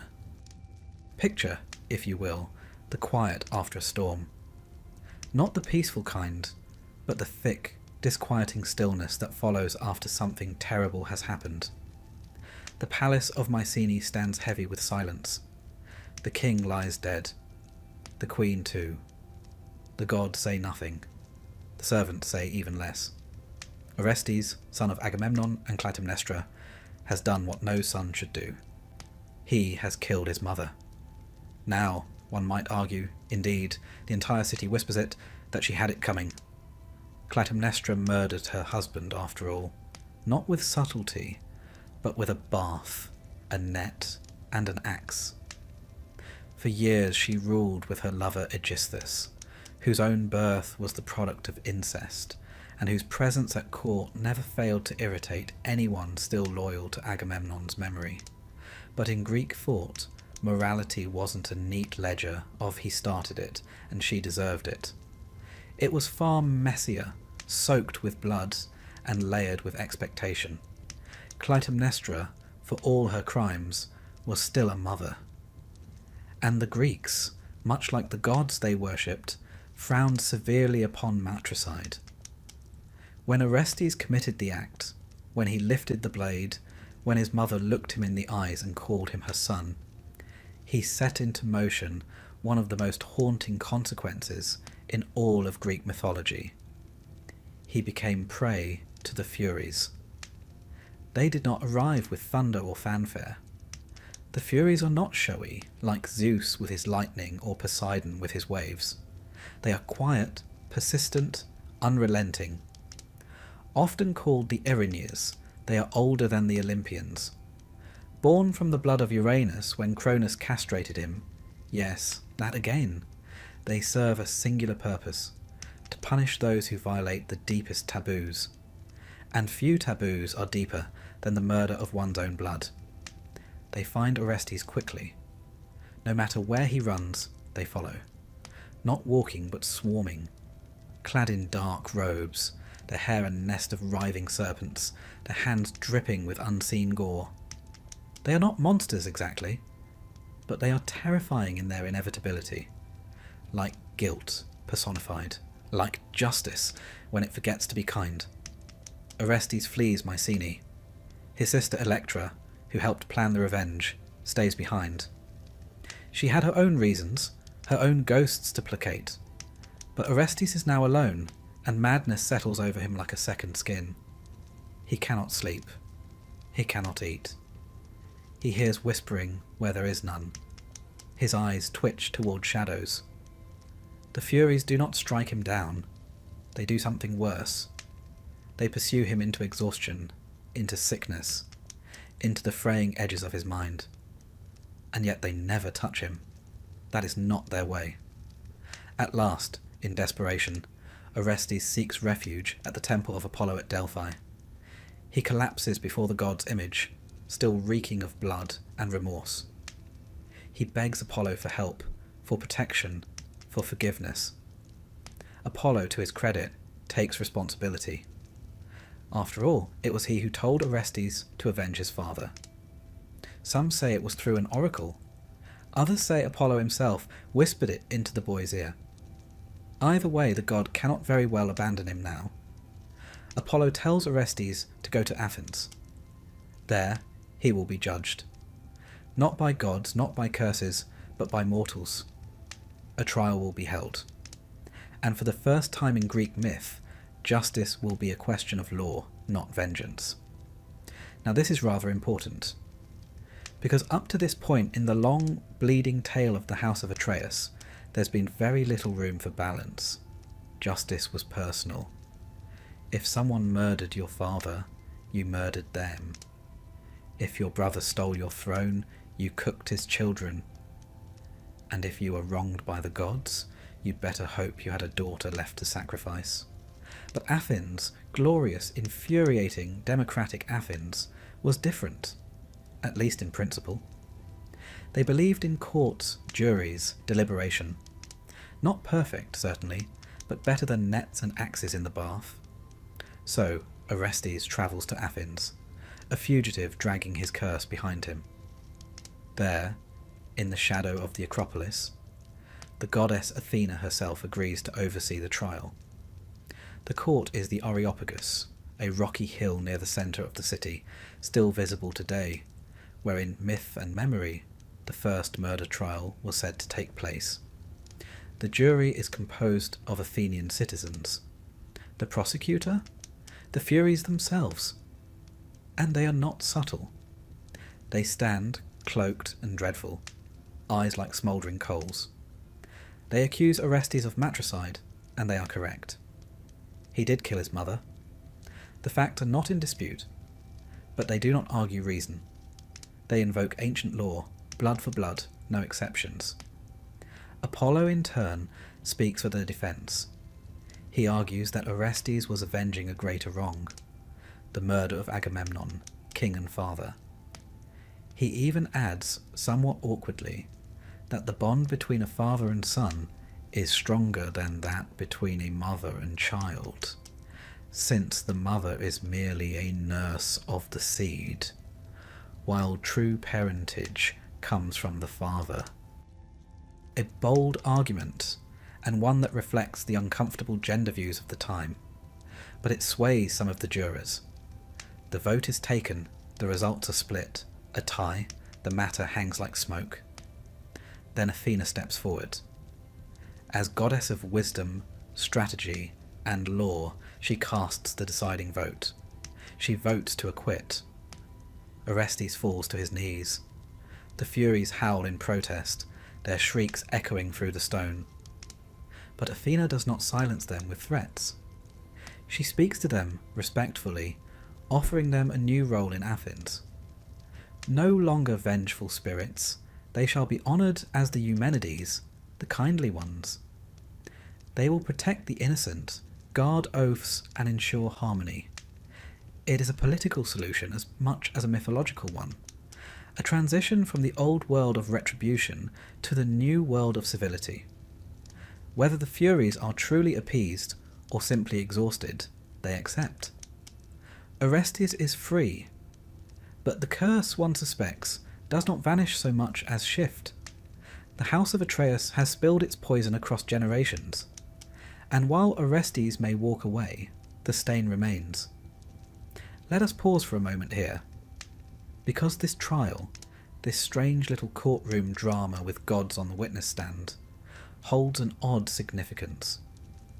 To the ancient Greeks, the story of Orestes wasn't just a myth, it was an allegory for the evolution of their society. From chaos to order, from family vendettas to civic responsibility. It told them that even the darkest crimes could be addressed without bloodshed, that a jury, not a sword, could end a cycle. Of course, whether the jury always got it right is another matter. But myth, like law, is as much about hope as it is about precedent. And what of Orestes? His life after the trial was not peaceful, but it was quieter. He returned to Mycenae, reclaimed the throne, and eventually married Hermione, daughter of Menelaus and Helen, which, yes, made her his cousin. But by Greek royal standards, that was practically progressive. Some stories say he later killed Neoptolemus, the son of Achilles, over a territorial dispute or possibly over Hermione herself.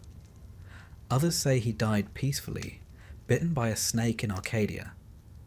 Either way, his life remained entangled in myth, a half-hero wandering the edges of a world that never quite forgave him.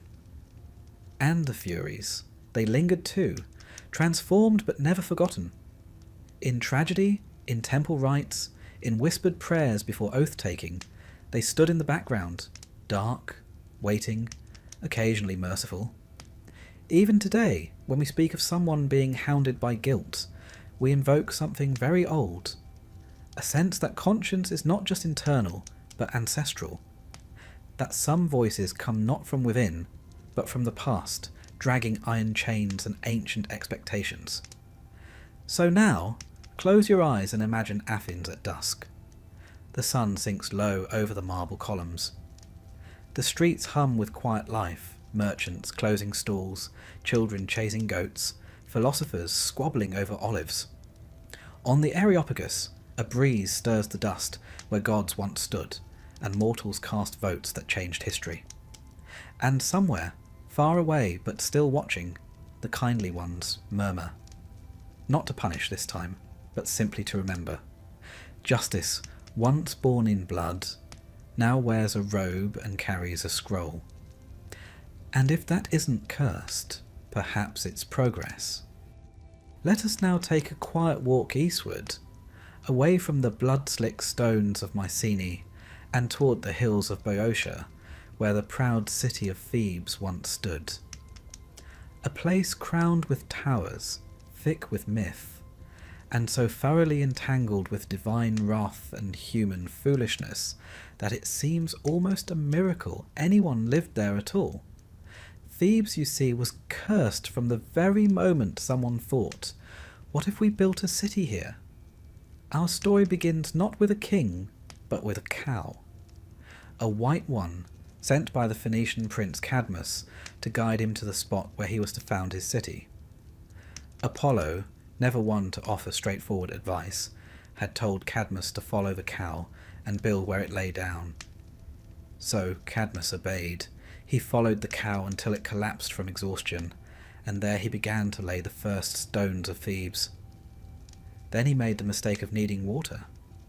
Nearby was a spring, guarded by a serpent. A very large one.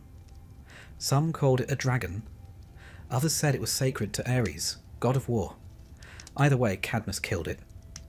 As one does when confronted by a large, hissing thing between you and your water source. The gods, predictably, were unimpressed. Ares in particular held a grudge. As punishment, Cadmus was sentenced to serve Ares for 8 years. something not many mortals lived to describe. But more importantly, before leaving the spring, Cadmus buried the serpent's teeth into the soil. Whether this was divine instruction or a peculiar gardening impulse is unclear. What matters is what grew. Warriors. Fully formed, armoured men, erupting from the earth like crops. They were called Asparti, or sown men, and they immediately started killing each other. Cadmus, sensibly, threw a rock among them, tricking them into thinking one of their own had attacked first. By the end of it, only 5 remained.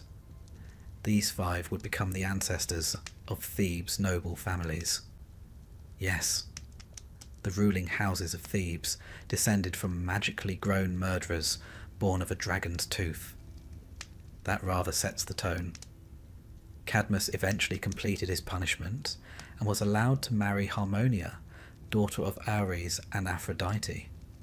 A diplomatic union if ever there was one. Their wedding was a grand affair. The gods attended. They brought gifts. Harmonia received a necklace from Hephaestus, the god of the forge. A beautiful thing. Possibly cursed, almost certainly cursed. Because you see, nothing given by a wronged god is ever free of strings. And Hephaestus had reason to be bitter. Aphrodite, his wife, had cheated on him with Ares, many times, publicly.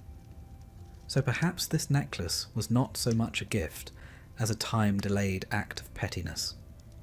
Regardless, it would travel through generations of Theban women, bringing tragedy wherever it went. A sort of deadly family heirloom, passed down with care and blood. Cadmus and Harmonia eventually left Thebes behind, transformed into serpents by the gods, and slithered off to live in exile. One of the few happy endings, if you're fond of scales. But their descendants stayed, and the curse remained. Several generations later, we come to King Laius.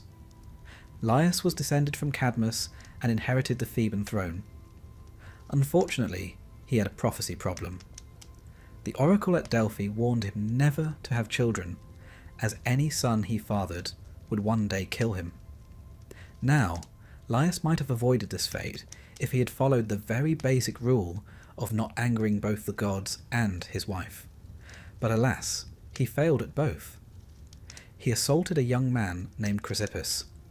Yes, assaulted, which earned the wrath of both the gods and the boy's father, King Pelops. And then, despite the prophecy, he fathered a child with his queen Jocasta. Upon the boy's birth, Laius panicked. He ordered the infant to be exposed on a mountainside, abandoned to die with a spike through his ankles. A shepherd was tasked with the deed, but in true mythological fashion, he passed the boy to another shepherd, who passed him to another, and eventually the child ended up in Corinth, raised by the king and queen there, who had been childless and were delighted by the mysterious bundle of doom. They named him Oedipus. Yes, that Oedipus. His name, incidentally, means swollen foot, in reference to the wounds from the spike. A charming reminder of infant trauma. He grew up thinking he was the Prince of Corinth, until one day someone at a party called him a bastard. As one does when one has run out of wine and things to insult. Oedipus, disturbed, went to the oracle at Delphi for answers. The oracle did not tell him who his parents were. Instead it said, quite cheerfully, "You will kill your father and marry your mother."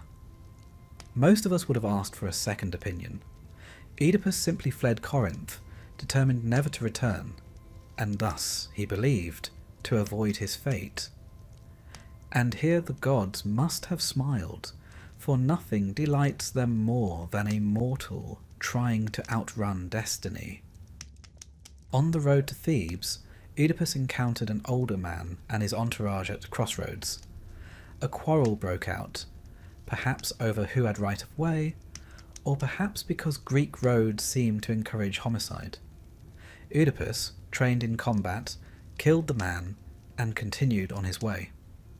Of course, that man was Laius, his biological father. And so, with admirable efficiency, the first half of the prophecy was fulfilled.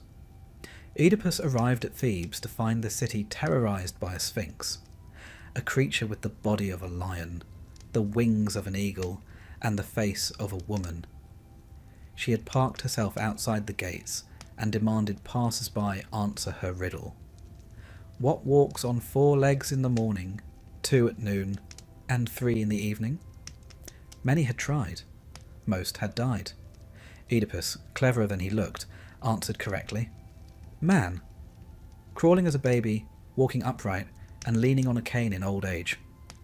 The Sphinx, defeated, threw herself off a cliff, as was customary, and Thebes was saved.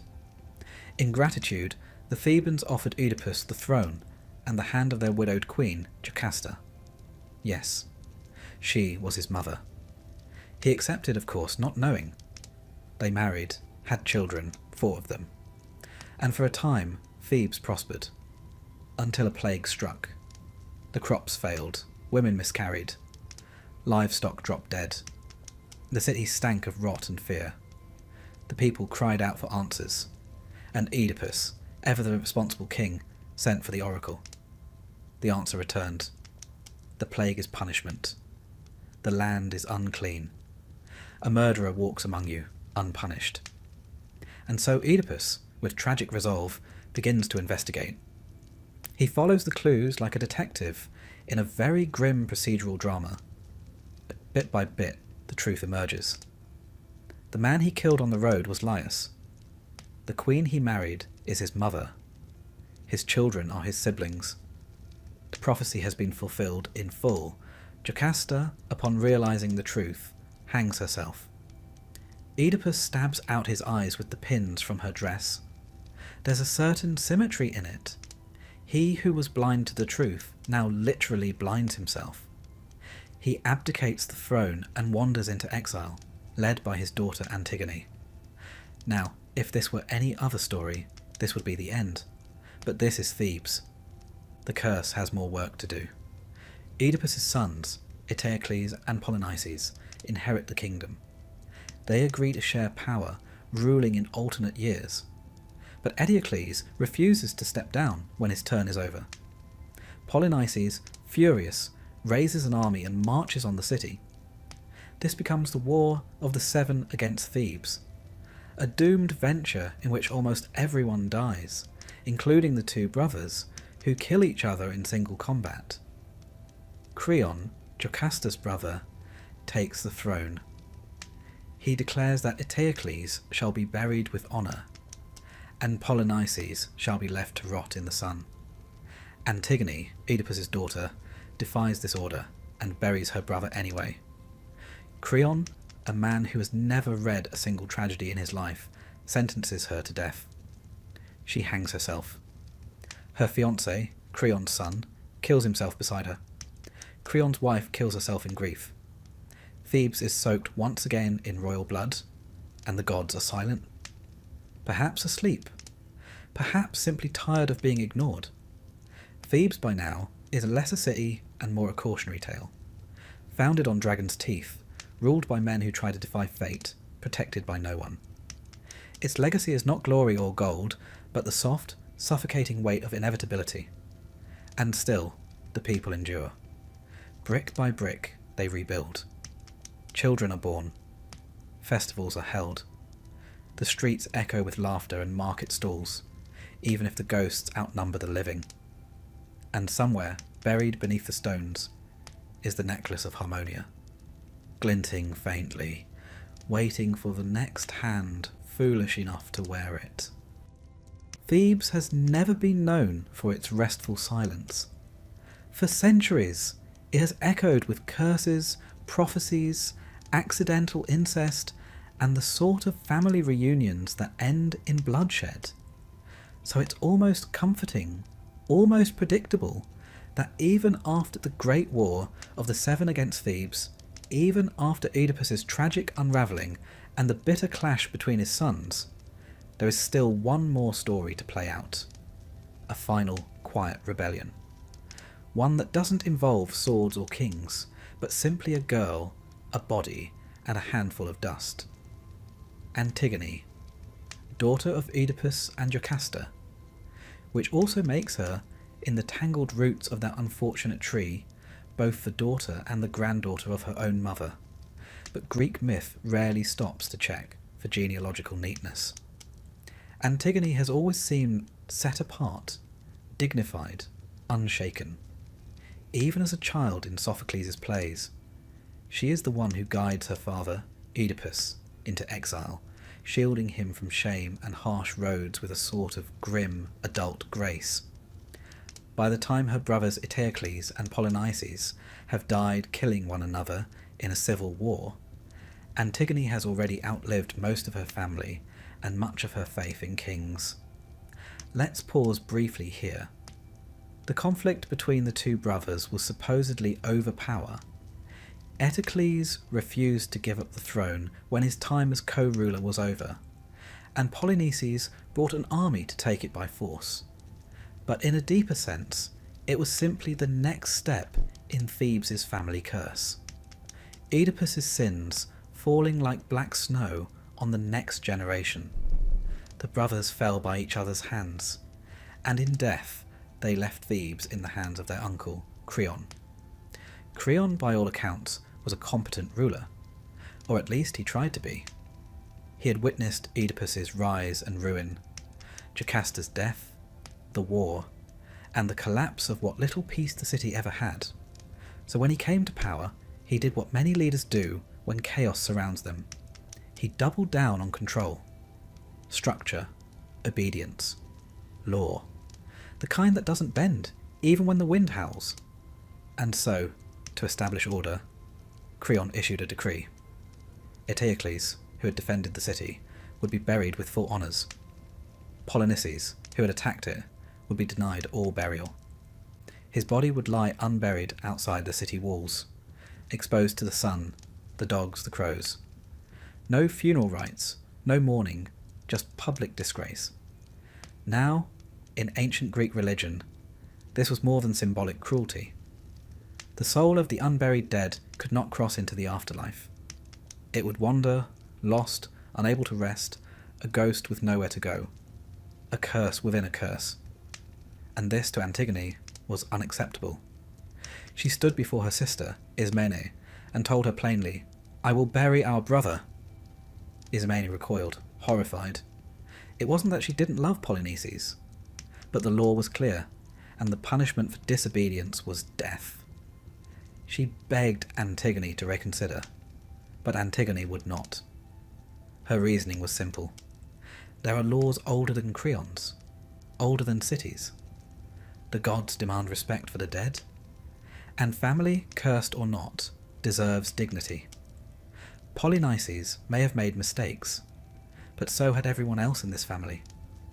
Antigone would not let his soul drift in darkness because a king feared disorder.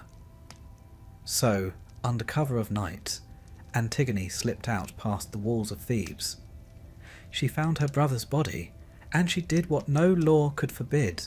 She gave him burial. Not a full ceremony, there was no time for that, but enough. A scattering of earth. A whispered prayer. Enough for the gods to know someone remembered. It should have ended there.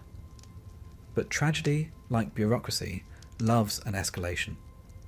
The next day, a guard reported that the body had been disturbed, buried in fact, not deeply but symbolically, just enough to count. Creon was enraged.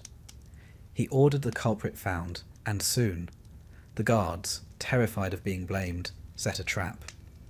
They uncovered the body and waited. Antigone returned. Perhaps she knew they were watching. Perhaps she didn't care. Either way, she approached the corpse again and began to rebury it. The guards seized her and brought her to Creon. And now the tragedy sharpens. Creon is faced with the niece of his late sister, the woman engaged to his son Haman, and a citizen of noble blood. But none of that matters to him. The law, he insists, is the law. If it is broken without consequence, what is the point of any order? If one woman is allowed to ignore a decree, who else will follow? Antigone does not flinch. She admits to the burial. She says she would do it again. She says the law of the gods is higher than the law of kings. And she says it all calmly, with a serenity that unsettles everyone present. Creon, though shaken, sentences her to death. Haman arrives and pleads for her life. He tries to reason with his father. He reminds him that the people of Thebes sympathise with Antigone, that her act was one of piety, not rebellion. But Creon will not be swayed. The more he is challenged, the harder he digs in. He accuses his son of betrayal, of weakness. Haman, heartbroken, leaves. Creon decides to spare himself the political risk of a public execution. Instead, he orders Antigone sealed inside a stone tomb in the wilderness, left with just enough food to technically claim she wasn't directly killed. It's a particularly Greek form of logic. Indirect cruelty with a veneer of formality. So Antigone is led away, her head held high. She sings laments not for herself, but for Thebes, for her brother, for the world that allows injustice to wear a crown. And then the tomb is sealed, but the gods finally stir. Tiresias, the blind prophet who has seen every generation of Theban disaster, comes to Creon with a warning. The gods are angry. The sacrifices are not burning properly. The birds no longer sing. The city is unclean. Creon must bury Polynices, and he must free Antigone, or ruin will follow. At first, Creon resists. Then slowly fear seeps into his spine. He relents. He orders Polynices buried. Then he hurries to the tomb, but he is too late. Antigone has taken her own life, hanging herself by her veil. Haman, who arrived moments before his father, found her and attempted to cut her down. But when Creon entered, he saw his son, covered in blood, embracing the lifeless body. Haman pulled his sword, not against his father, but against himself, and died beside her. And when word reached Eurydice, Creon's wife, she too took her life. Her final words, delivered by messenger, were a quiet curse against the man who had cost her both her sons. And so Creon, who set out to preserve order, is left with silence. His niece, his son, his wife, all gone. He sits in the palace alone. No triumphant music, no final chorus of praise, just the dull echo of footsteps in a place that has forgotten how to be a home. Now let us reflect, softly, on what this myth has offered. It is not the story of a rebellion, at least not in the grand, theatrical sense. Antigone was no revolutionary. She did not seek to overthrow the government or lead a mob. She simply saw her brother's body abandoned and chose not to look away. She acted with conviction, and she paid the price. But her defiance became something more. Not in her lifetime, certainly, but in memory. Sophocles' play would be read for centuries as a meditation on law, conscience, and the terrifying simplicity of doing what one believes is right. Philosophers argued over it. Politicians quoted it. Writers echoed it in plays and novels and manifestos. Even in modern times, Antigone remains the figure of moral clarity in a world of noise. And what of Creon? He is not a villain in the traditional mould. He is a man crushed by duty and too afraid to be wrong. His laws are not evil, they are rigid. His downfall is not cruelty. It is pride, inflexibility, and the inability to hear the quiet truth when it whispers. In this way, Creon is every leader who mistakes order for justice, and every person who punishes love in the name of rules. He, too, is a product of his time, of his city, of the long cruel echo of Thebes' legacy. Antigone's body may have been entombed, but her story walked free. So now, as you close your eyes, picture a quiet path beyond the gates of Thebes, the tomb half buried in the hillside, the trees swaying gently, the crows watching from a distance, puzzled that the feast of Polynices has finally disappeared beneath the earth. And in the city, a king with no heir, no wife, and no answer. Thebes sleeps, restless as always. If ever there were a family tree best left unplanted, it would be the house of Tantalus, rooted in hubris, watered by betrayal, and producing fruit almost exclusively of the poisoned and patricidal variety. This noble line offers us not merely one cursed figure, but an entire dynasty seemingly dedicated to offending the gods in new and imaginative ways. Let us begin, as is often wise, with the patriarch, Tantalus, a name that would become synonymous with longing and denial, and with good reason. Tantalus was, by mortal standards, spectacularly privileged. King of Lydia, or Sipylus, depending on your source, he was a favourite of the gods. Not merely tolerated, mind you, but actually invited to dine with them. A rare honour. He sat at the same celestial table as Zeus himself. He drank ambrosia. He listened to divine secrets. He saw things no mortal should see and lived to speak of them, which of course he did. Frequently, loudly. Tantalus, as it turns out, was not content with divine friendship.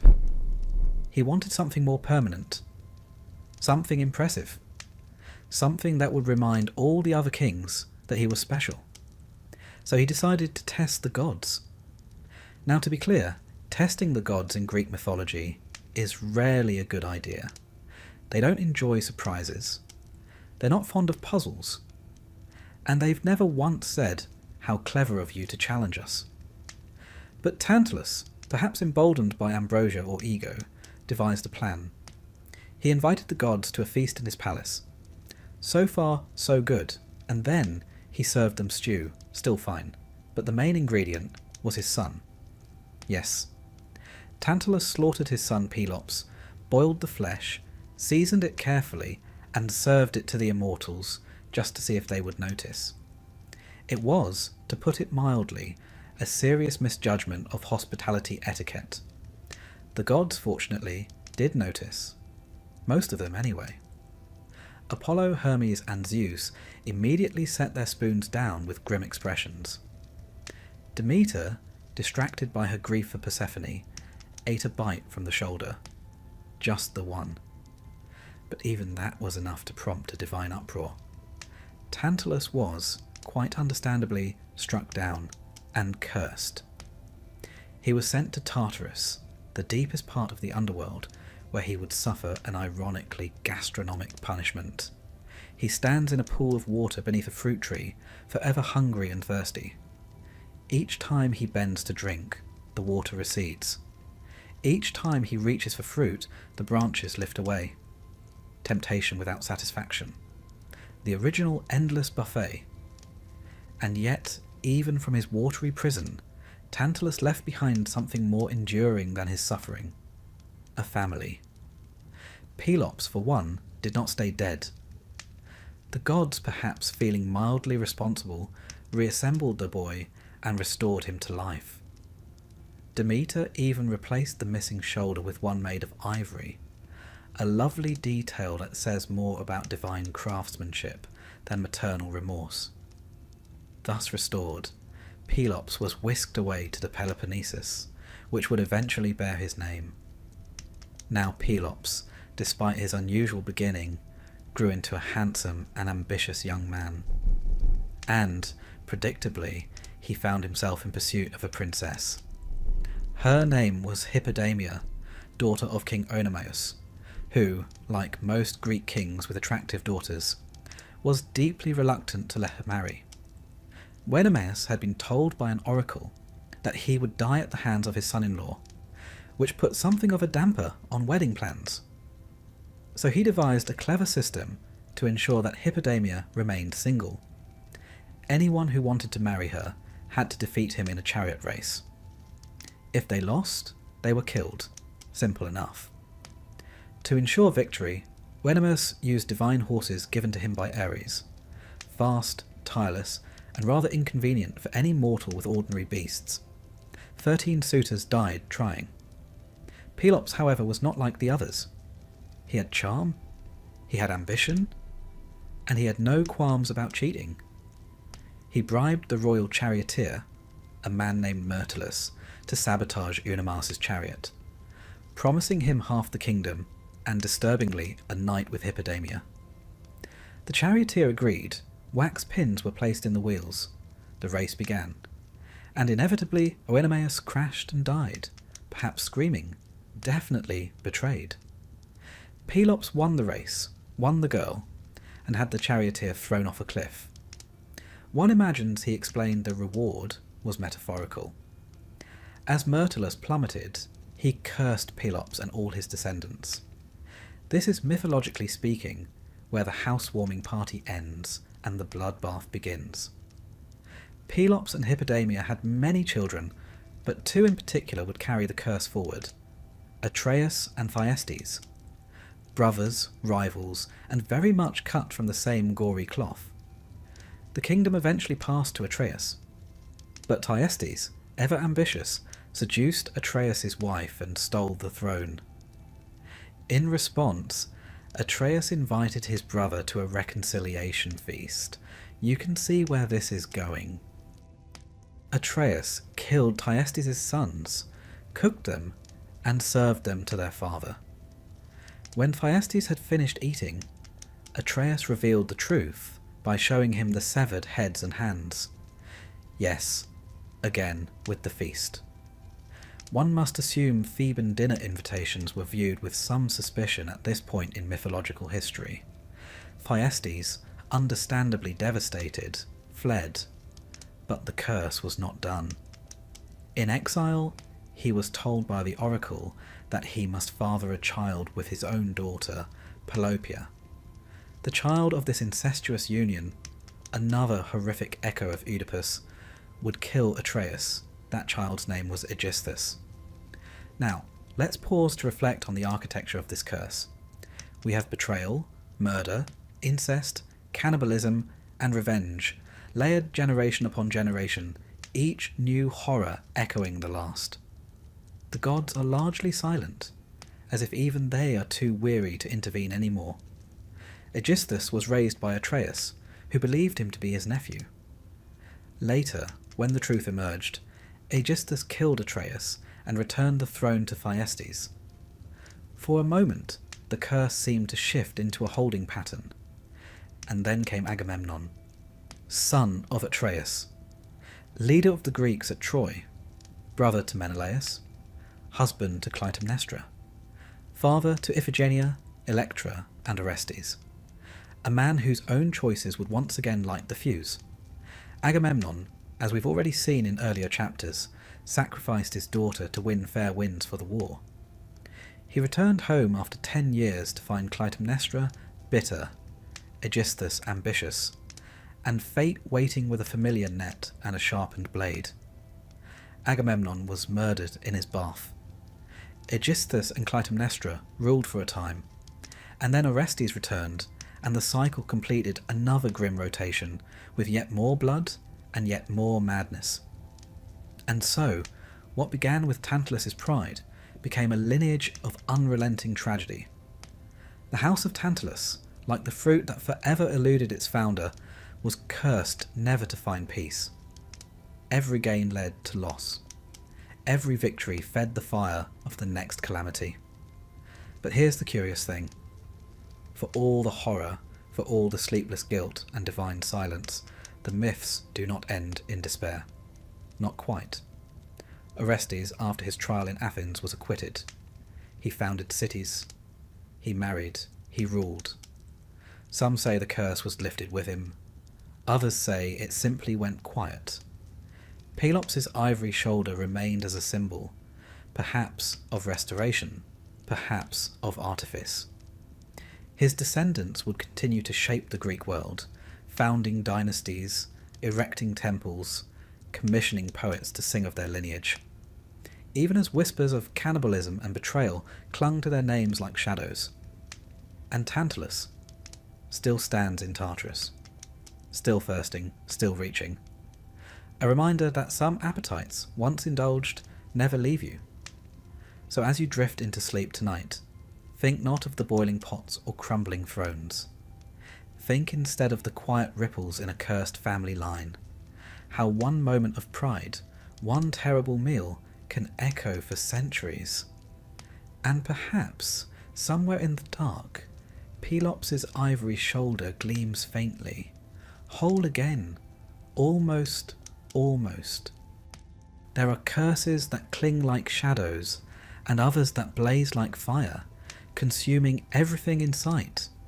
The Labdacus line, the royal house of Thebes before and during the reign of Oedipus, was burdened with both. If the house of Tantalus gave us banquets of horror, the Labdacus dynasty gave us psychological ruin, political disaster, and more botched prophecies than should reasonably occur within 3 generations. Let's take a quiet walk, once again, through the troubled streets of Thebes, city of 100 gates and one unending headache. It begins, as it often does in Greek tragedy, with a choice. Labdacus was the grandson of Cadmus, the city's founder, and the son of Polydorus, who had ruled briefly before dying young, presumably from being related to Cadmus. Thebes was still a young city then, old enough to have towers but not old enough to have learned its lessons. Labdacus inherited the throne, but not for long. He died while his son, Laius, was still a child. Some say Labdacus died in battle. Others say he offended the gods by defying the cult of Dionysus, and that divine retribution swiftly followed. But one way or another, the throne of Thebes was once again left in the uncertain hands of regents and whispers. Young Laius, the last male of his line, was raised under the care of Lycus, the regent of Thebes, and later taken in by another noble household in exile. One might have hoped that absence from Thebes would bring clarity, maybe even a chance to escape the family curse. Unfortunately, exile did little to polish Laius' moral compass. When staying with Pelops, yes, that Pelops, he of ivory shoulder and cursed banquet fame, Laius repaid his host's hospitality by abducting Pelops' son, Chrysippus. Not just abducted. Some versions say he seduced the boy. Others say he raped him. Either way, Laius committed an act of profound violation, one that would echo down through the generations. Chrysippus died by suicide, murder, or shame, and Pelops, understandably enraged, laid a curse upon Laius and all his descendants. This, in case you're keeping track, is curse number 2.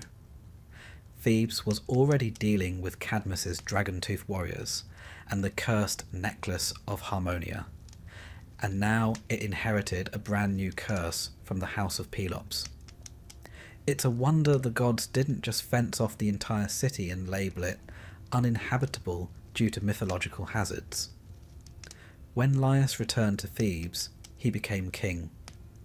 He married Jocasta, a descendant of the Spartoi, the Sown men, and might have enjoyed a quiet reign if not for the minor problem of another prophecy. This time, the oracle at Delphi warned Laius not to have children. If he did, his son would kill him and marry his wife. Now most kings faced with this sort of prophecy either abstain, consult a priest, or ignore it entirely while preparing for disappointment. Laius and Jocasta chose the last option. They had a son, and immediately regretted it. In a panic, Laius ordered the child exposed, abandoned to die on the mountainside. His feet were pinned together with an iron spike, earning him the name Oedipus, meaning swollen foot. A shepherd tasked with the grisly deed took pity on the baby and passed him along until he was adopted by the childless royal family of Corinth. Oedipus grew up never knowing who he truly was. Now, this all might sound familiar.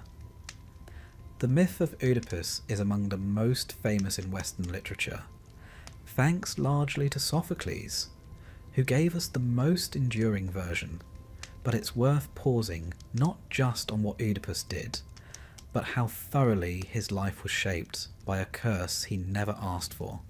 As a young man, Oedipus learned from a drunk at a banquet, always a reliable source, that he was not the true son of the Corinthian king. Troubled, he visited the oracle at Delphi, but instead of getting answers about his parentage, he was given a prophecy. He would kill his father and marry his mother. Naturally, he resolved never to return to Corinth. A sensible precaution, if misinformed. On the road away from the city, at a crossroads, he encountered a rude old man with a chariot who tried to run him off the path. Oedipus, not yet known for his temper, but apparently quite good in a fight, killed the man and his small entourage. Yes, that man was Laius, his real father. And so, unknowingly, Oedipus fulfilled the first part of the prophecy. He continued on to Thebes, where the city was being terrorized by a sphinx. This curious creature, with the body of a lion, the wings of an eagle, and the face of a woman, had taken up residence outside the gates and posed riddles to all who passed. Those who failed to answer were devoured. The riddle she posed was this: what walks on 4 legs in the morning, 2 at noon, and 3 in the evening? Oedipus answered correctly: man. As a baby he crawls on all 4s. As an adult he walks on 2 feet. In old age he uses a cane. The Sphinx, defeated by logic, threw herself from a cliff, as is traditional. The Thebans rejoiced. They offered Oedipus the throne and the hand of the widowed queen, Jocasta. Thus, without knowing, Oedipus fulfilled the second part of the prophecy. He married his mother and ruled Thebes, bearing children who were also his siblings: Antigone, Ismene, Eteocles, and Polynices. For a time, Thebes prospered. Oedipus was regarded as a just and clever king. The family curse seemed dormant, but curses do not die, they only sleep. Years later, a plague struck Thebes. Crops failed, infants perished, the altars smoked without fire. The city called upon Oedipus to save them. He sent Creon, Jocasta's brother, to consult the oracle. The answer? The city harboured a killer.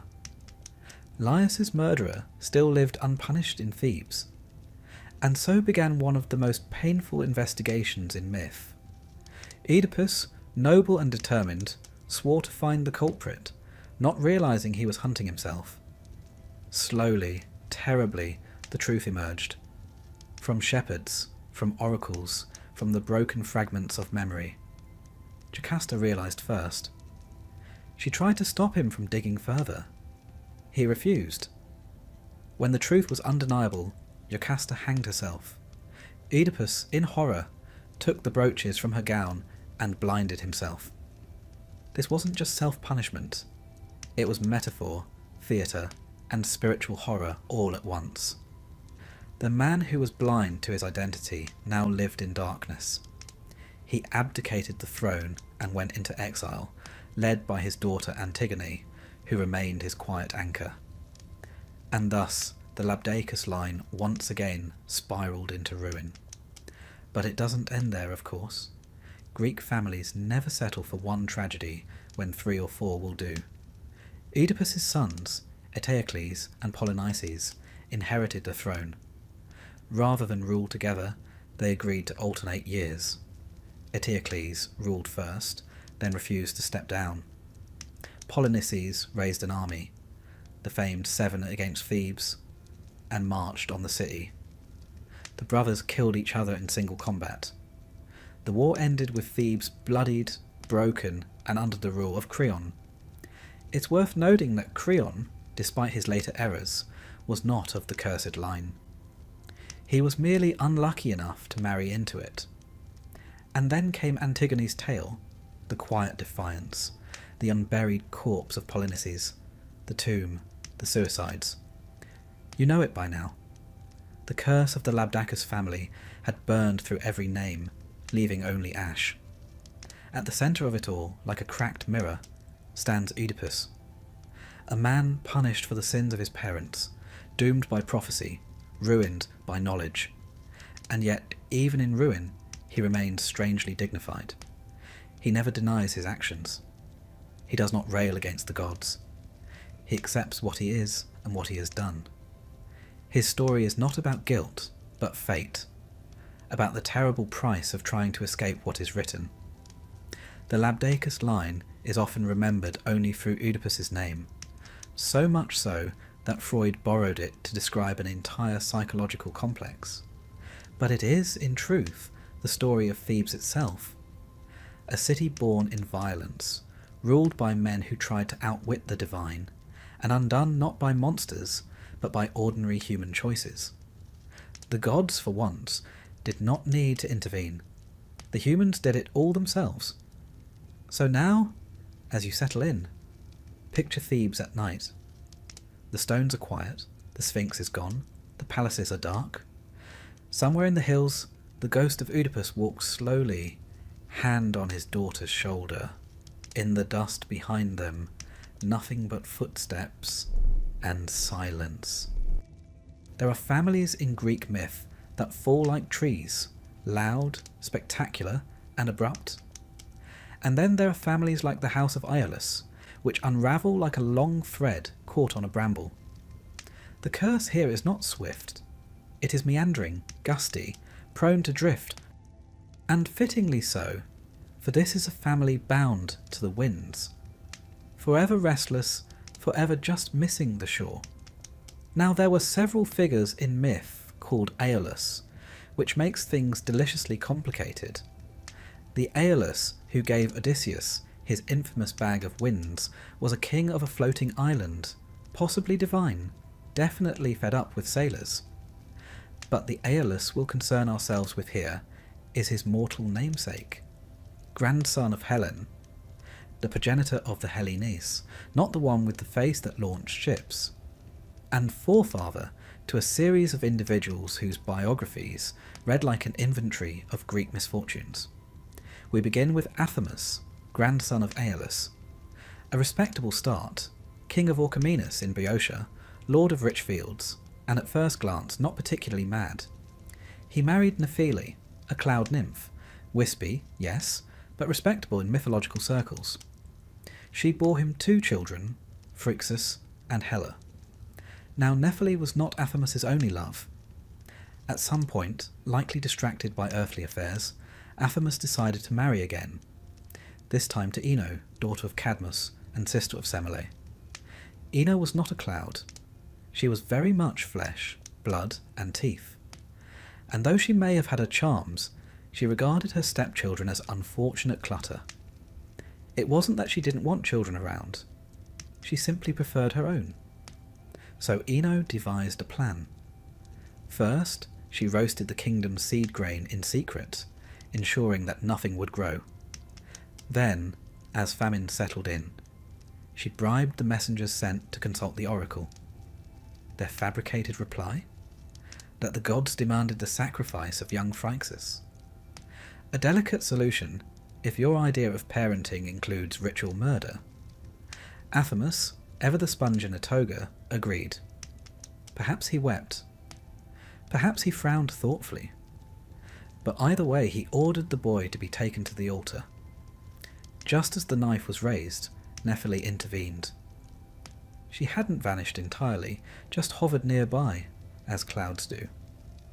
She sent a miraculous creature, a golden ram with wings, a gift from the gods to rescue her children.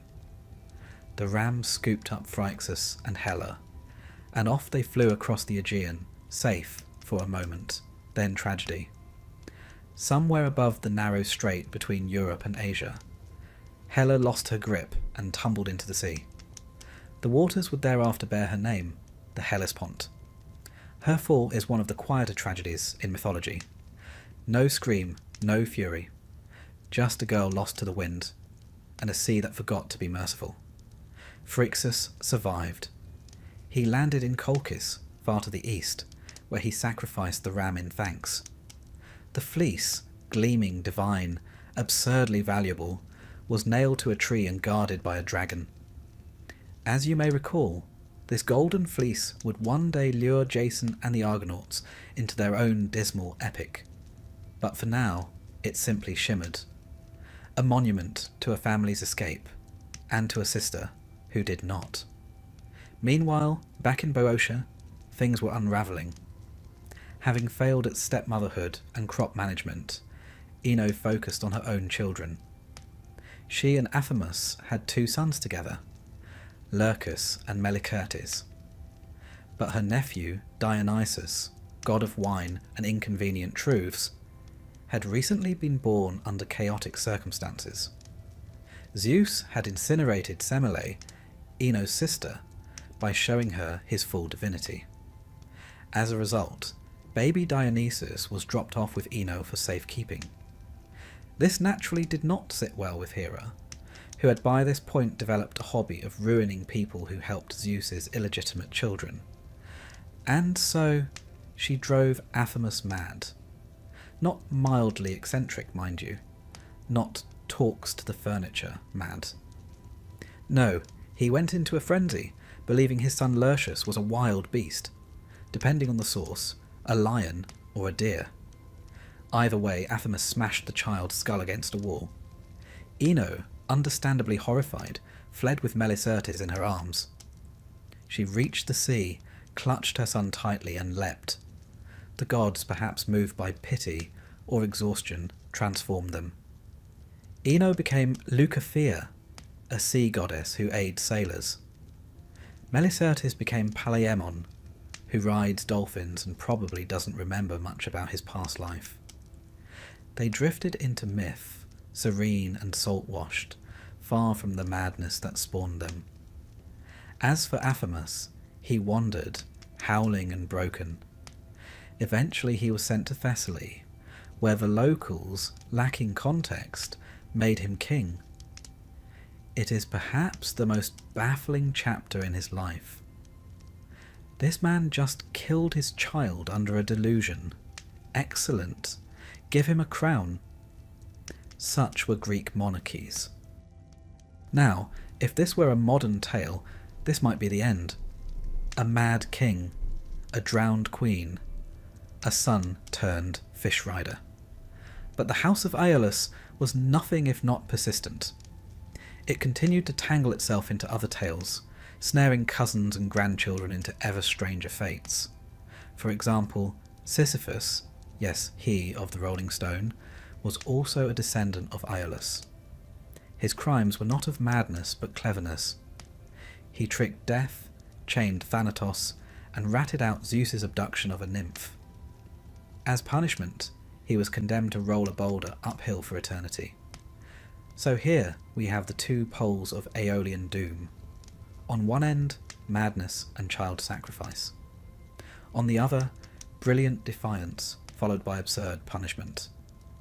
Whether you screamed into the sea or rolled rocks forever, you are still part of the club. There is also Odysseus, whose lineage, according to some sources, includes ties to Autolycus, son of Hermes and another Aeolid. Autolycus was a thief, a shapeshifter, and a liar. Traits which, filtered through a few generations, became Odysseus's defining virtues. And so, when Odysseus lands on the island of Aeolia during his wanderings, he's unknowingly revisiting family. This Aeolus, keeper of the winds, is yet another bearer of the name, living on a floating bronze island surrounded by cliffs. Aeolus receives Odysseus warmly and gives him a leather bag filled with all the winds, save the west wind, which will blow him straight home. But Odysseus, being Odysseus, doesn't tell his crew what's in the bag. They assume treasure, gold, jewels, secrets. So while Odysseus sleeps, a dangerous habit of his, they open the bag. The winds burst forth, and the ship is hurled backward, away from Ithaca, to the edge of the world. They return to Aeolus, begging for help. But he, seeing their misfortune, declares that they must be cursed by the gods. He refuses to assist again. A rare moment of divine boundaries.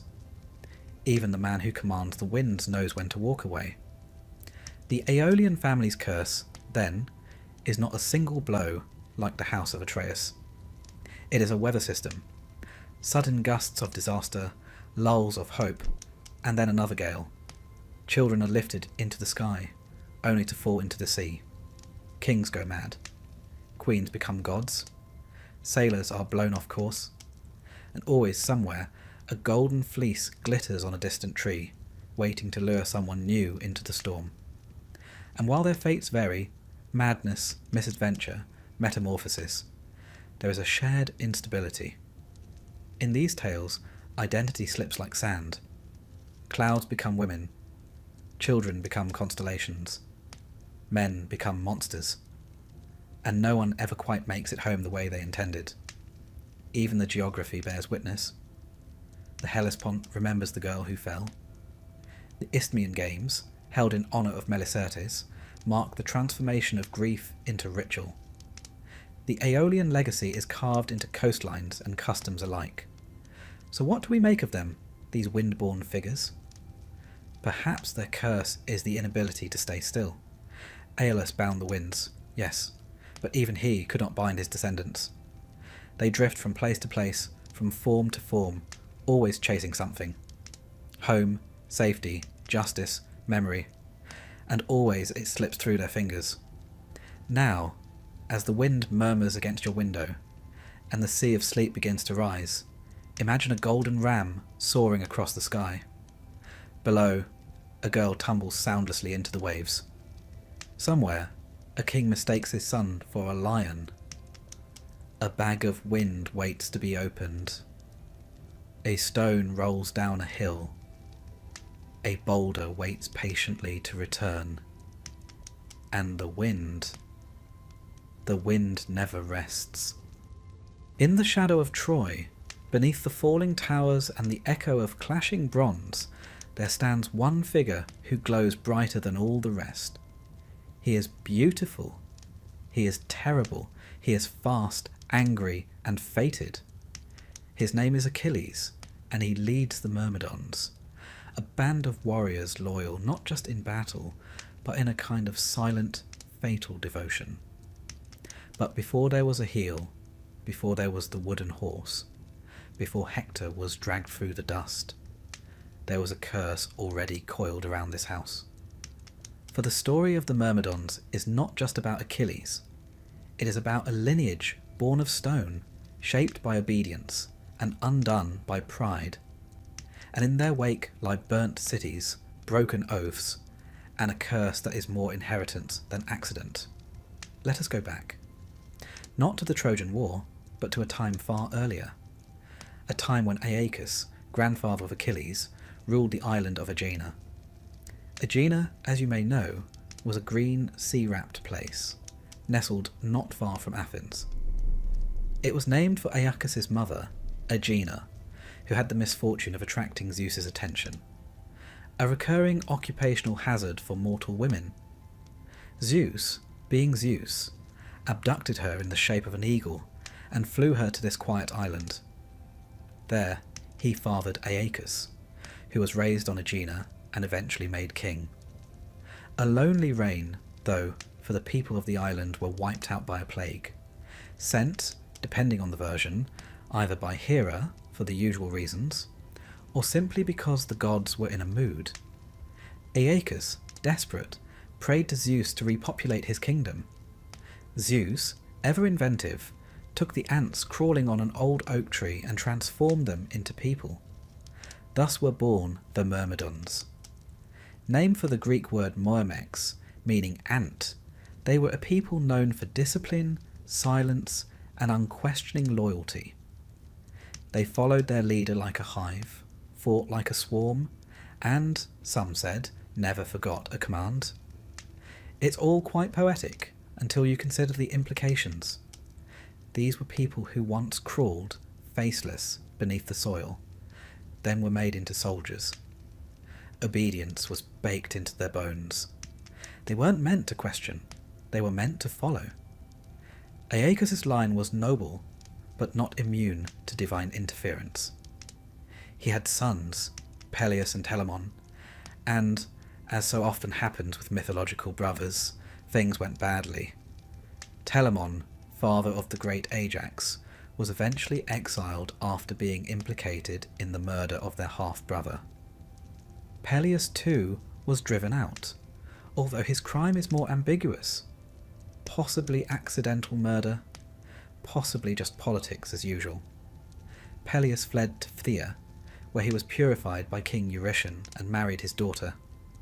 But that wife died. Eventually Peleus remarried, this time to a sea goddess. Not just any goddess either.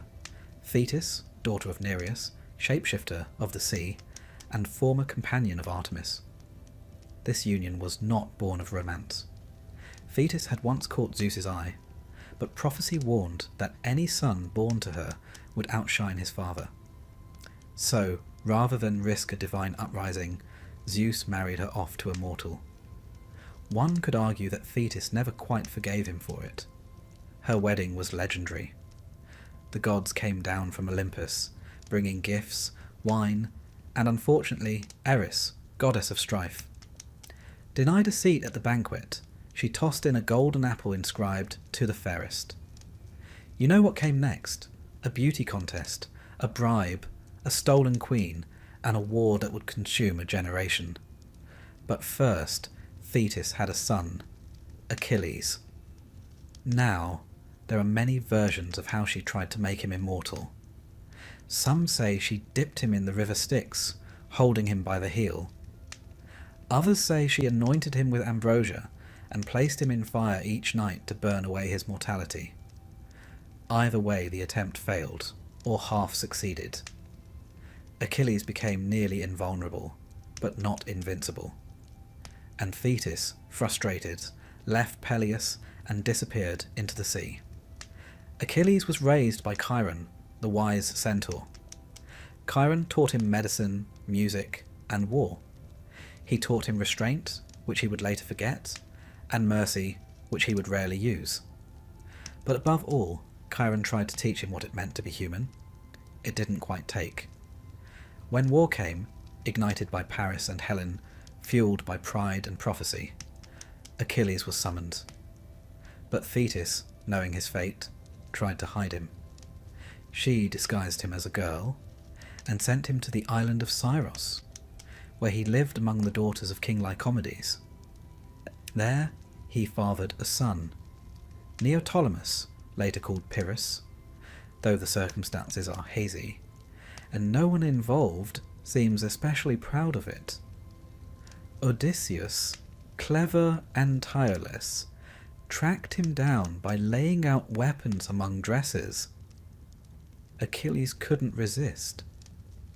He reached for the sword. War it was. And so he sailed to Troy, bringing with him the Myrmidons, the Ant-Men, loyal as ever. Their arrival turned the tide.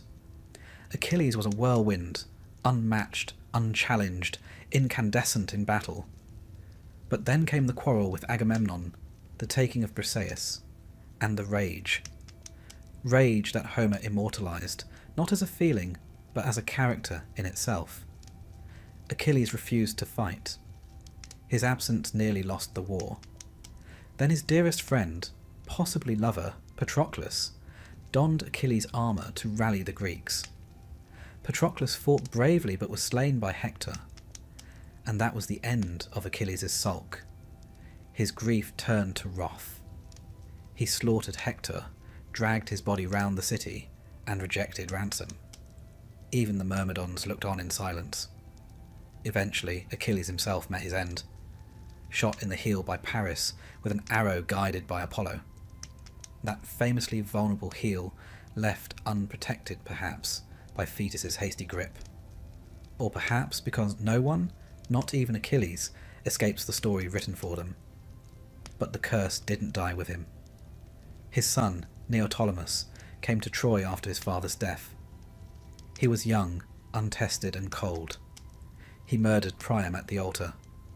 He threw Astyanax, Hector's infant son, from the walls. He was not his father's equal in glory, but he surpassed him in cruelty. After the war, Neoptolemus took Andromache, Hector's widow, as a concubine. They had children, but peace eluded them. Later, he married Hermione, daughter of Helen and Menelaus, another fraught union.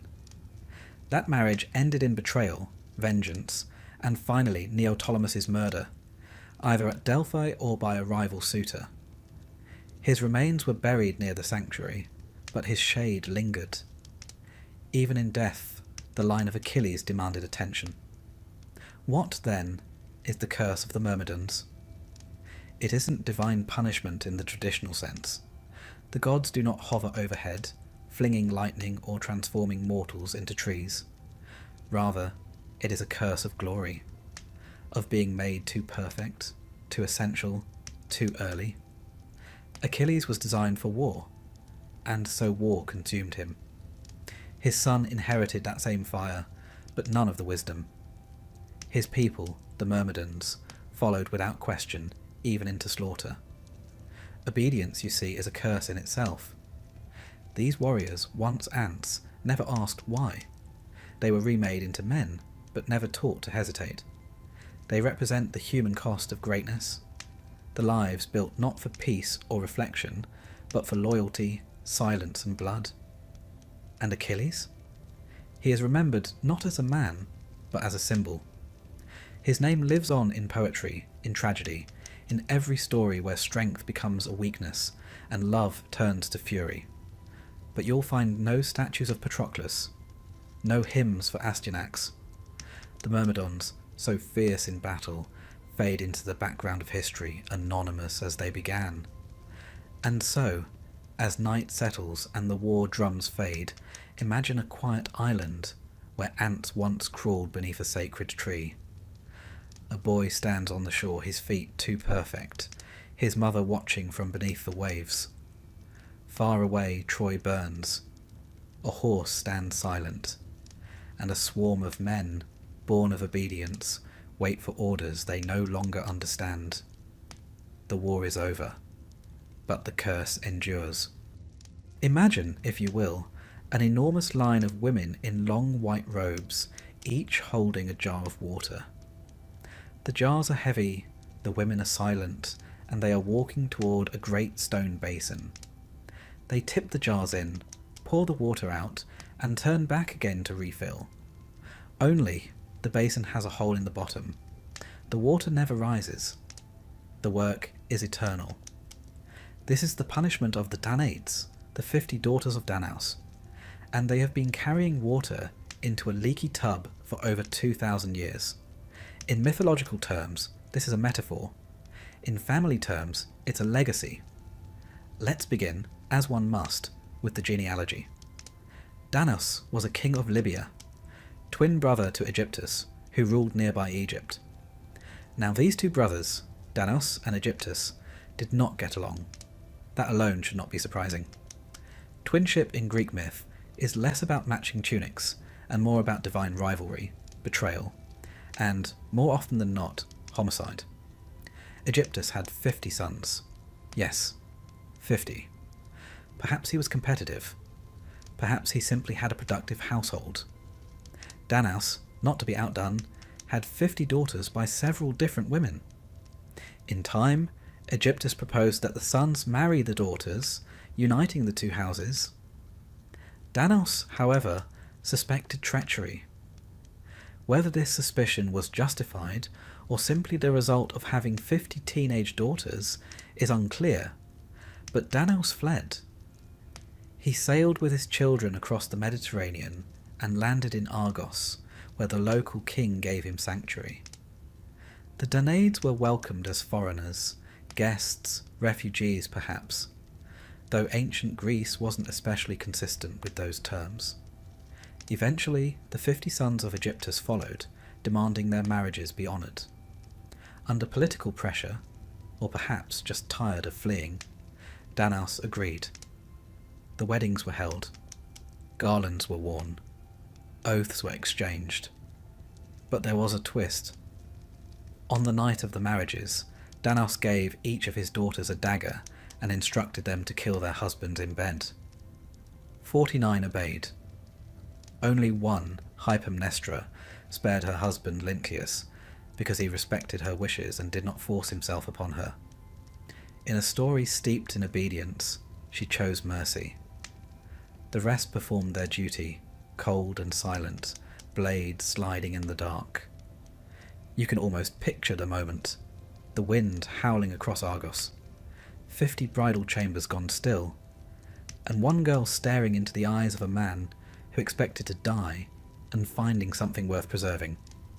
This act of rebellion, this single refusal, is the crack in the curse.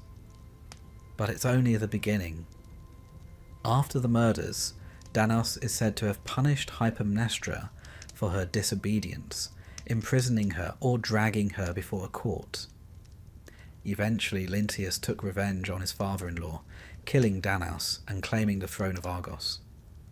He and Hypermnestra founded a dynasty. Their line would one day include Perseus, Heracles, and Helen herself. But the rest of the Danaans were not so lucky. Their punishment was eternal labour in the underworld, carrying water to a broken cistern, a task without end. The symbolism is quiet but crushing. Purification that never purifies. Effort that never pays off. It is a kind of domestic Sisypheanism, less dramatic than pushing a boulder, but no less cruel. Why, you might ask, were they punished?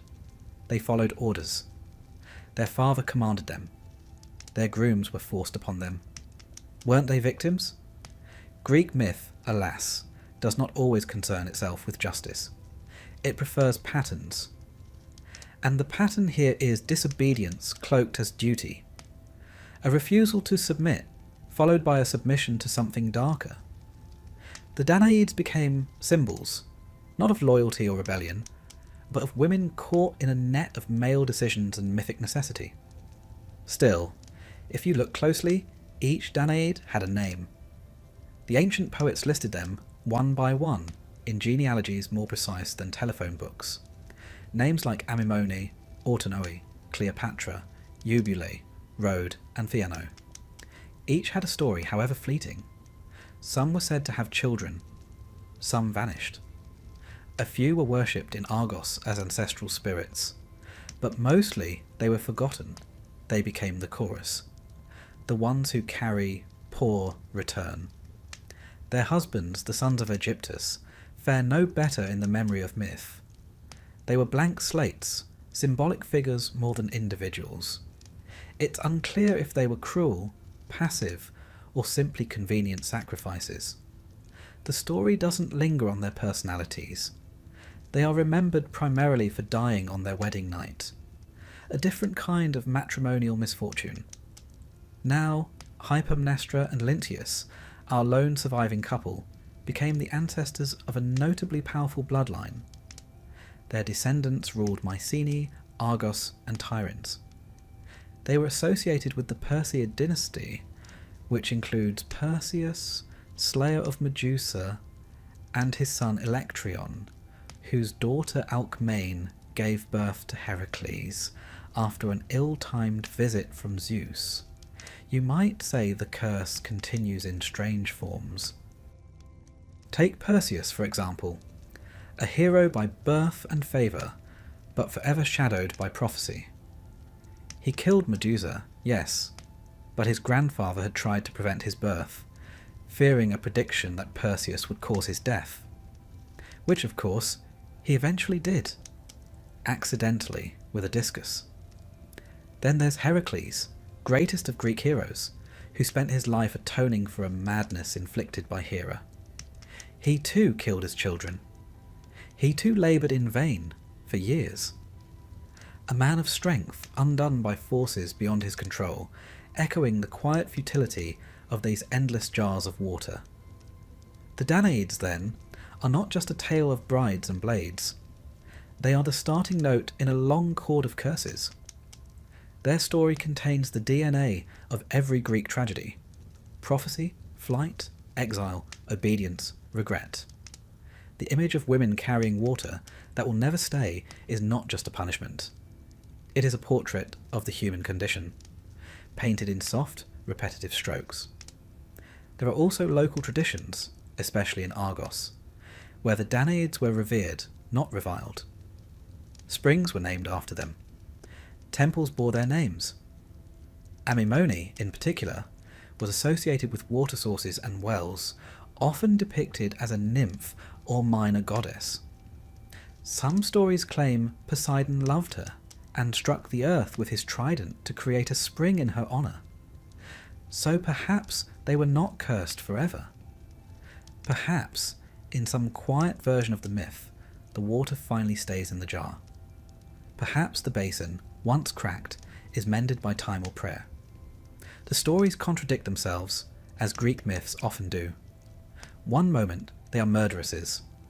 The next they are deified. The truth, as ever, rests somewhere in between. It's worth noting that the Danaid story was frequently adapted into Greek tragedy. Aeschylus wrote a play, The Suppliants, in which the daughters of Delos flee to Argos, begging for sanctuary from forced marriage. In this version, they are not brides but refugees. The city must decide whether to defend them or send them back. It's an ancient reflection on asylum, agency, and the strange, thin line between sanctuary and sacrifice. We, the listeners, know what comes next. We know that murder waits beneath the veil. But for a moment, in the city square, they are simply women seeking a place to live freely. And Argos, noble Argos, chooses to protect them. That brief mercy may be why they were remembered with altars instead of curses. Greek myth, after all, are not fixed. They breathe, they contradict, they forget. The same Danaids who are damned in Hades might also be worshipped in a grove on a spring morning. The same dagger that ends a marriage might also mark the start of a legend. The punishment in one version is the origin of water in another. And so, as we close this quiet book of curses, let us return to that line of women walking softly with their jars. It is neither day nor night. The underworld is not cruel. It is simply indifferent. They lift, they pour, they turn again. But now, perhaps one looks up. She sees the stars. She thinks of Argos. She remembers the sea breeze. And though the water still vanishes, she begins to hum. Because in myth, as in life, the curse is not always what it seems. Sometimes the endless labour becomes rhythm. Sometimes futility becomes ritual. And sometimes the quietest voice, like Hypermnestra's, is the one that endures.